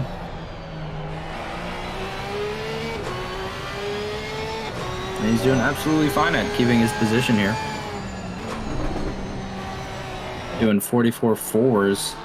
Could be quicker, considering Augustin is doing 44.4s also. But he also doesn't need to be quicker if he doesn't want to. Hopefully able to pick up the pace a little bit so that way he doesn't have Augustin right on his tail the whole time he's driving the rest of this stint.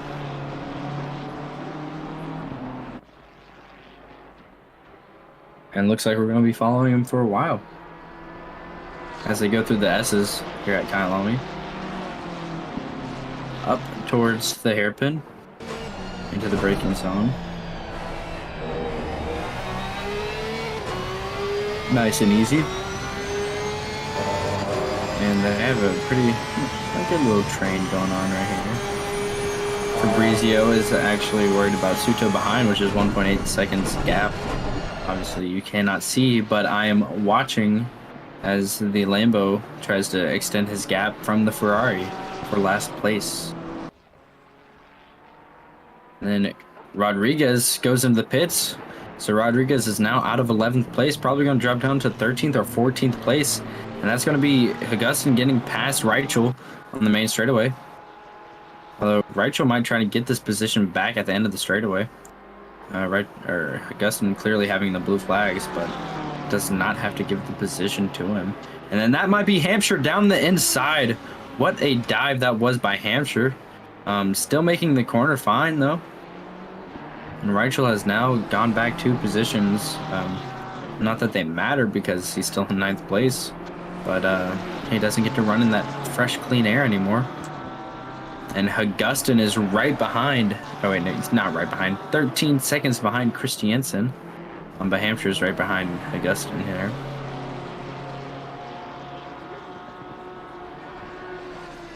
Now it's looking a little bit calmed down. Not so many people near each other anymore.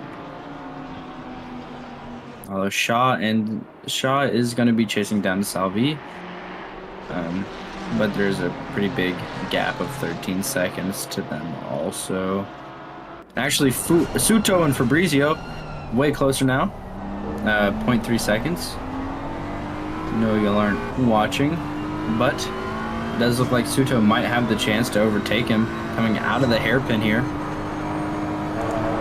This is going to be some audio commentary because y'all don't get to watch.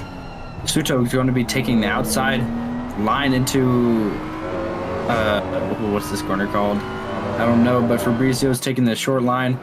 Suto going for the switchback, and he's got it. They're door banging a little bit, and Fabrizio backs off. And so it looks like Suto will have the position, and Fabrizio is going to lose out big time on this one. And across the line, Suto is going to be definitely ahead now. What an overtake by Suto, getting ahead of Fabrizio there. Getting out of that last place position, which is always good. No one wants to finish last. And Hampshire actually is only 20 seconds behind Brittany Batiste. And Brittany Batiste still has to make another pit stop. So that could get interesting towards the end of the race.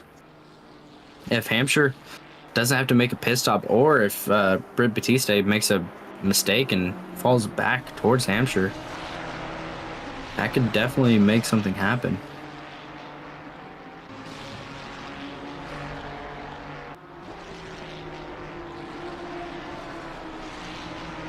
Nothing too crazy happening.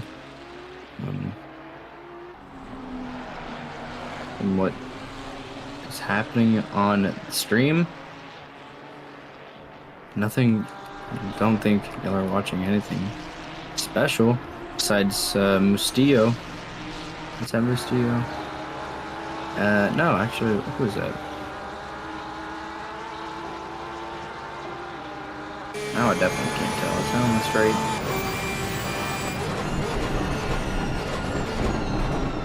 One overtake by whoever that was in the Porsches.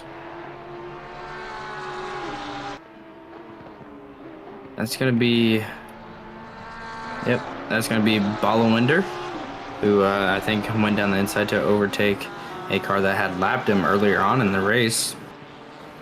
But that also puts Emmanuel and Bartels right next to each other. So Bartels is going to be looking to chase down Emmanuel, going into this next lap. And obviously, I don't think y'all can see it. Well, you can see it behind, but you don't get to watch it live. Brittestein, though, does have Filsinger ahead by 31 seconds. That he might be able to claw back, but is kind of doubtful. 31 seconds is a big gap. Well, I do think this Emmanuel Bartels fight is going to end right now because Emmanuel may have just let Bartels through, as y'all saw. Bartels is now clearly ahead, and I don't think there's going to be any chance for Emmanuel to do anything about it. I think that was should have been Bartels' last pit stop. Didn't need to make any more. As we watch a Ferrari and Lamborghini of Fabrizio and Mustillo, specifically Mustillo, behind, and might be trying to get around Fabrizio because he is laps ahead. And there he goes down the inside, and that's going to be move done. Fabrizio is now behind, leaving him quite a far ways away from Suto, and probably not going to be able to catch up for now. So Fabrizio is almost locked into last place at this point.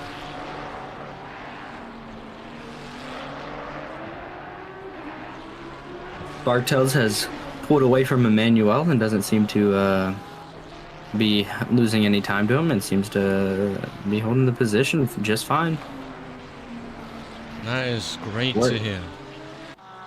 Yes.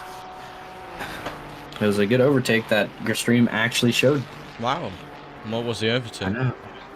It was going into the hairpin. Bartels went down the inside of Emmanuel, although it did seem like Emmanuel may have backed off, but it was enjoyable. But what I was talking about earlier was the fact that Hampshire is 20 seconds behind Batiste. And Batiste, I think, still has to make that last pit stop. Well, so does Kyle Hampshire, though.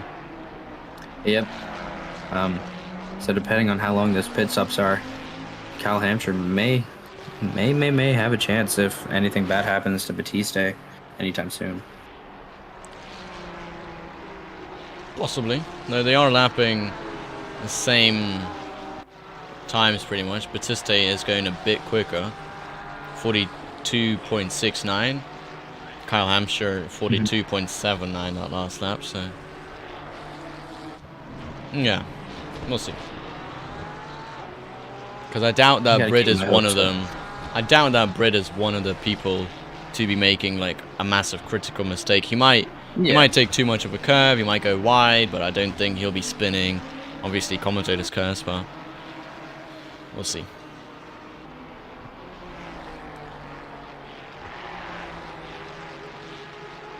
Well, we're back to that point where cars have sort of spread out. And I guess we'll be waiting for that last round of pit stops for people who pitted right before the stint timer would have been done.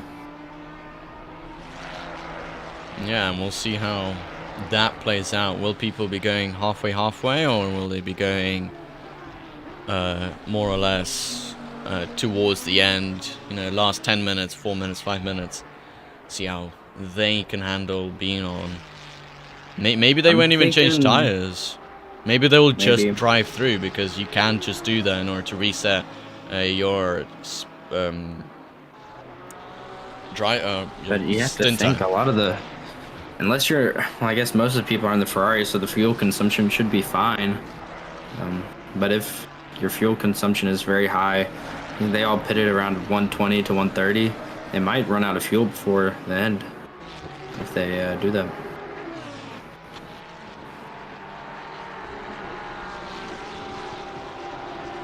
And then I would think the best option is to pit halfway and get new tires on and not risk running so far for a whole hour and a half on the same set of tires and nearly run out of fuel.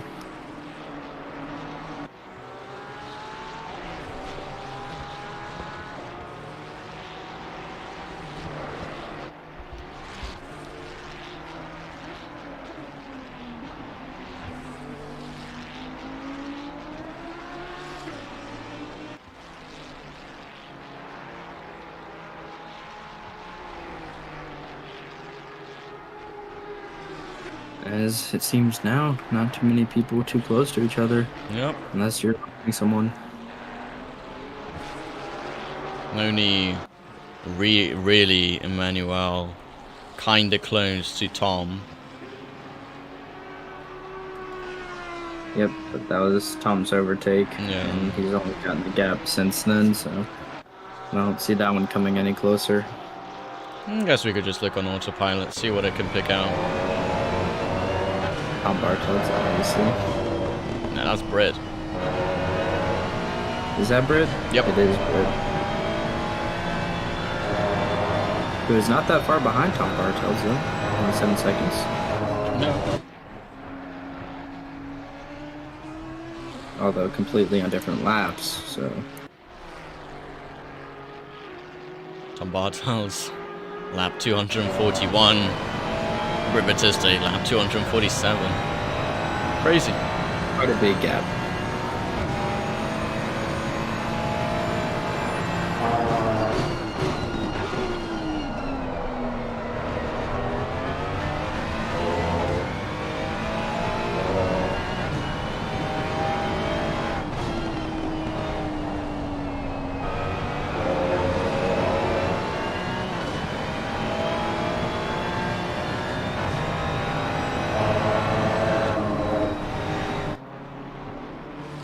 At this point, I'm almost just enjoying watching the cars because there's not much to talk about.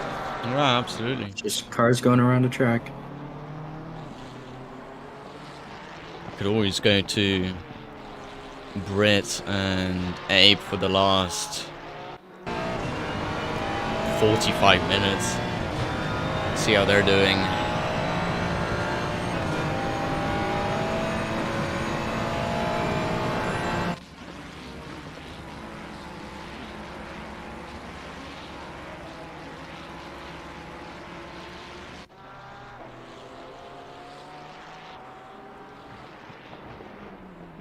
And Adam Christensen coming into the pits now as well.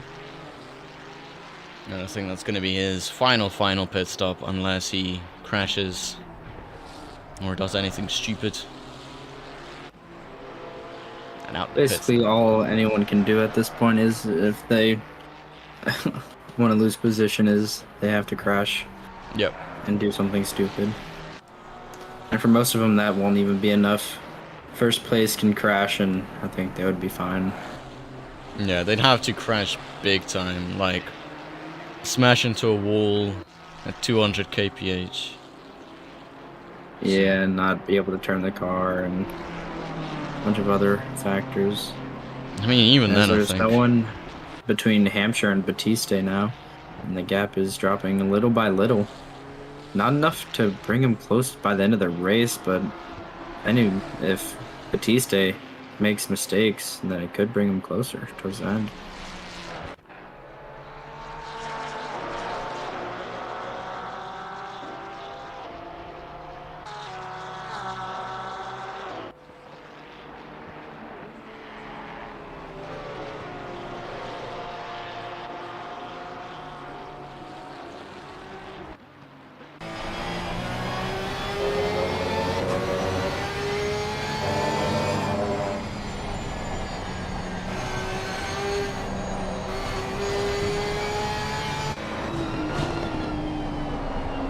Brit Batista getting close to the lapping Rio Emmanuel, or even flashing him.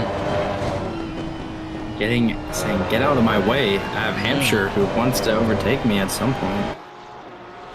Flashing him again, and again, and again. Yeah, that's consistent. He is not just hitting that button once, he hit that multiple times. And this is aggressive. It's out the way.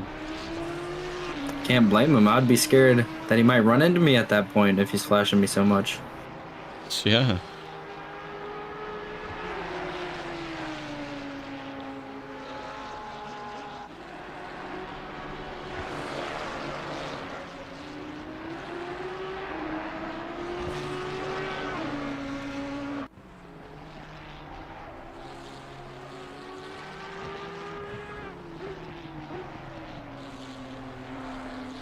$19 teams still left. That's pretty good. It is pretty good. Pretty good Five teams.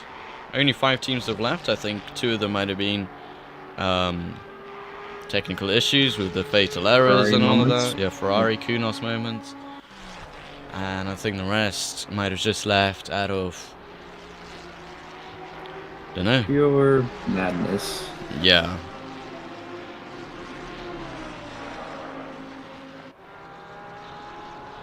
Either way, I'm glad to still have this many teams running. Hopefully it stays out for the rest of the season like this.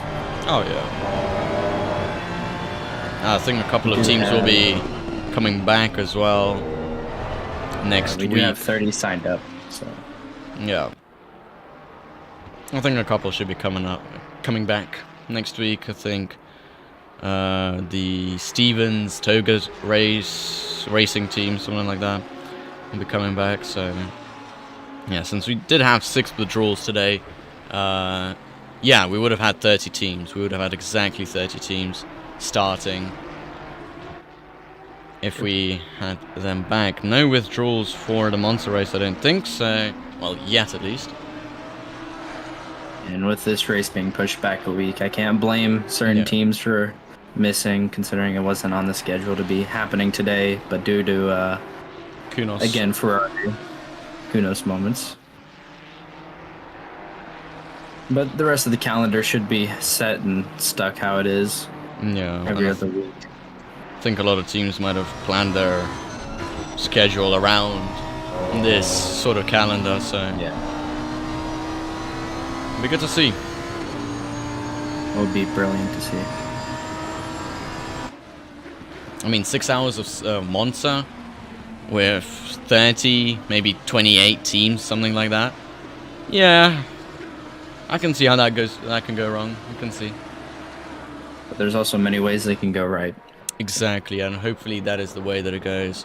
I mean, even in public lobbies, sometimes Monza races can go right. So surely we can do the same.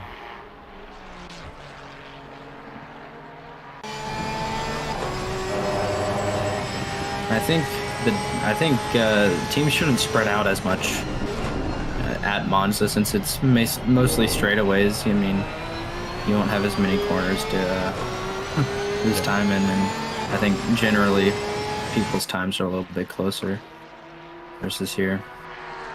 Yeah, I mean, obviously the Lamborghini and the Porsche will be struggling a bit due to their top speed. I feel like we're gonna have a horrible top 17 all be Ferraris, and the rest will just be plebs in the other cars.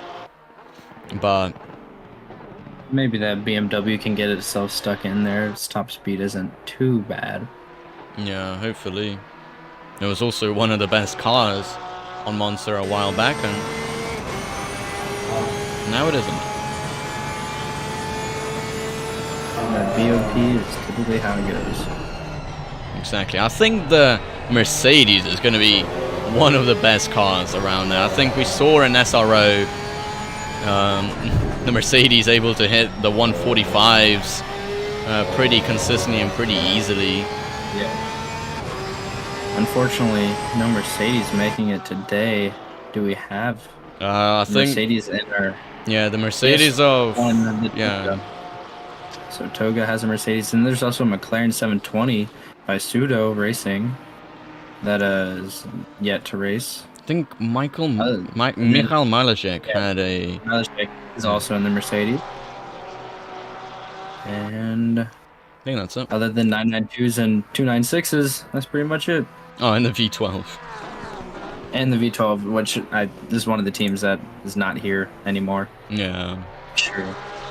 Struggling in the V12 might have been a little too painful. Oh, one team is in the V8 as well. Yeah, there is a team in the V8. Clearly not here tonight. Yeah. But hopefully we'll show up, or I would hope to see them next race, give us a little bit more variety to look at.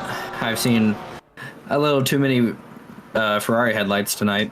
And 992s as well. It's Yep. too much.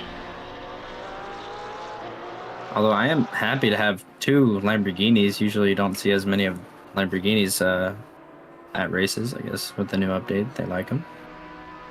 Yeah, even though the Lamborghini definitely has a horrible top speed, so We'll see how it does on Monza. I have not even tried it on there. I've tried the 296. It's too good. Even a monkey brain like me could be hitting 47s on there. So I could only imagine what somebody like Powell will be able to do. If Pavel was doing, what, nearly a 140.0, 140.1 in the qualifying session today, and my best time on here is a 141.2, then he can definitely go a second quicker. Which is like a 146 low, maybe a 145. We'll see. A lot of these drivers are starting to get actual esports setups in. Hymo coming out on Friday, and other setup manufacturers like Formula setups, which like you should definitely buy. Link in the Discord. Absolutely, they're starting to come out, and I think drivers will just get quicker as these setups do come out, and people start practicing with them.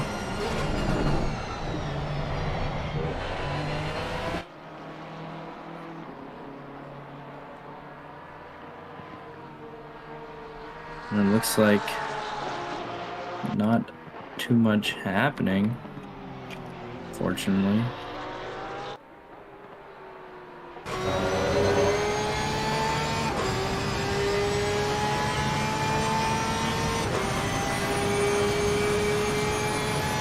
What is this?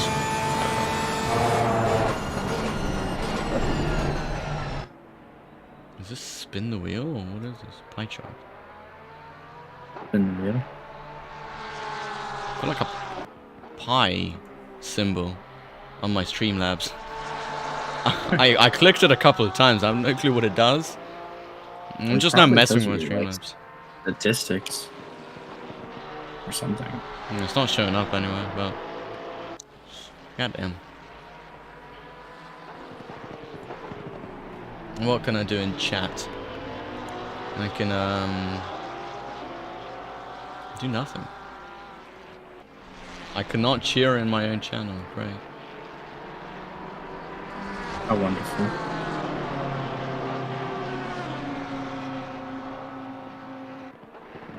And I'm just... There's a few teams left to pit for their last pit stop. I mean, it's either they come in around now or wait till like 10 minutes left, I guess.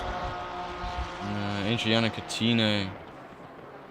Oh, look at that. Look at the real Johnny Sins. I want to know who that is. I can't imagine who it is. Maybe it's the real Johnny Sins.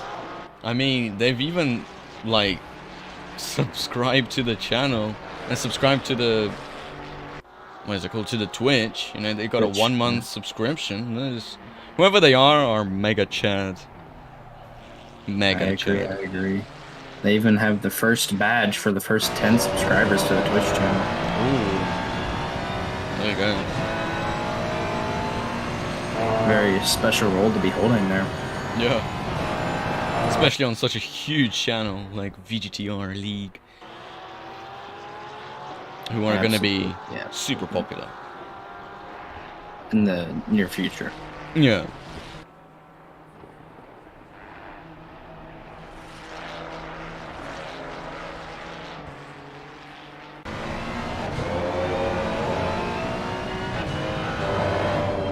This race is really starting to slow down now. The two closest are going to be 11th and 12th, Salvi and Augustin. Just 5 seconds apart, I believe. Yeah, I don't even... You can even see on the map, not many people are close by. Even the lapped cars and the faster cars are just all spread apart. Yeah, due to this being one of the bigger tracks, it kind of happens naturally. Yeah. I think on some of the other tracks that we have, I mean, I think Spa is going to be pretty difficult about that because that's such a large track. People are going to be very spread out very quickly. But last time we did a 24-hour of Spa, well, I know it's going to be a 12-hour Spa, but anyway, last time we did a massive race on Spa, it wasn't spread out, but it just one little group on one side of the track. Like, if you were to look at the map, there would just be everybody on one side of the map, nobody on the other side. So it wasn't like evenly spread out. It was just one massive group. Which I even have a fun video of us trying to go through like a whole group of 12 cars. Some of them lapped, some of them are faster than us. Yeah, it was a lot of fun. I do think at least having one group is a lot better than having 19 different groups, because it comes individually on its own. Yeah. I mean, what's the shortest track that we have? We don't really have too many. I think Monza is the shortest. Monza and Watkins, yeah. I don't know. Quali subscribed to the Twitch channel, Tier 1. Let's go, Must have Quali. seen the real Johnny Sins and gotten jealous. Yeah, he got really scared of Johnny Sins. Scared and jealous. Yeah, you do have now a badge, Quali. You're part of the cool first team. Badge in the Cool Kids Club. Yeah.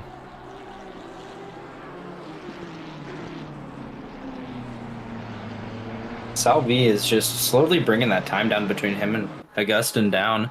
Now just at 5 seconds. Maybe something to happen at the end of the race.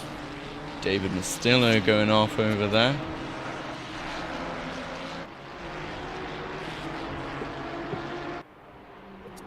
Why does it say down arrow? Up arrow too. I guess that's the positions I've gained. tried using my up and down arrow, but it doesn't work. No, up and down arrow doesn't work. Only left and right.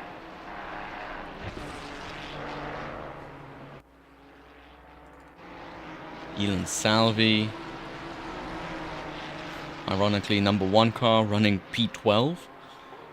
But still doing a good job for the Black Panthers.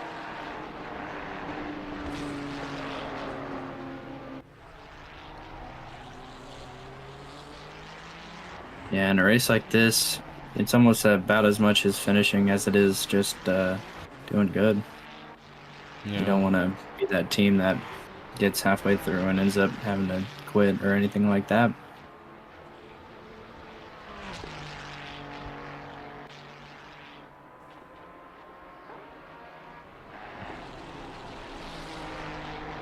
Oh, a little bit of a correction there from Salvi, putting him wide and losing some time to Augustin there, and maybe dropping him out of the range that he needs to be in to catch up. 6 seconds in 30 minutes. I mean, I think that's doable. You know, what sort of time is he doing? It means you'd have to gain a second every 5 minutes. I mean, he's not doing that. I think he's actually losing 3/10 per lap here, so unless he picks up the pace, I doubt that he'll be going ahead for P11, which is unlucky for him, but it's the best that he can do right now, and hopefully he can just hold on to that position, not let Andrew Shaw get ahead and just not make any mistakes. Yeah, I don't see Andrew Shaw going to be much of a Andrew Shaw being much of a deal. I think he's a little too far behind to catch up unless Salvi does the dreaded run into a wall and ruin your car. Yeah. And Shaw also has someone behind him flashing him. Yeah, Clayton Filsinger. Getting past the hairpin. I think Shaw has probably to worry more about Linkfar than he does have to worry about trying to catch Salvi up there. So, yeah, I'd agree with that. Linkfar not that close behind. Lindvar is catching pretty quickly to Shaw.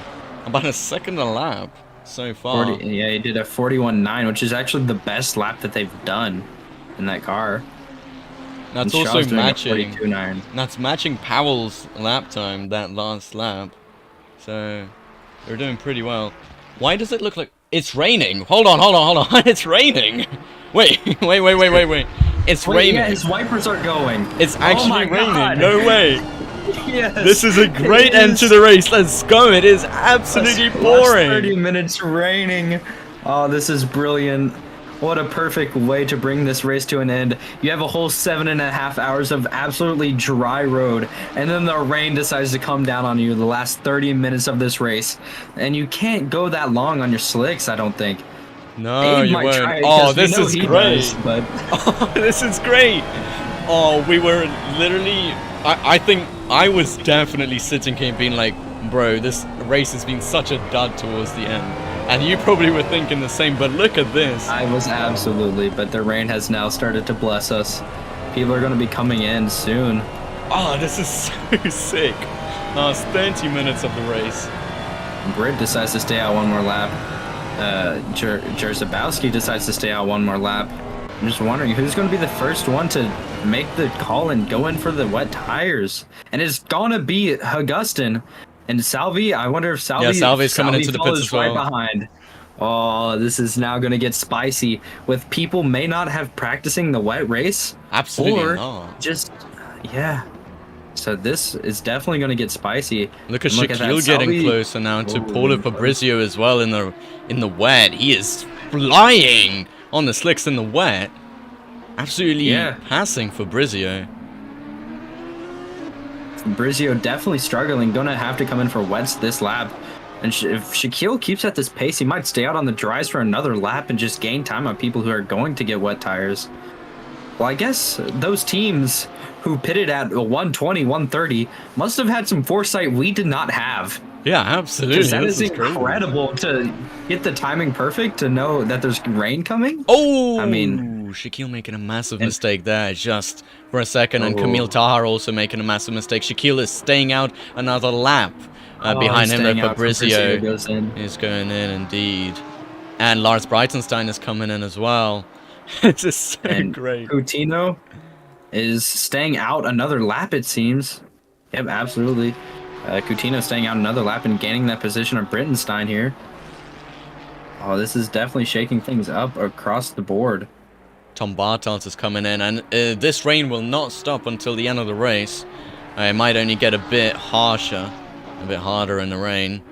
So, yeah, teams will probably have to come in soon. And you know what? Not once in VGTR... Timely in. Not once in VGTR have I seen rain in the night. Not once. So this is a first time thing that we are witnessing right now. Tom Bartos coming in for a pretty lengthy pit stop. Paolo Jerzabowski also coming in for a pit stop. Yeah, as you said, Britt is in the pits. And Jagustin, ooh, looks like he might have had a bit of a spin there. And I just want to have a look. See people's TC and ABS have shot up, and their brake balance has also shot up. Bilsinger into the pits. Or Share should be going into the pits, but I mean, he can gain the position if he wants to stay out on his dries. I doubt it though. And Brorshares decides to stay out on his slick tires for another lap. Oh. And Abe's in the car now. So they take Britt out and put Abe in. Abe is really quick in the wet. Like, That's I true. always try to praise myself for being super quick in the rain, but I have to give it to Abe. That man can drive a car in the wet. Especially after the new update.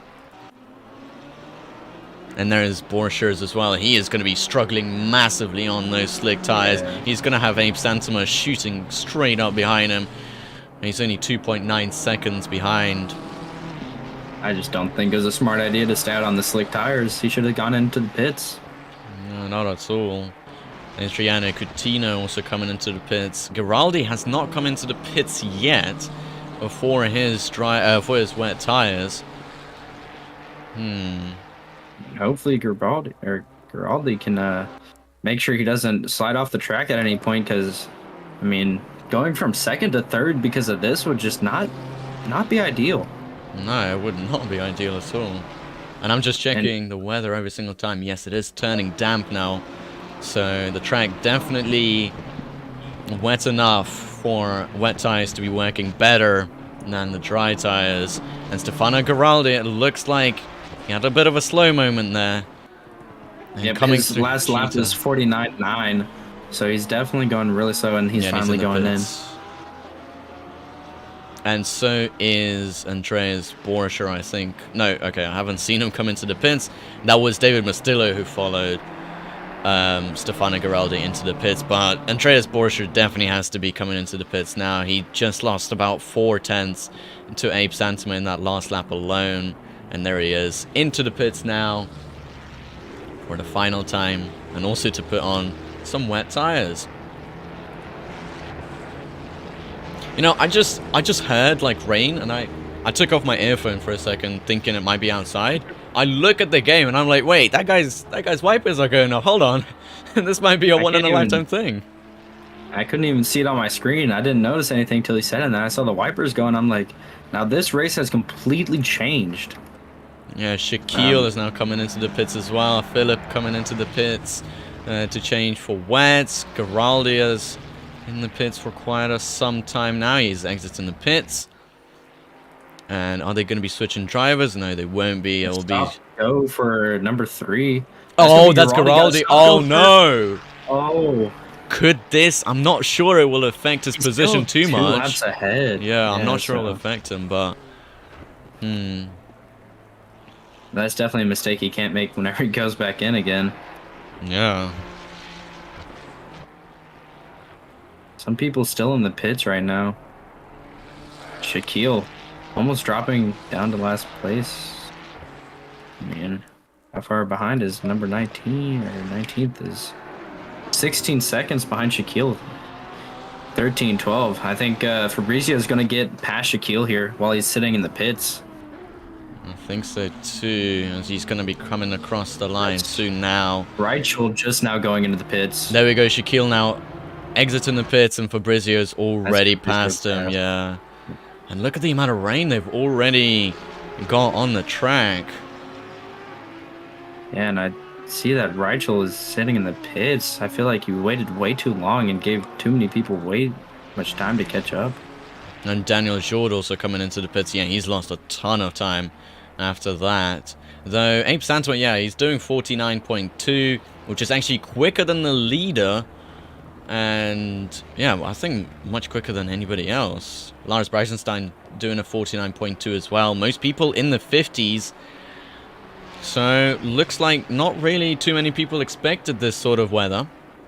But this is exactly what you should be expecting. Expect the unexpected when it comes to racing. Giraldi comes into the pits. Oh yeah, that is this do his stop and go 30. I was about to say like what happened to him, but no, Giraldi just doing his pit stop for the stop and go 30, which might give Abe a bit more catching up time. Yeah, since Abe is going so quick in the wet, I imagine he's making up a lot of time on Giraldi right here. Considering Giraldi's not going that fast in the wet. So I guess we'll have to see where Abe actually ends up. And someone else coming into the pits, finally Mastillo. Again. Just now deciding to come into the pits. No, I think he actually came already once into the pits. He's coming into the pits again. Giraldi already off. Yeah, Giraldi off. Abe is just about starting to finish his lap. He's going to be coming through Cheetah anytime now, but Giraldi, yeah, already out. Yep, I'd say Giraldi's definitely too far ahead at this point. As long as he keeps up or does a decent pace in the wet, he should be ahead of Abe just fine. And there's Andrew Shaw coming into the pits. Was he out on the slicks all this time? I think he was. Andrew Shaw, yeah, he was doing 55.0. Definitely pretty slow. Abe Santama, 48.1. Oh, 5 tenths quicker than Paweł Rzeczbowski in that last lap, the leader. So, as I was saying, Abe is an absolute beast in the rain. With the crazy pace. And, yeah, Shaw now in the pits. Oh, that's going to put him really far back. He might end up 14th by the time he comes out. Ooh. Here is Andrew Shaw. Here is Chico Lindvar. Yeah, Chico is already on the straight finish line. And there is Andrew Shaw just about getting dropped. He can't get his car started, and Chico is already ahead. David Mastillo is way too far back to get that position away from him. But yeah, Abe Santama able to match and go quicker than Pavel.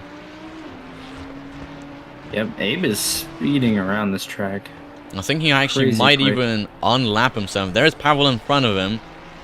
Here's Abe. He might try and do a pretty risky unlap attempt. Tom Bartels is also not holding back in the wet. He's going pretty quick. Yeah, 49.0 that last lap, I think. Well, I don't think it'll be enough to catch, what's that, P15, but he's definitely shown us what he can do, and maybe if these sort of conditions happen in Monza, he could greatly Ooh. benefit from this. What an interesting race that would be if it does rain in Monza.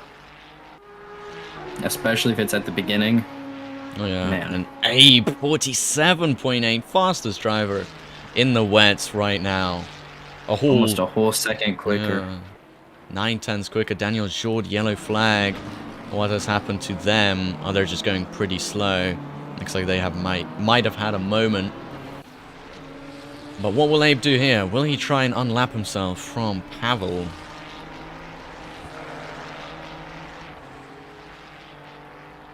Because if he does, this might be a bit of a risky operation. He cannot afford to punt the current leader. Obviously, the leader won't really care too much. They've got 17 minutes to go, but it won't reflect too well on Abe. And if he gets a massive penalty, he might tumble behind Clayton. Yeah, Clayton's, 30 seconds behind? 40 seconds behind him, though. Doing pretty average lap times compared to everybody else. Andreas Borcher is catching a whole 7/10 per lap to Clayton Filsinger. And there is Paweł Jaszabowski. Only about 1.5, maybe 2 seconds in front of Abe. Shaquille's between them now. Hopefully Shaquille doesn't get in the way of Abe here. And he does completely take the wide line and just avoids everything. Yeah. So good stuff here. Abe just, yeah, full pelt. As he's going to set another quickest lap time off the wet. I think it's going to be a 47.7. As Pavel is going to be setting only a 48.4. Abe is setting a 47.8, which is about 6/10 quicker than Pavel that last lap alone. This is great stuff. And I think the rain is only getting harder. Yeah, okay. The rain is about Hard for me to see. Yeah, the rain is going to stop in 30 minutes, but the race is only going to go for 16 more minutes. I'll be back in a second. Hopefully nothing bad happens. I won't put on autopilot. We'll just look at Abe. Watch Abe. Yeah. Abe doing his thing. Gaining a lot of time. I mean, this is an absolute... The best way to race in the rain is just be Abe. He is going quicker by most people by at least 6/10, and if not, it's going to be 8/10 or more between a lot of these drivers. Especially the ones towards the back. They don't have any pace compared to Abe. Shaquille, the guy in last, is already 4 seconds behind, as Abe only passed him like half a lap or a lap ago. So you can tell the pace difference is crazy. Jarzabowski is running from Abe, even though Abe can't take the position of one, but he can surely get past and try and get as much time as he can to Giraldi. The difference between them being... Oh, what is the difference between them? Around 18 seconds. That's going to be a hard time to make up, but if anyone can do it, Abe is going to be the one to try to do it. And Odyssey Esports top 5?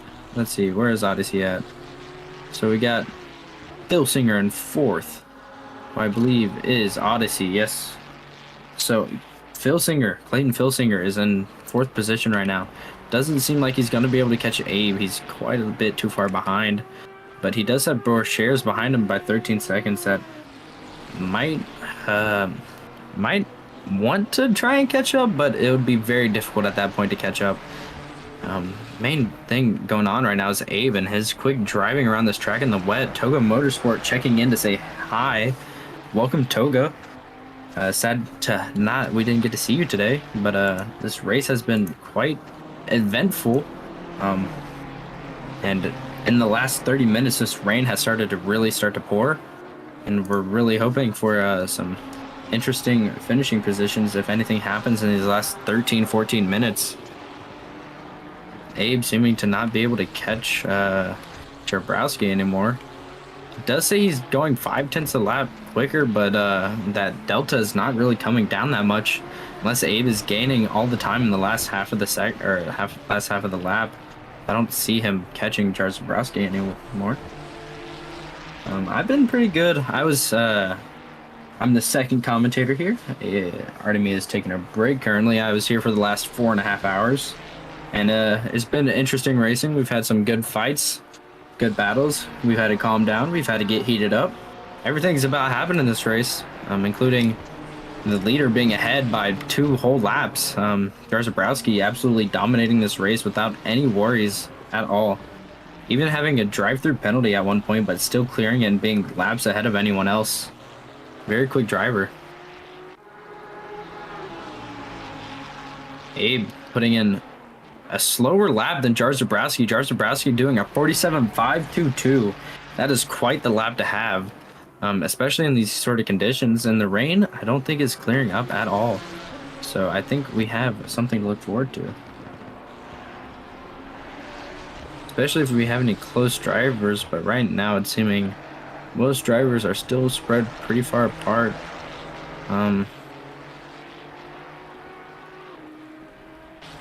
Var is only 6 seconds away from Hagutson. And people saying go Abe.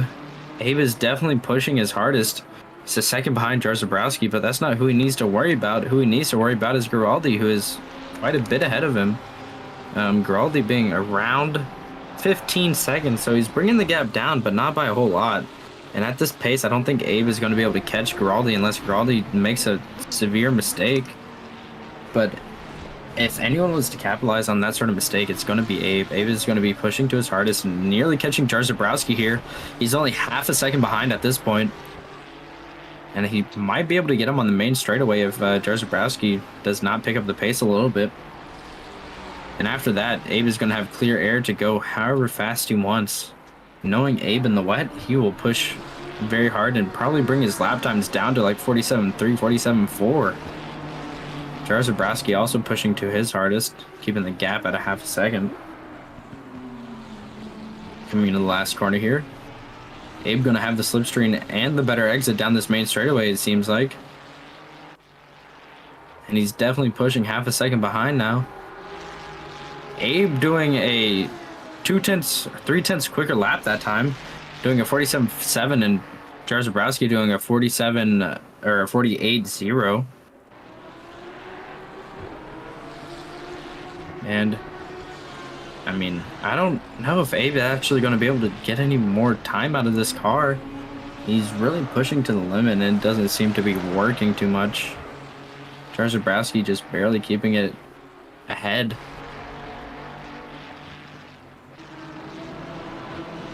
Although Abe is definitely got some pace in that car. Oh, a drive-through for Shaquille. Although it wouldn't matter because he is in last place currently. Shaquille, I guess, cutting the track a little too much. Gaining a drive-through right at the end of this race. Let's see. Coming up on some traffic here. Seems like Fabrizio's getting pretty close to the back of them. Or to the front of them. And so Fabrizio might actually get in the way of Jabrowski or Abe coming up here in a second. Hopefully it doesn't cause too much of a commotion right in front of them. Abe, I think he's slowing down a little bit from, or Jabrowski's getting faster. Abe, not past Pavel yet? What is going on?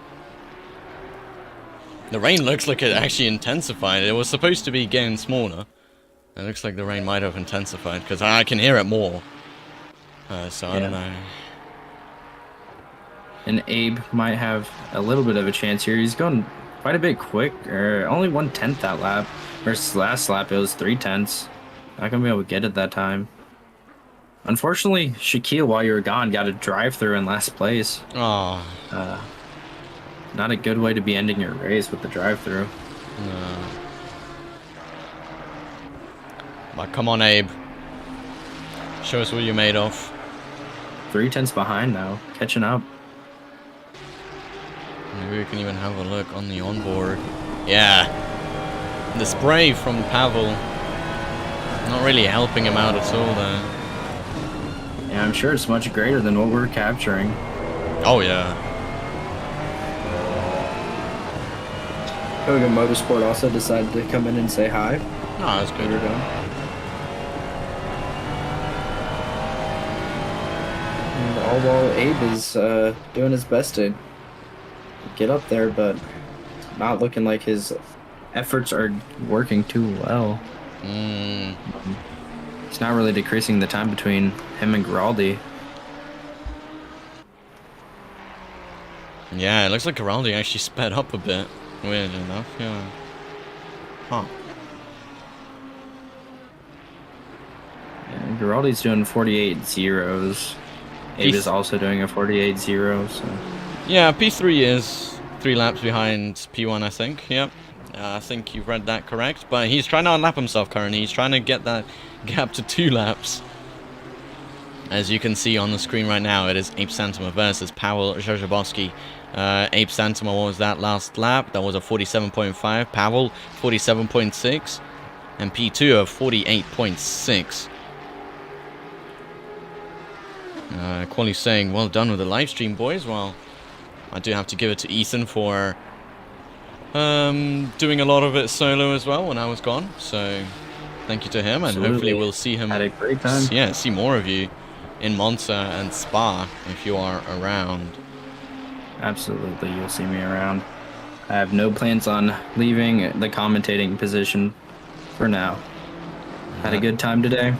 Lots of good chatters and lots of good battles as we're coming down to the end of this race. Augustin and Leadvar are actually getting closer, 3 seconds gap.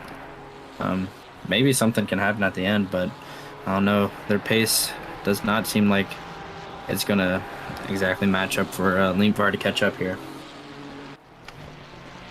Yeah, that is a definite one. As Abe Santama goes very, very wide, trying to avoid, or trying to at least see in front of him, avoiding Powell's spray. And Powell, I'm not sure if he's trying to actually defend from Abe here or trying to just get away from him.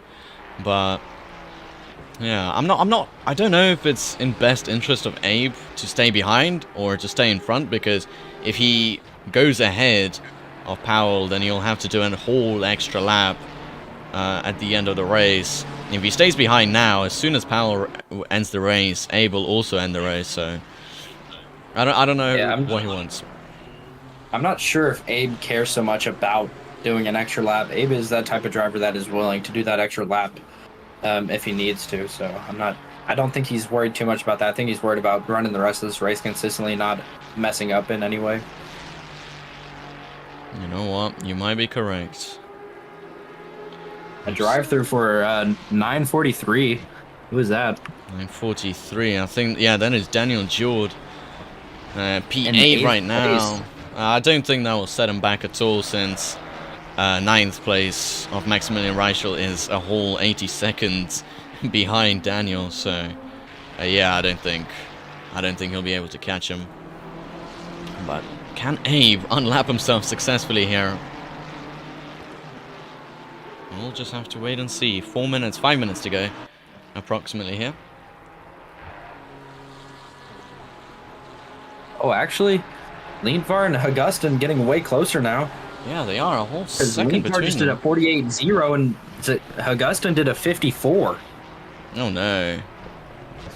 So he's only 6/10 behind at this point, going into the first corner. And Augustin went really wide. Leadvar's right up side by side with him, going through these there they corners, and are. Leadvar gets the position. Yeah, and Chico Along is with- now up to P12 in that last stage of the race. He'll be feeling quite delighted with himself there, I think, up into 12th place. Absolutely. Yeah, last That's a 5 good minutes. way to end the race right there, is catching up and getting past in the wet. As the last 4 minutes come, we have 2 or 3 more laps to go.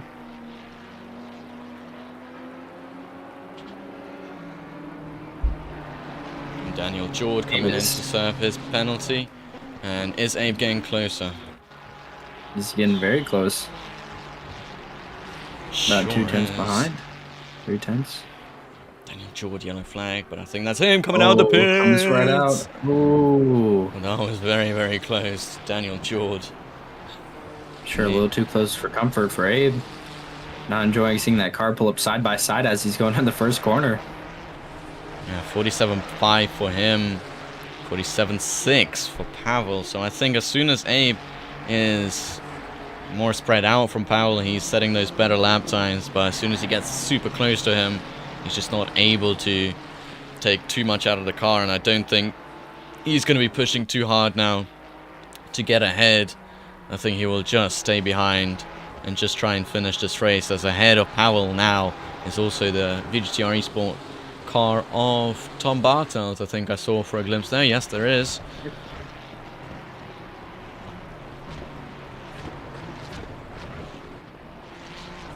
The VGTR Tom Bartels team not doing too bad.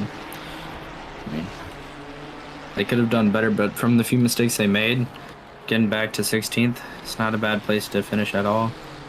And the other VGTR team doing pretty good. Them up in 6th place right now. Yeah, started pretty low down, I think. Started like 17th or 16th. So a good recovery from them. Also a good recovery from Abe, who was last at the start of lap 1. Still back up into P3.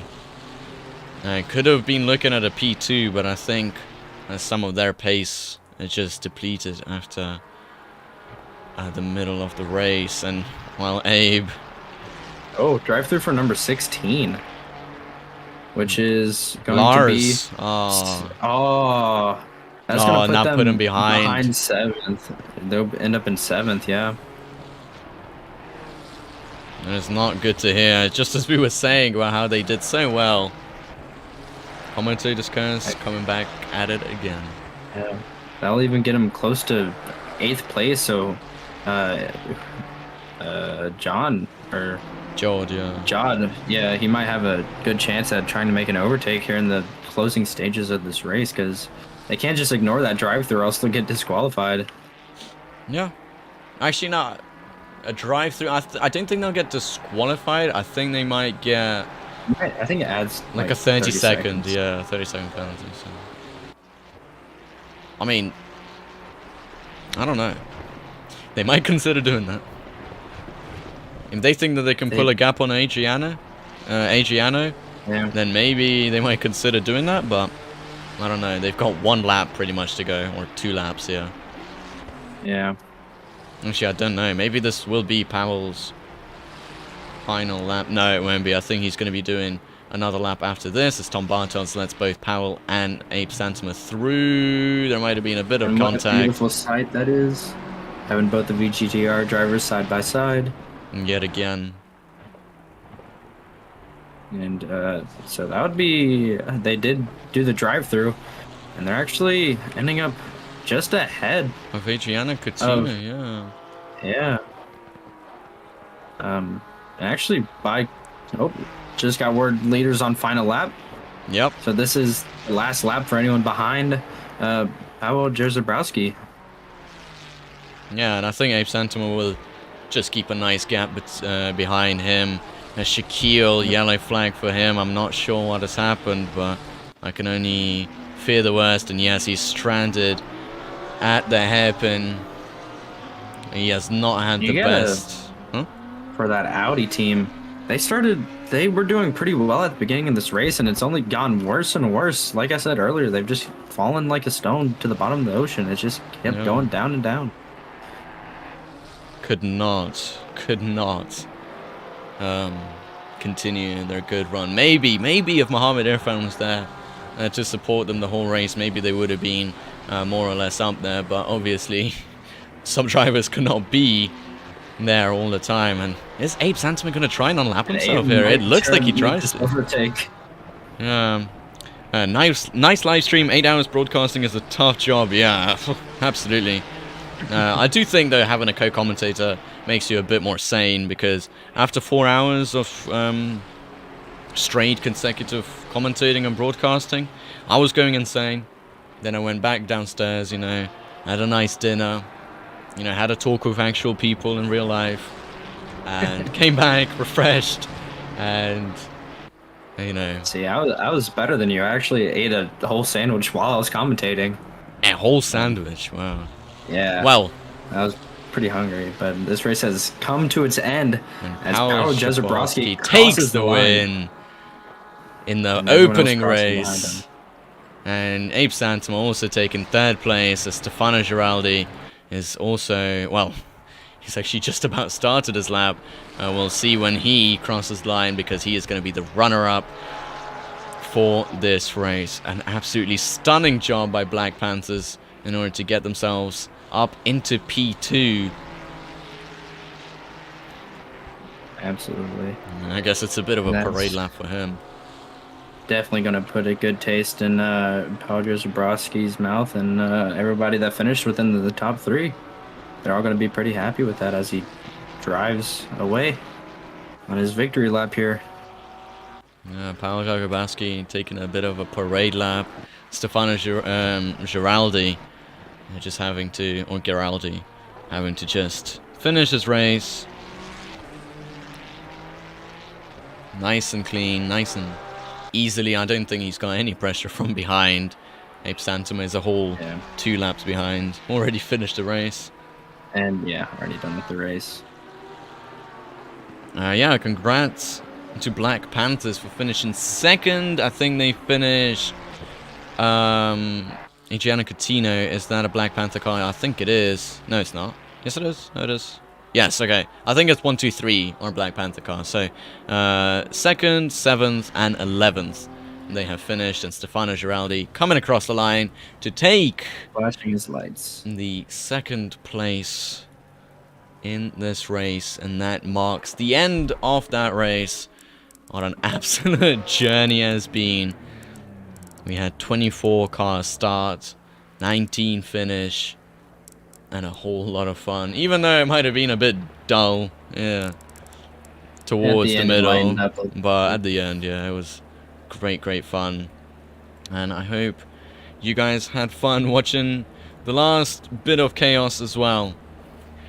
Well, next week it will be the finale of the sprint series, where Ethan Reed will be hoping to keep his 2nd place in the AM Championship, maybe even get 1st.